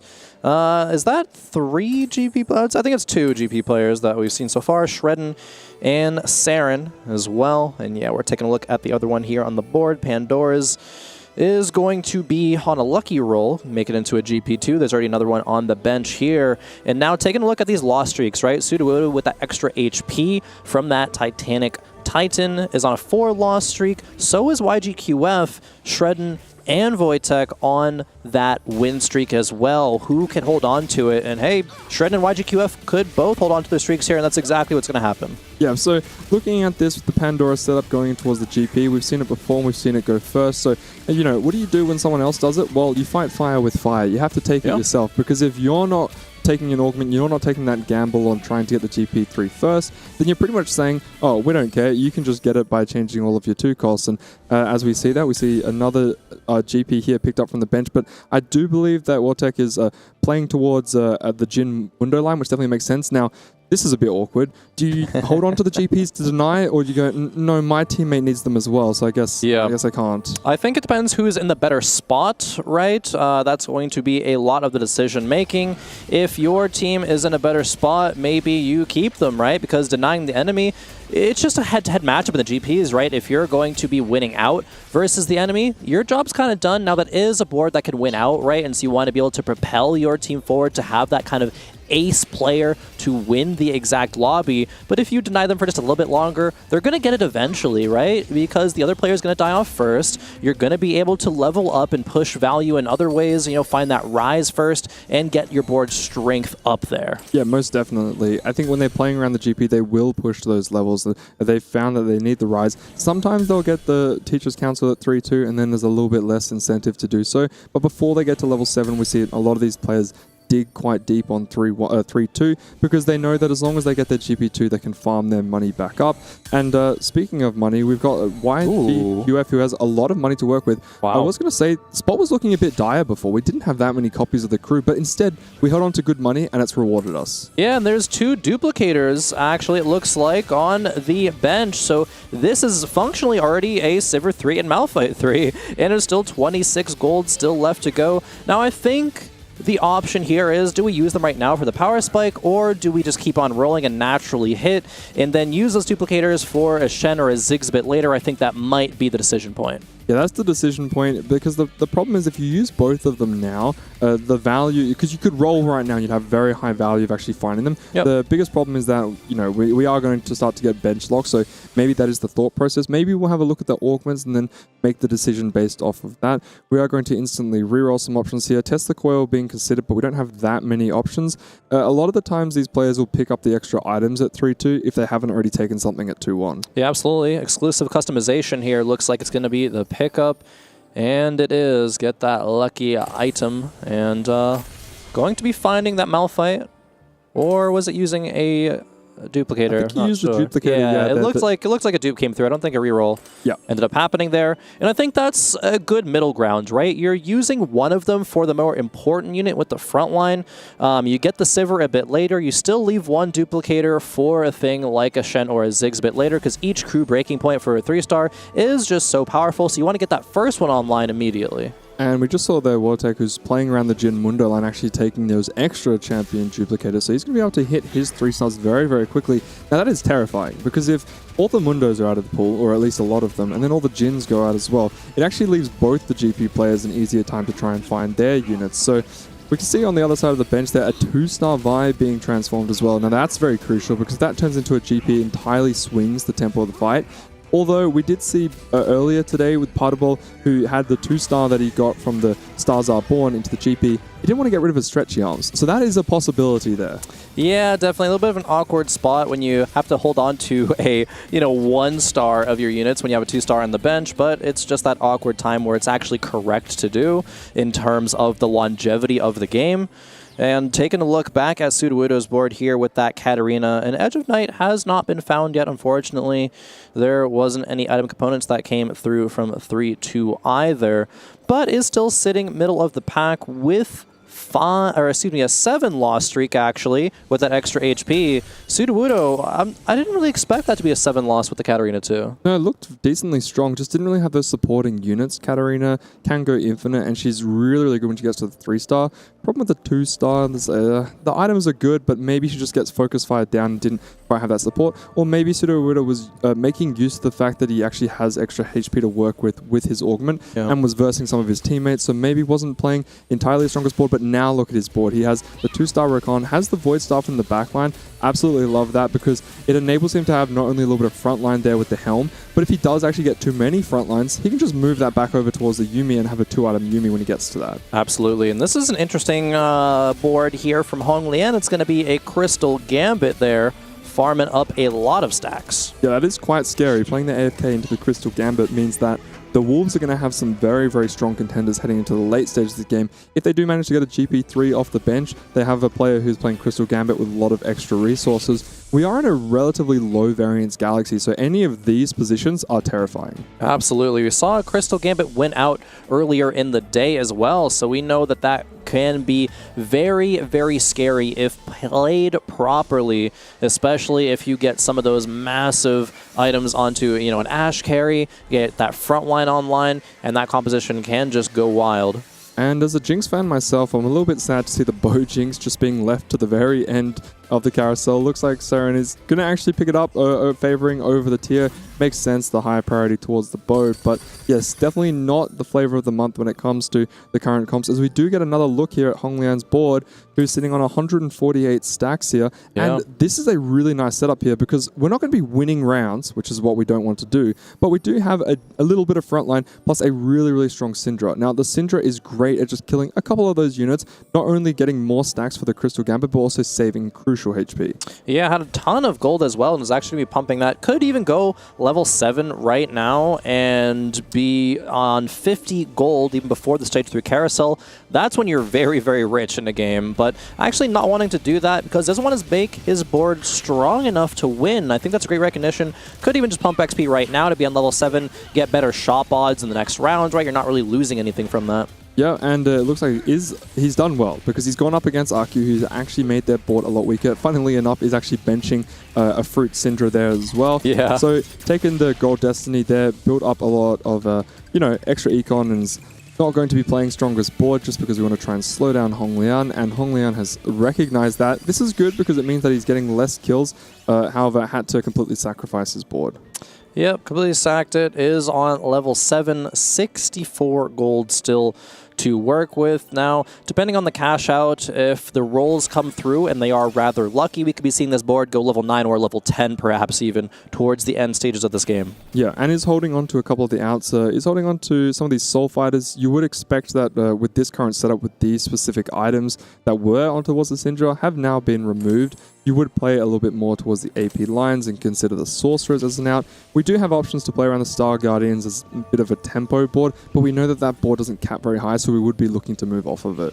Absolutely. Now, I'd want to, keep in mind the HP in this lobby, right? It's not going to be telling the whole story, but 2 members of Wolves are in 7th and 8th, at least currently, and there's going to be 2 members of EVO sitting at 1-2. So current standings of the game, especially with Shredden and Simply Wojtek, they're in really great tempo spots, and tempo has been kind of the name of the game for teams getting these wins, or at least it's easier to be in positions where you can claim those wins. Yeah, you need to have a high tempo, high amount of HP advantage when you are going up against, for example, YGQF, who is playing around the crew. So not being able to level in stage 2 means that you're obviously going to be losing a lot more rounds. And once you lose a couple of rounds, you're more incentivized to play for that loss streak.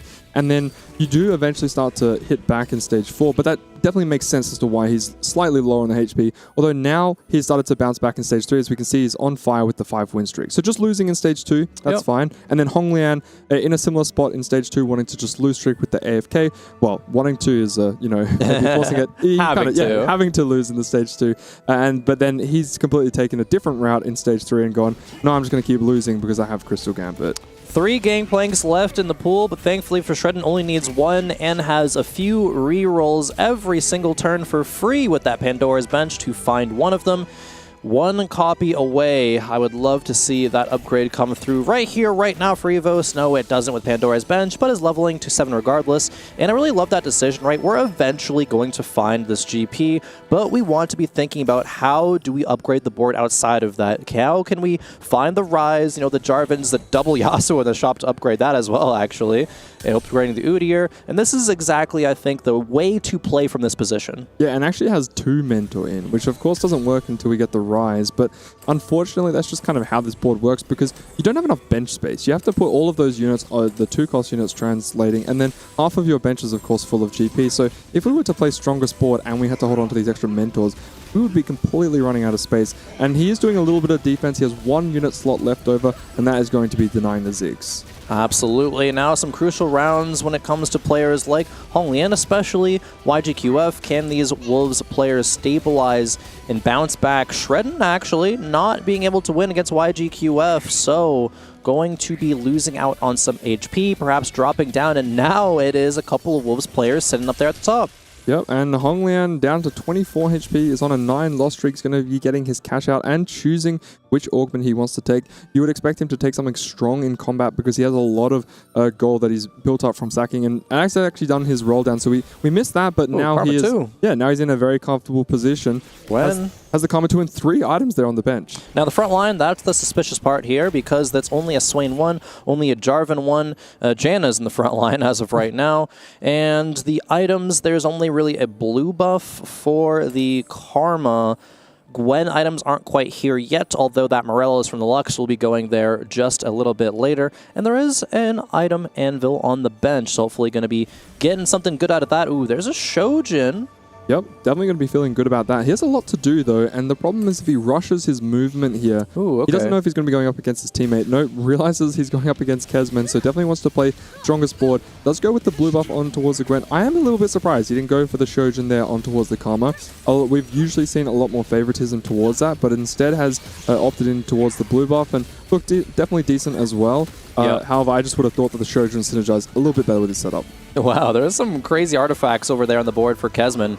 Want to take a peek at those in a second as well, because Kesman last game was playing around an unorthodox line with that Kennen, and for now we're seeing a Syndra carried with kind of some crazy items as well. As we take a look at who is winning these rounds, it looks like Shredden continuously winning, even still being 1 GP off.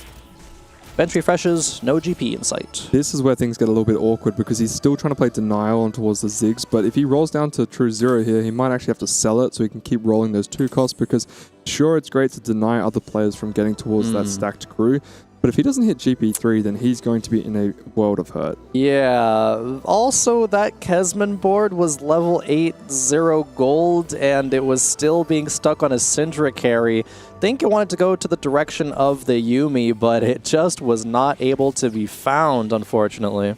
And we are going to be seeing the GP2 going up against the 3-star of the Mundo, the 3-star of the Jin. So all the units are going to be attacking the same Mundo. Yasuo is going to be stuck on it as well. He's not really going to be dashing around as I don't think we have the Rise on the board yet. So a much weaker unit here, not enabling that full Mentor. And all these units are going to be stuck on the same Gargoyles up Mundo.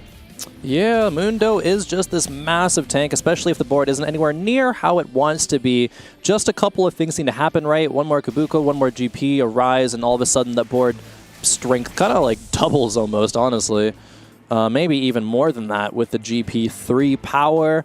Pseudo Wudo, right? The player with a lot of extra HP needed that. I think played very crucially around it. Does get released for the carousel, but looks like he's moving in molasses right now because that is what Titanic Titans does. He's getting there. He's not denying the Braum there, so maybe another player might want to pick that up. But I thought that would have been a slightly higher priority there. Yeah. We saw Honglian. There we go. Honglian, okay, he's probably taken the cloak there because he prioritizes the items. He's already hit his Karma too, so not a huge priority there. I mean, he does have access to the helm if he wants to do that as well. Braum, a great pickup when playing towards the Sorcerer line, especially when he's in a position like this where he's lost the whole game. Now he really needs to start winning, and he's going to be building up that pro fan base if he decided to do that. As we get another look here at Shredden's board, who's still stuck on the 2-cost 2-star, but well, here's a board who's managed to hit absolutely everything, and you got to feel bad for Shredden because all these other players, they've managed to hit their 3-star 2 costs. Yeah, even the Yuumi with the Void Staff in the back line, right? It's going to be enabling that Katarina so well, even though she doesn't have any other items right now. We're going to be getting some more just soon in the neutrals, and we have an okay amount of gold. I'm not going to say this is in a great spot economically for Sudowoodo, but it's not completely doomed, in fact, to like cap this board out where it wants to be. Yeah, you can see Siren's actually managed to gamble on his 4-2 augment there and pick up some range for the GP, so a great great way to make this comp a lot stronger. But Katarina is a very melee unit, so once she actually gets onto the GP, especially if it's only a 2-star, she can absolutely shred it. And I really like this Tesla coil pickup here. It makes a lot of sense. You've got you've got multiple units with 3 items, and with that care package as well, I'm sure we're going to be able to get to stage 5, and then hopefully Yuumi can get 3 items as well. A GP denial there for Shredden. Curious to see how many are left in the pool nowadays, but we're going to be re-rolling even the 4 costs now, right? Because Rise is still going to be needed. Now we get a strategist on the server for YGQF. This is a board we haven't really peeked in on too much. Yes, you can see the Wolves player is actually willing to sacrifice their own GP player, recognizing, okay. Yuumi too on the bench. Yeah, exactly. Oh, okay, well, he's got GP, he's got ranged. You know, he might not win the game, but at least he's going to survive and he'll hold out. So instead, what we need to do is hold on to as many copies of GP as possible. Yeah, and I think one of the reasons that we saw Kesman a bit earlier not having any Yuumis, and the reason why he's on a 4-loss streak right now is because YGQF has 3 of them on the bench right now. That's, you know, about a third of them already gone out of the pool. Not sure if anyone's else is denying them as well, but Wolves really have, it feels like, every stage of the game all mapped out in terms of, hey, what comps we want to play, who's playing Denial, who's in the position to play Denial. There's a lot of small factors there that all come into play. And I think that the fact that the crew as a placement hasn't been delivering as well as we might have hoped, I think the priority of it makes a whole lot of sense, because players can kind of open, play very weak, and then they'll have a strong, you know, bounce back. But on top of that, they get so many extra free rolls once they do hit, and they put themselves into a position to play really good defense, and they don't really need that extra money. Yeah, we saw there's a 0.8% chance, not 8, but 0.8% chance to find a Gangplank now at this stage of the game. There's just so many being denied, of course, and it's okay for Saren to not hit, right? Saren just needs to be doing a little bit better than Shredden, and the HPs do suggest that right now, so hopefully for Wolves that remains to be the case. Yeah, I mean, they're all just really doing their job, which is great to see. Shredden's going to keep rolling down, but it does feel a little bit doomed here, and it did start to roll this 4 cost. I was curious to see if he was going to do that, but he was in such a close spot to be able to hit that GP3 that you really do understand why he was just continuously rolling those 2 costs, because if he had hit the GP3, then he would have felt a lot better about it. But I'm loving this setup from the Wolves. It just feels like they're playing really good defense. Absolutely. Shredden, really, right? Just like you were saying, just one off, and that could have been a whole change of the tempo of the game.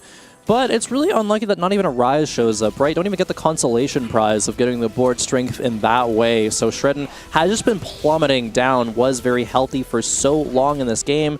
Now Hong Lian has done a great job out of bouncing back, right? There's a Karma 2 in the back line. There is that Gwen now with Edge of Night, and the Morellos, the front line with Swain 3 items is rather strong. Hong Lian now on a 5-win streak after that one. Kesman, right, dropping dangerously low, did pick up a win actually, but Shredden now falls dangerously low in 1 HP lethal range. He does manage to find the GP, but man, is it late. It's 5-2. So late. He still needs to roll for 4 costs because he needs to be transforming those and try and get that Rise online. Doesn't have access to any other way to make this board as strong as it really should be. Sitting there with 3 Mentor, man, it's just so painful to watch, but you've been watching his gameplay here, and you can understand how he got here. It just sucks that he's here. Absolutely. And Wolves have been clawing their way up the standings for the last stage and a half and sending EVOS down towards eliminations. And they're 1 game away from being eliminated and being pushed into a decider match tomorrow. And Wolves are really, really hungry to get this 2-0. And you can see he's going up against his teammate and has managed to find the 3 stars, so GP will have enough range and damage to be able to get down with Casante. Does still have the Edge of Night, so he should be fine, but no, unfortunately does get knocked out, and that's going to show why the 3 Mentor, you know, just he needs to get out of this, and he does manage to roll a 4 cost, doesn't turn into a Rise. Unfortunately, it is the set instead, and Kesman, yo, boy, look at this board. It's like okay at best, but it's definitely not where you want to be. Yeah, I mean, you really want to be getting towards the Yuumi Leona, but it doesn't look like he's got either of those options right now. There's 1 Yuumi, a single copy on the board. Yeah. It's not really looking too hot. As we do get another look at Aki's board. Everyone's board across the board. Yeah, across the board, it just looks like the Wolves have played really good defense, and they've been the EVOS players have been struggling to really get anything accomplished here. They have managed to get to level 8. They've got some decent augments to support their boards, but it looks like they're playing budget versions of the boards they were trying to play. And it's crazy how every single one of them it looks like that, right? It's really, really tough to be in that position, not having any player be able to run away with the game, right? In stage 2, they were having 2 players maybe even win streaking through there. But where did that tempo go, right? Shredden gets eliminated in this matchup here. It looks like Aki might be taking a loss as well. And we see Shredden, right, hand on the head, still smiles, but it's like, where did this game go wrong? Yeah, I mean, they had decent lines, they had good ideas. A little bit of a gamble there, picking up the Gold Destiny from Aki, not really working out with the Scavenger pickup, I do believe, and Shredden getting knocked out. I think he had a really solid game plan, and unfortunately, the Wolves just had a better one. We've seen this previously, they take the bench and they get the GP3, and it feels like there's nothing that opposition can do. But instead, what the opposition did this time was just hold on to as many GPs as possible. It doesn't matter that they've got one on their own teammate because he was just playing damage control. Yep, absolutely. Some fantastic spot recognition. I think that's a very crucial part of any TFT player's journey in their competitive career. And when you have a whole team to do it, it's just that much more effective. The denial story is so good. We could even be seeing a 1, 2, 3, 4 yet again. Yep, it's really going to be up to these last couple of players. Crazy. Are any of them in a not win-out position? No. Can they at least get to 4th, maybe, so it doesn't look as bad? But unfortunately, literally every single one of them missed. It's crazy. Shredden was 1 GP off for like a stage and a half at least. Kesman didn't hit a single Yumi on that initial roll down. Aki, this board is just 2 Gwen 1s. Like, what? Yeah, everything that can go wrong went wrong for this position. We've seen that players, they miss out on the Leona, great, they play the Cassante. Miss out on the Yumi, they play Malzahar. Ideally, at least Malzahar 3 to replace the Yumi 2, but no, when stuck on a Malzahar 2, you're really there we go. A few stages behind. It's over already. The Wolves were on the hunt, and they claim the 2-0 against EVOS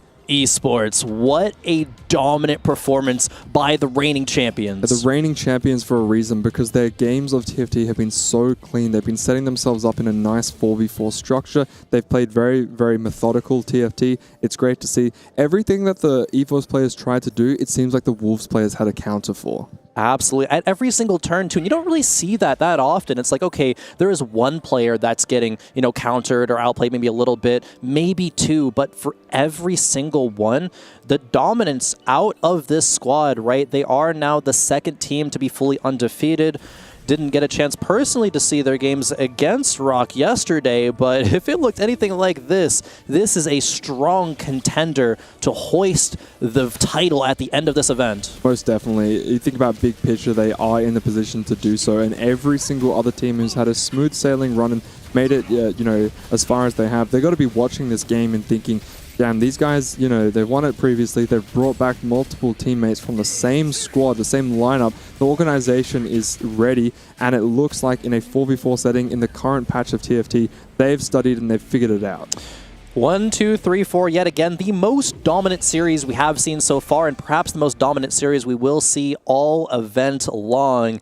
This is an absolute master class. If you want to learn how to play 4v4 format, you got to watch back this series, and I'm sure a lot of competitors in this event will be doing the same thing.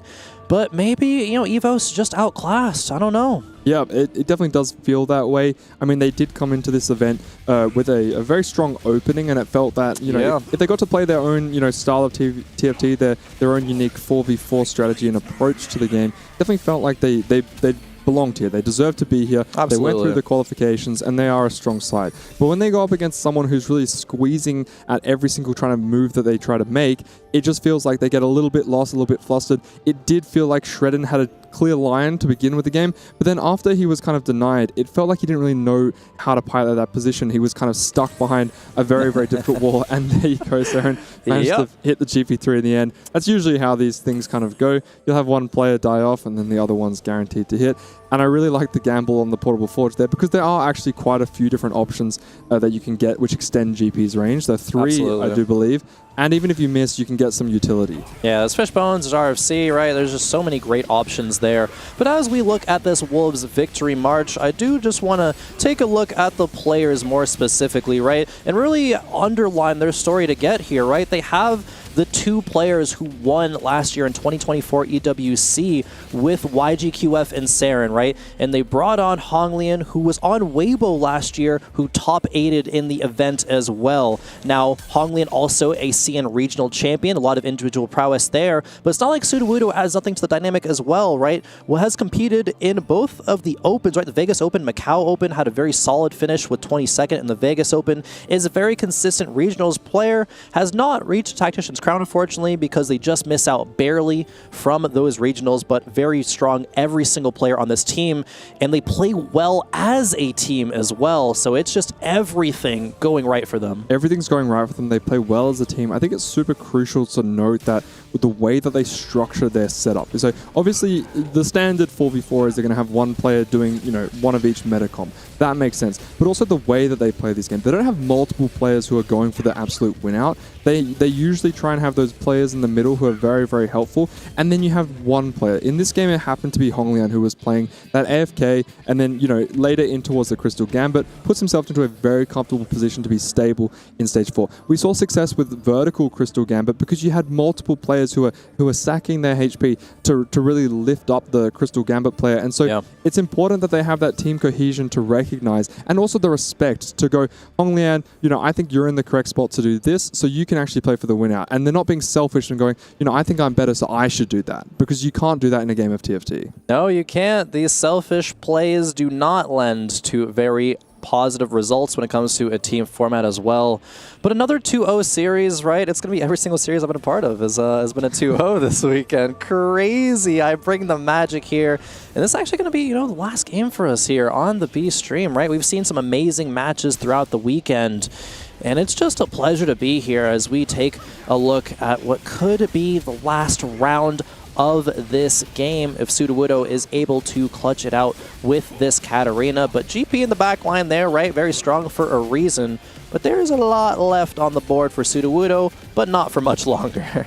Yeah, is able to take out absolutely everyone. The Katarina falls quite crucially there, which means that we are going to be going on towards the Rakana and knock that out. Still sitting on 32 HP, so this could still go for a little bit longer. But yes, a lot of great TFT that's been played over the course of the past few days. But also, you know, we've had some close games, we've had some nail biters, but this one has been an absolute masterclass from the Wolves players, and it's just looked clean across the board. Sure, we've had a few different, you know, things that could have gone slightly different, more in favor of the EVOS. Then maybe we would have had more of a series, but I think overall, you could really tell that the Wolves players were comfortable in every single position of this game. Absolutely. They're very, very locked in. I'm really excited, looking forward to the future of the playoff bracket, just because there are a few standout teams that have looked so good. So when they play against each other, how are the Titans going to clash, I think is the biggest question that's on my mind. And looking at a team like EVOS as well, right? They're still moving on to the decider match. How do they bounce back? Is it even possible for them? I think obviously the answer is yes. They showed up very great yesterday to even make it into the winners matchup today, to have a chance at that playoff run immediately. But I think we've seen some promise out of them. It's just showing up their weaknesses, being able to, you know, play that denial style, play, you know, ahead from tempo, and convert on that. Yes, converting is definitely one of their strong suits. I think that when they're put into a comfortable position, it definitely feels that way. However, in these couple of games, it does feel like they were kind of tipped upside down relatively early. Sure, they might have picked up some nice augments and been put in a semi-comfortable position, but I feel like as soon as we head into stage 3 and we looked at, you know, how the Wolves players were reacting, it did kind of feel like the EVOS players were thrown off a little bit. And so they're going to be able to do some very precious VOD reviewing tonight as they look back at these games and go, okay, this is where it all went wrong, and how can we adapt to that? EVOS can learn a lot from these games. They absolutely should go through both of them. You know, sometimes as a competitor, you look at a game, it's like, okay, everything went wrong. It's actually not much to learn because there's just, you shouldn't even be in this position right now. But at least looking at the start of games, and I think they were, maybe not in this one, but in game number 1, they were in spots to be able to convert. Maybe if a couple of things went differently, it could have been a different result there. Also, if Wolves send us into stage 7 here, I'm going to have some strong words for them after this. You've been blessed with the 2-0, the quick sweeps in all of the casts, but you know, sometimes the players they want to give you a little bit more. All right, here we go. We are going to be knocked out there, and that's going to be the end of the 2-0 for Wolves. You know, I thought our matchup before was a masterclass. That was crazy. The winners keep on winning. Undefeated now. Wolves Esports heading into the playoffs for TFT at EWC, riding extremely high. That is as good as it gets, right? 1, 2, 3, 4, both games. I didn't think we could see it get any better than Citadel Gaming, and I was proven wrong. In fact, Wolves having even better of a master class. They are so happy, and they should be after that one. Hong Lian as well, you know, standing up, drinking some water, stay hydrated, right? It's so hot out here. You gotta make sure to do so. You gotta make sure to stay hydrated. But, you know, they've got big shoes to fill, some of the new players coming in, the champions. They've got to have a lot of pressure on their back. The fact that they're coming back representing the same organization and showing up just as well as they did last year is really great to see. TFT is a game that's constantly evolving. We have new updates, we have new sets, and, you know, more things to master. But the fact that they can master one set and then move on to the next is great. Yeah, I really do want to call it as well. For EVOS, while they might not have looked very strong in this series, I think they are coming into this whole event with the attitude of, we don't have expectations on us, so anything that we do accomplish is fantastic. If we lose to a team like Wolves, whatever, they're so strong. But looking forward to tomorrow, obviously they want to get as far as they can, but they're not going to be tilted because of it. They're not going to be down on themselves, and they're going to recognize opportunities to improve. Yeah, I mean, you learn a lot through this, right? You learn exactly how the team beat you so well, and you can bounce back. And that's what I'm sure they're hoping for tomorrow. That decider match will be interesting. I'm curious if it's going to be a rematch between Team Liquid and EVOS. That would be absolute spicy cinema. It'd be a bit of a weird one, right? Because the spirits might have been dampened a little bit by taking a 2-0 here, but then going into a match, I'm thinking, wait, hold on, we've been here before, we've done this, and actually having that confidence despite the tempo being shifted the other way.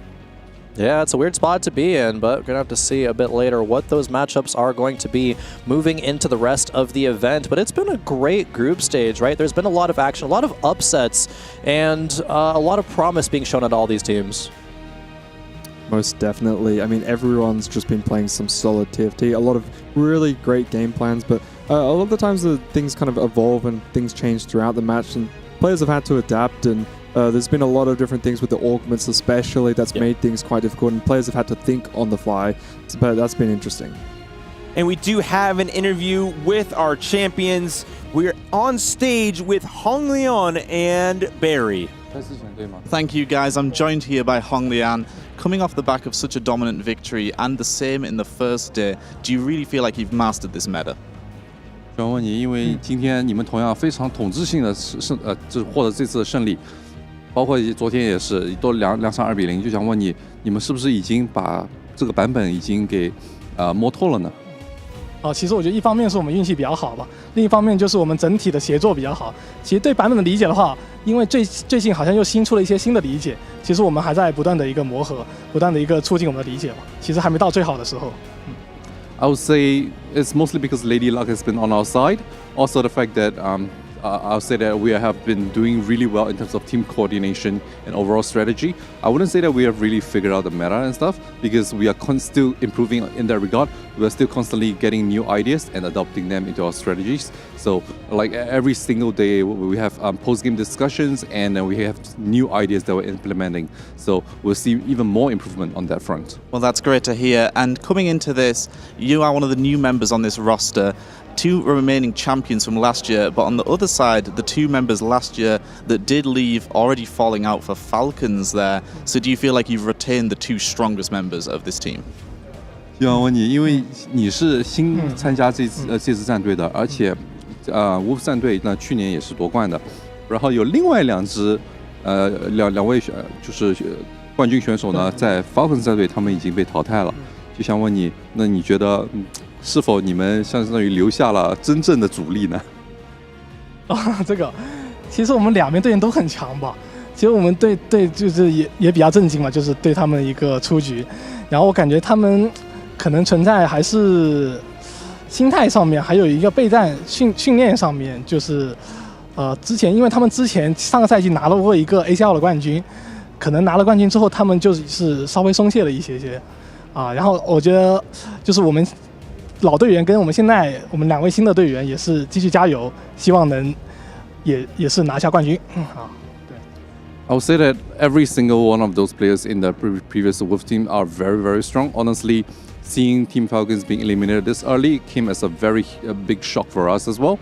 I think it potentially might just be because we know that Team Falcons have won a previous tournament ACL quite recently, so they might have gotten a little bit overconfident in terms of mentality, as well as their preparation might be a bit lacking as well.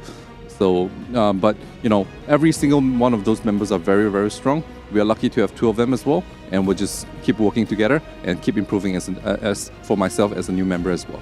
Yeah, you certainly don't want to get too confident, but going forward, I will ask the question, are you confident as a roster that you can retain this crown? How far can you go? 那你认为你们现在的这支 Wolf 战队，在你们的新阵容之下，有信心就是守住这个冠军吗？对，我们最初的一个目标其实就是进入决赛嘛，然后我觉得这2场的发挥也是更提高了我们的自信嘛，然后我们就是明天可以休息1天，我们就可以就是更加一个努力的去备战，然后也是目标冠军。Definitely, our goal is set on. We have set our sights on clinching the grand champions, or at least getting into the grand finals. So I would say that right now these 2 wins have definitely been a big boost to our confidence in our own strategies, and the fact that we get 1 day of rest tomorrow, which will allow us to further refine and perhaps think about what further strategies we can prepare. So, yep, grand finals. Here we go. And that's great to hear. And having that extra rest day certainly does help. Just one last point, is there any other teams in this competition that you really favor and think are going to go the distance as well? 那这次比赛中还有哪支战队你觉得也是很有可能你们会在总决赛里面见到的呢？我觉得刚刚赢了这个 Twismice 这个队，我有点忘了他们叫什么，就是他们，我感觉他们我们在后场看他们比赛嘛，就是觉得他们也是非常的强力，对。I think the team that just managed to beat Twisted Minds just now, I don't remember her name, but that team, because when they were here preparing for the game and they were watching the previous series as well, and they felt that their strategies, they clearly have a very good idea of what's good in this meta, and they have played very well as well, so they are a very strong competitor that they expect to see potentially in the grand finals. Well, you've heard that big praise for that Citadel roster. Go ahead and break that all down back on the desk. The perfect series, recognizing the perfect series. Real recognized, real there. Absolutely a fantastic showing by Wolves. And for Hong Leon, lots of information there that we got from them. Gentlemen, what do you think? Yeah, great interview from Barry there. First of all, getting a lot of great info from Hong Lian. Absolutely just fantastic stuff. We see how this respect, right, for all the previous Wolves members and how the ones that they have are so strong, but you don't want to get overconfident, right? You want to still approach every single series, every single game as one to learn from and improve from. They didn't say they feel confident on the meta. I think they are very confident on the meta, but I think that's a champion's mindset, right? Always wanting to improve and finding ways to get that leg up. Always wanting to improve, and he mentioned that after every single game, you know, they're looking back and over all the things, and even if they have a clean 2-0 sweep and we're watching it and going, you know, that was a masterclass, right? They're thinking, okay, it was. Sure, but here, where did we go wrong? Where were the smallest mistakes that might have cost us placements had, you know, EVOS been a little bit stronger in their performance there? So that, as you said, that is a winner's mindset. So they're going to be bringing that forward, and it goes to show that these guys, they are built from champions and they're ready to be champions again. Absolutely. I am terrified of both Wolves and Citadel after a day off, being able to rest and recharge and review everything that they've done. But for us in the B stream, we are done for today, but let's relive everything that we were able to walk through and look forward to what's going to happen for the rest of this tournament. Walk through our brackets, starting with Group A. So starting with Group A, we can see the matchups that were played early on, and finally, today we got to cast with the Waybo versus Vitality, taking out Team Vitality there with the 2-0, and you can see that some of the other teams that we've seen before, T1 bouncing back and getting back into the decider match, and they're going to have to play up against Team Vitality. That's going to be a very intense matchup. I think both of those teams definitely could take that win, and it's going to be a heartbreak to whichever one does fall and doesn't make it into that playoff. It sure will be. It'll be disappointment all around. But Group B, we saw the battle between Aegis and Virtus.pro. Aegis came out on top, and now it is going to be maybe a second EMEA team making it out of this group. Yeah, we'll have to wait and see. It felt like Virtus.pro, you know, they put on a stellar performance, taking out the Team Falcons on day one, looked super strong, and they still did manage to get a matchup against Aegis, but unfortunately just couldn't go the distance. Yeah, this is crazy to see a team like Team Falcons, right, already being eliminated from the event, but it just goes to show how strong some of these teams have been. Our other undefeated team on display here, Citadel Gaming, already advancing to the playoffs, but we get the rematch on the decider match for Group C. Twisted Minds versus Flash Wolves are running it back. Maybe 4 HP won't make the difference this time. Yeah, it's going to be so close because you can already see that they've gone 2-1 up. So, you know, they might have a little bit of confidence going into that match, but still knowing that they could lose at any moment. Yeah, that match wasn't anything to be like, oh yeah, no, we have it in the bag. It was so close at every single turn. Definitely excited to see how that one does end up. And here is our final group, Group D, Wolves Esports, with the absolute stomp, perfect matchup versus EVOS Esports. They move down to the decider match where they might face a rematch with Team Liquid or Rock Esports. Yeah, Wolves putting on an absolute masterclass, not just a perfect match history, but the way that we saw the games unfold looked like they were dominant and on top. Yeah, we're going to have to see, right? They haven't played any matches yet with Team Liquid and Rock Gaming, so it could go either way. I think Team Liquid have a lot to prove, especially after their, I will say, disappointing performance yesterday. They are going to have a lot of eyes on them. Absolutely, and one of the things we like to do here is highlight some of the best performances. And so, without further ado, our Sony MVP of the day goes to the most recent matchup, and Saren from Wolves Esports. I mean, how could you not recognize them after the perfect match? Definitely well played and really well structured gameplay from the team as a whole. But yeah, taking out one MVP, showed consistency across not just today, but also yesterday as well.